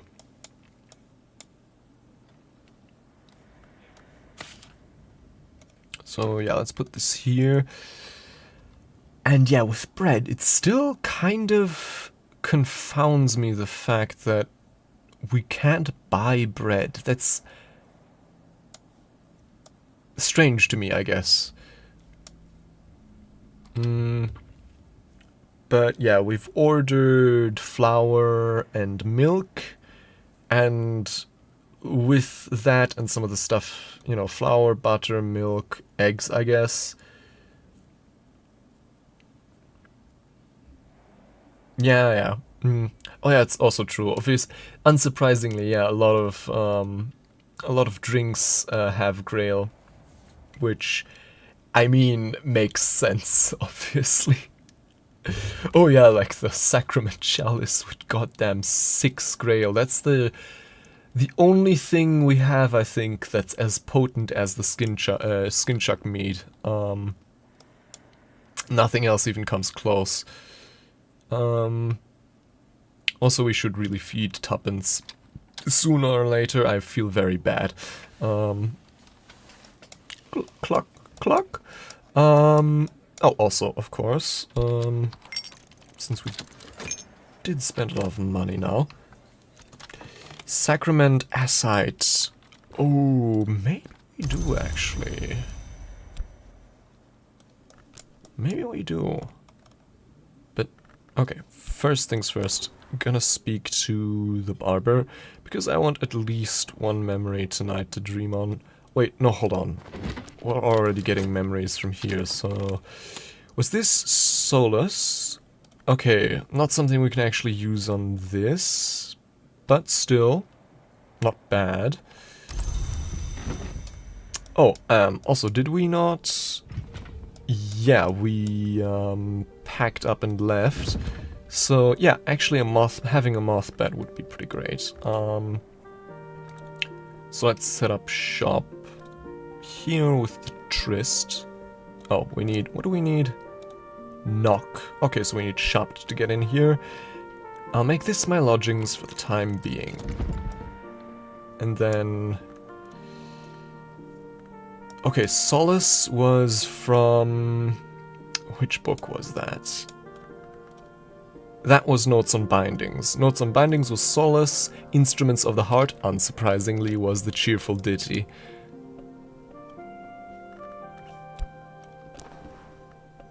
So yeah, let's speak to our assistant.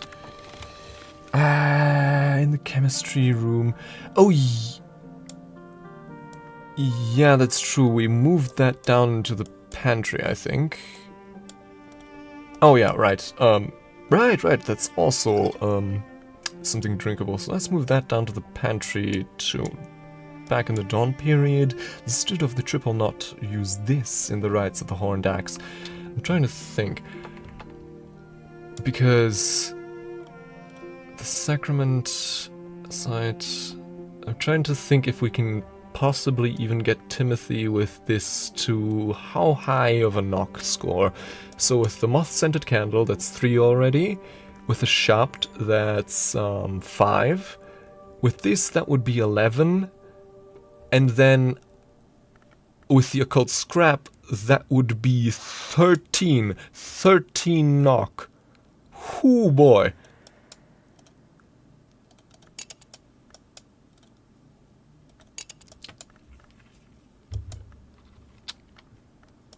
And then, yeah. So, weaving and not working. Valentine the Wolf. Did that... Was that the text before as well? Or did that change?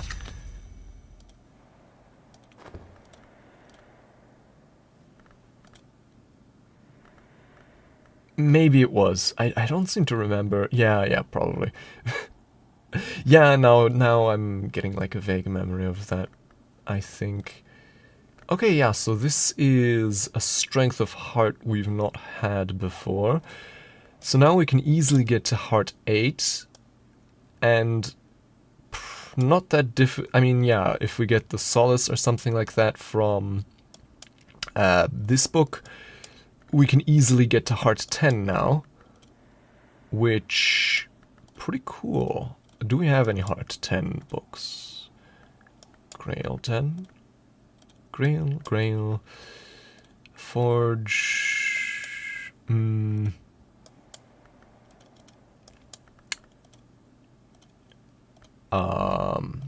I guess we don't have any mystery. Yeah, okay, I think the only mystery heart we have is... Oh no. We also have this 14, but that's not any better. Oh, wait, hold on.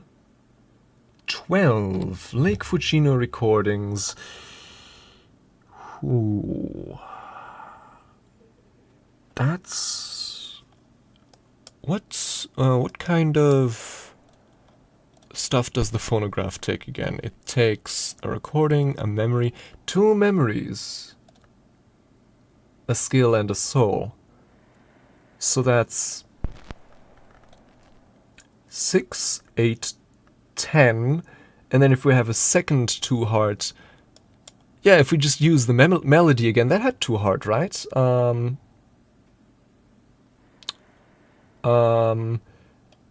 The Cheerful Ditty had 2 heart, so that would be 12. That means we can actually fully just crack this one.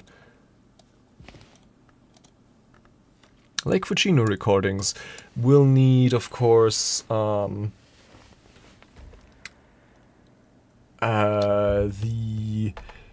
Cheerful... And I guess... No, wait. Satisfaction was 2 Grail, 1 heart, correct? That wasn't 2 heart, 1 Grail. But yeah, the Cheerful Ditty, that had 2 heart, I'm pretty sure. So yeah, with Solace, the Cheerful Ditty, our core, and then the Weavings and Not Workings, that's 12. Cool. Okay, yeah, now we're really getting somewhere. Right, speak to an assistant for the final time today. Oh, the stuff is still clean. Memory salt. Ah, yeah, right. Sea spray, death, sorrow. Okay. So I'm guessing, yeah, so that's the one we'll be dreaming on tonight. With the occult scrap, that's already 2 in knock or moth of the 5 that we need. Okay. And with the penny in the ocean, that'll be 3, so we only need 2 more. And now that I've actually remembered that I can reread old books, yeah, I think we can get there easily to the Edict's Liminal. Yeah.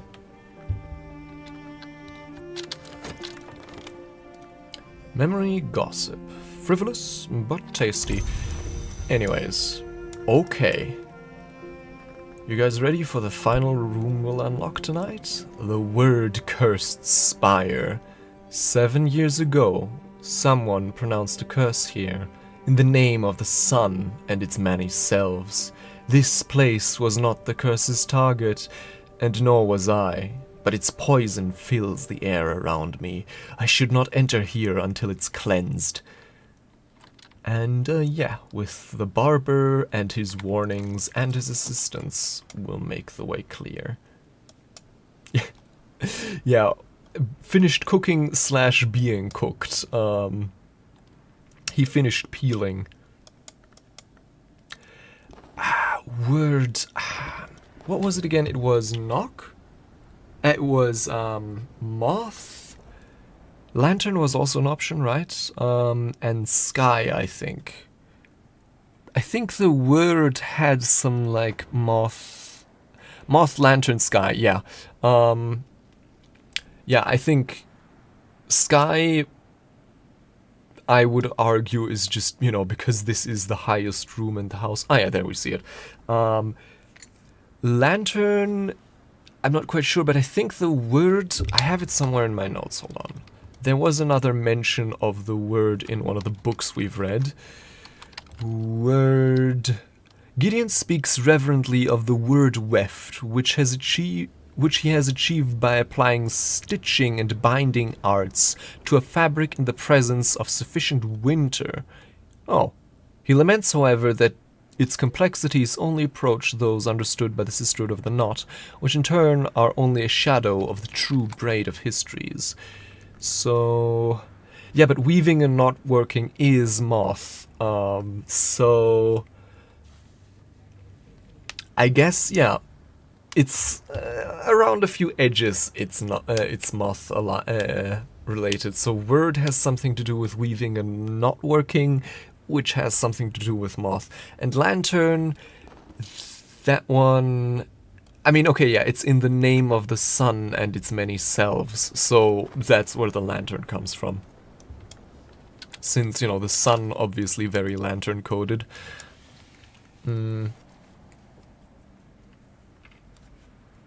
Okay, and yes, now finally, Tuppence, you've waited long enough. Here you have your honey. Your daily allotment of honey. Tryst, yeah, no longer needed today. There we go. And then, what else could I do today? Not much, honestly. I guess some more cooking, question mark? But what would be the question then?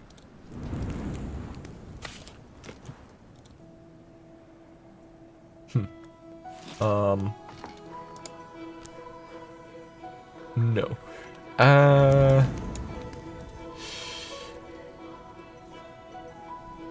Moly. I don't think I have that. Oh,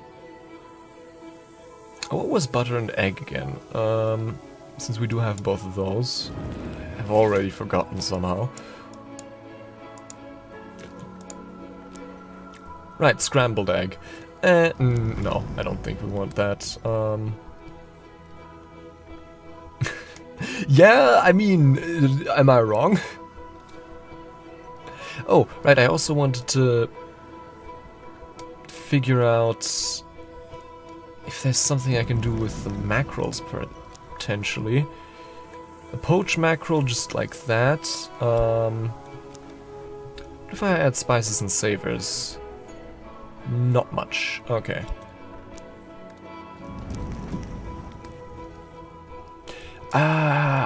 Did I figure that out? I think I tried that already, but maybe I didn't. Spices and savors. For apprentice level nectar recipe. No, I don't think so. This seems more like arcane crafting and not cooking.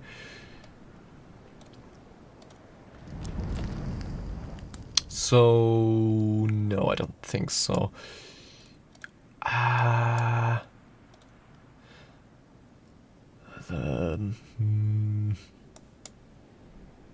The Though I guess obviously the line between between occult crafting and cooking in this game is very thin indeed. I mean, maybe we can make like pumpkin spice.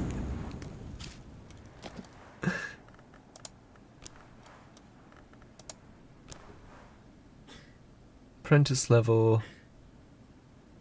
No, doesn't seem like it.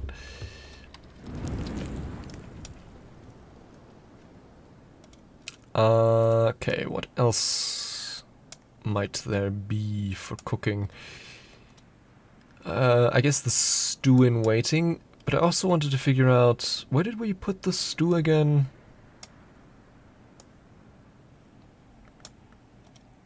Oh god, which, I'm pretty sure we put it here, or maybe we didn't. Oh no, this is the vegetable stew, right.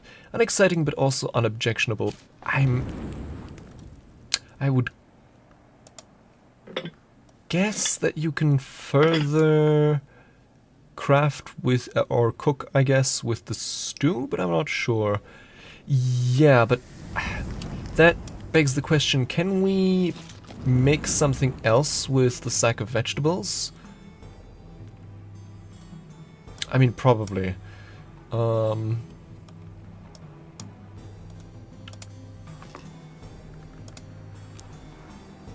Okay, no, this is just vegetable stew again. Because surely we can make more with a sack of vegetables. Yeah, this is also just vegetable stew again. Kind of strange that one of them is in a sack and the other in a basket, but... man, I really hope we can... Also, of course, yeah, we can figure out... Since there are some... Oh! Well, I mean, that makes sense, I guess, yeah. Cool, so we can make our own fragrant chalice tea. Don't think we've tried that one before. And since it's the last day of summer, let's gather some more honey or other kind of stuff. Ah, our 10 shilling note, back at it again. That gives me some comfort. Help with letters. Now. What else might there be for cooking? Right, the ham. Maybe we can cook something with the ham. I don't know. Elderflower cordial wrung from sweet white flowers. Elderflowers. I don't think we found a place to pick those yet. No, I don't think so.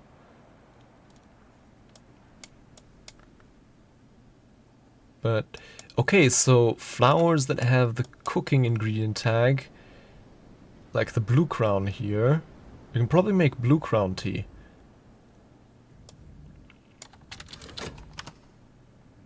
I mean, okay, I guess we can't make it today anymore because we've already used up all of our relevant... no, hold on, actually. The delivery from Cartoon Hero. Look at that.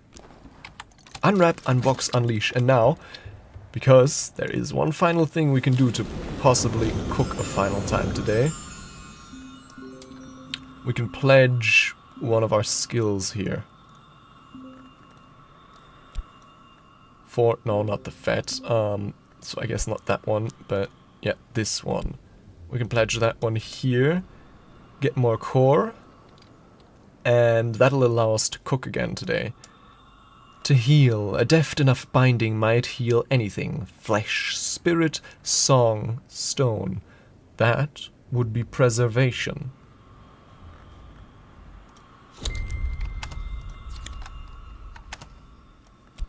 Ta-da! Okay, that'll give us the opportunity to cook one final time today. I mean, okay, it is nightfall, so but... Ooh.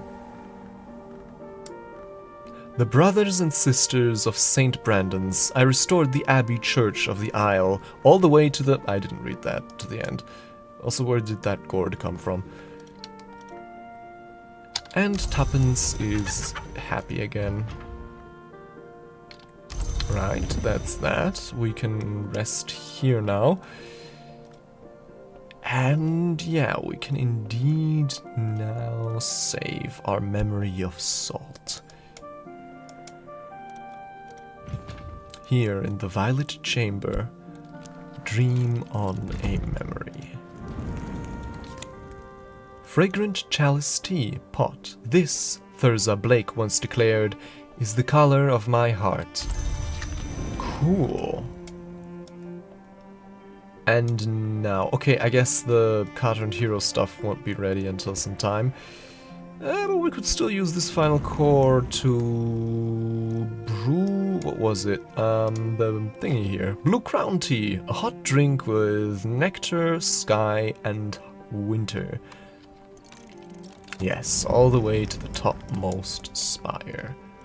Spire, here Henrik de Wolf met in secret with King Henry, once the Bronze King, now Old Copper-Nose, for the great debasement had ended the supremacy of the leashed flame, and Henry's heirs were no more than human.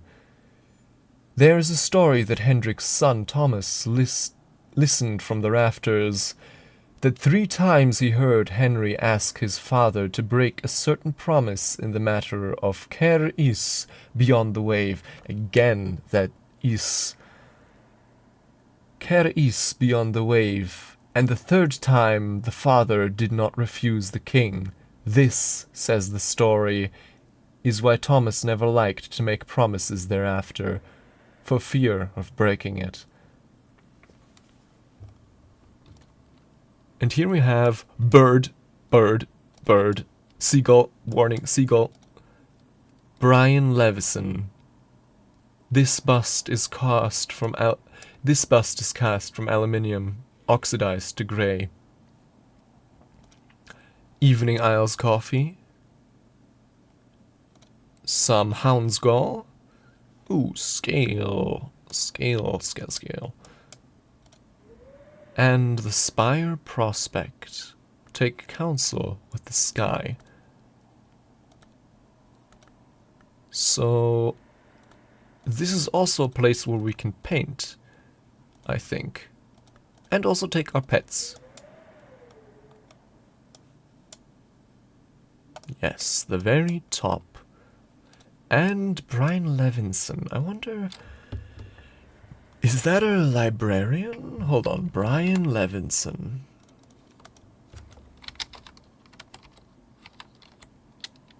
Ah. But not Brian Levinson, who had been 9th librarian, and under whose tenure the infirmary had flourished. Well, would you look at that?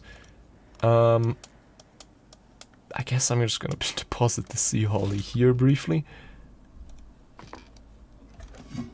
9th librarian. Perfect.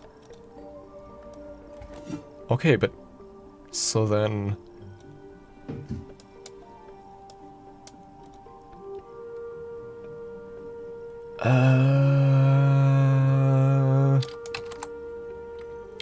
this was the Patience Lounge. Where's the Patience Lounge again?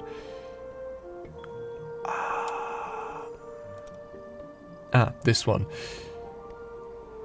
In this room, the accursed of the Great War gathered to recuperate those who had suffered something no more horrible, but somewhat more mysterious than the war's usual wounds to body and spirit.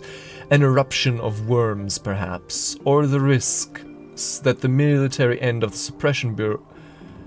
or the risks at the military end of the Suppression Bureau activities. Among them were minor luminaries of the invisible world, Christopher Illopoli, Zachary Wakefield, Harvey Hattington. But not Brian Levinson, who had been 9th librarian and under whose tenure the infirmary had flourished. He enlisted, he served for a time as a medical officer and on the Western Front. His body was never found. Oh. Okay. So, he died in the Great War. And then there was... Okay, so the 2 people that were in the Violet Chamber, they were probably before him.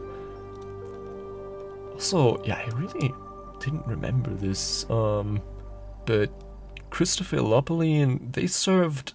Not only did they serve in the Great War, as... you know, I guess in service of the military and of the Suppression Bureau, but also I think this pretty much confirms a theory I had posited way back when during our Cultist Simulator streams that the most recent Worm War, the 3rd Worm War, was in fact the Great War. So yeah. Hold on, Discord, let me put it back to its rightful place. And then the blankets, I'm relieved to see are still actually clean. And then the fragrant chalice tea, I'll put that, I guess since now our bed chambers are here, put it here. Unfortunately, these don't actually have that much space to put stuff on. Yeah, maybe I'll actually leave this in the servants' quarters then. And yeah, night has fallen. We're making some coffee. And we're opening. Right, we have our final shift at the Sweet Bones.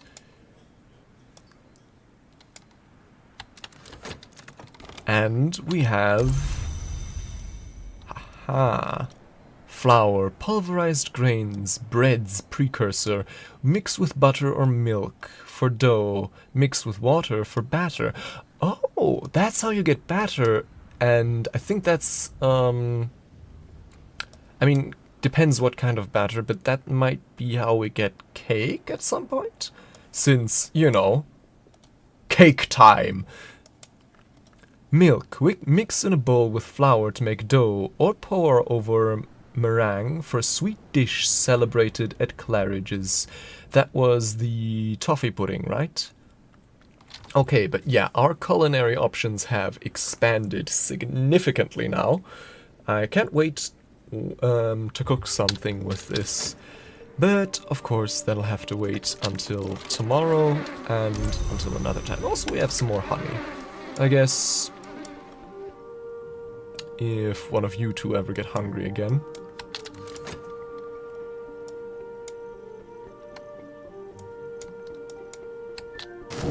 Daybreak, memories fade, assistance departs, but the soul is refreshed. Okay, so yeah, unfortunately this didn't get done in time, but I guess I could have predicted that. Blue Crown tea, always served cold.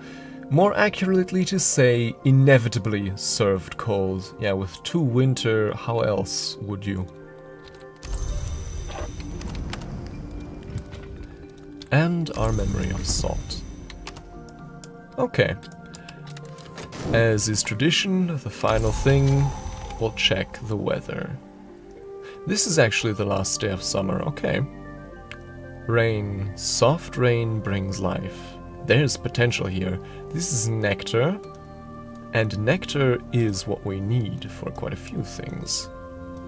So yeah, we can work with this. We can certainly work with this, but not today, not tonight. another time, more specifically on Wednesday, if I keep true to my schedule, which, yes, for those who didn't catch the beginning of the stream, I now have a schedule! Hooray! It should be pinned, I think, in the Twitch chat, and for those viewing on YouTube, it should be under the posts section of my channel. So yes, on Wednesday and then also on Saturday, we should continue this playthrough. In the meanwhile, though, let me save and quit this. Ah? Come now. Oh, that's fine. The game seems to... Huh? Okay, I think the game is just taking its time a little bit. Let me actually pull up this... Because one day I'll remember my own outro narration, but I think for that I need to transcribe this onto some more legible paper. But well, oh god, where did I put this?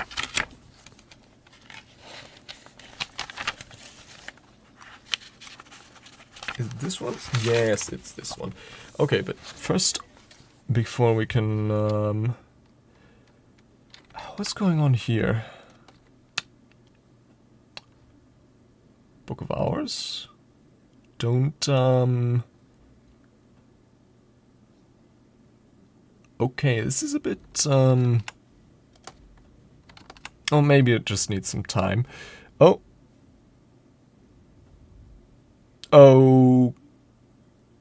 Okay, wait for the program to respond. Okay, whew, that was scary. But yeah. Okay, final thing, perchance there might be someone to raid, but I don't know. Oh, no, wait, hold on. Oh god.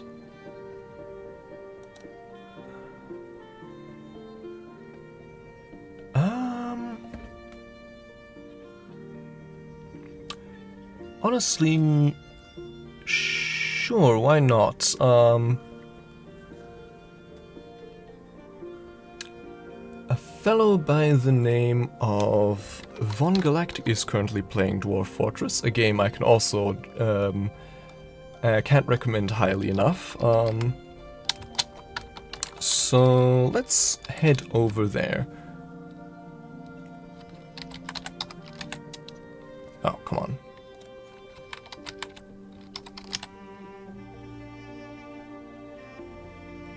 Am I spelling that correctly? Yes, I seem to be. Yes, indeed. Alright then, time for the outro narration. Well, the time has come to acknowledge an ending. It has been a pleasure to be your host tonight, and if you enjoyed tonight's broadcast, consider performing those rituals to appease the gods of the algorithm. Soon, I hope to see you all again, but until then, safe travels and have a nice night.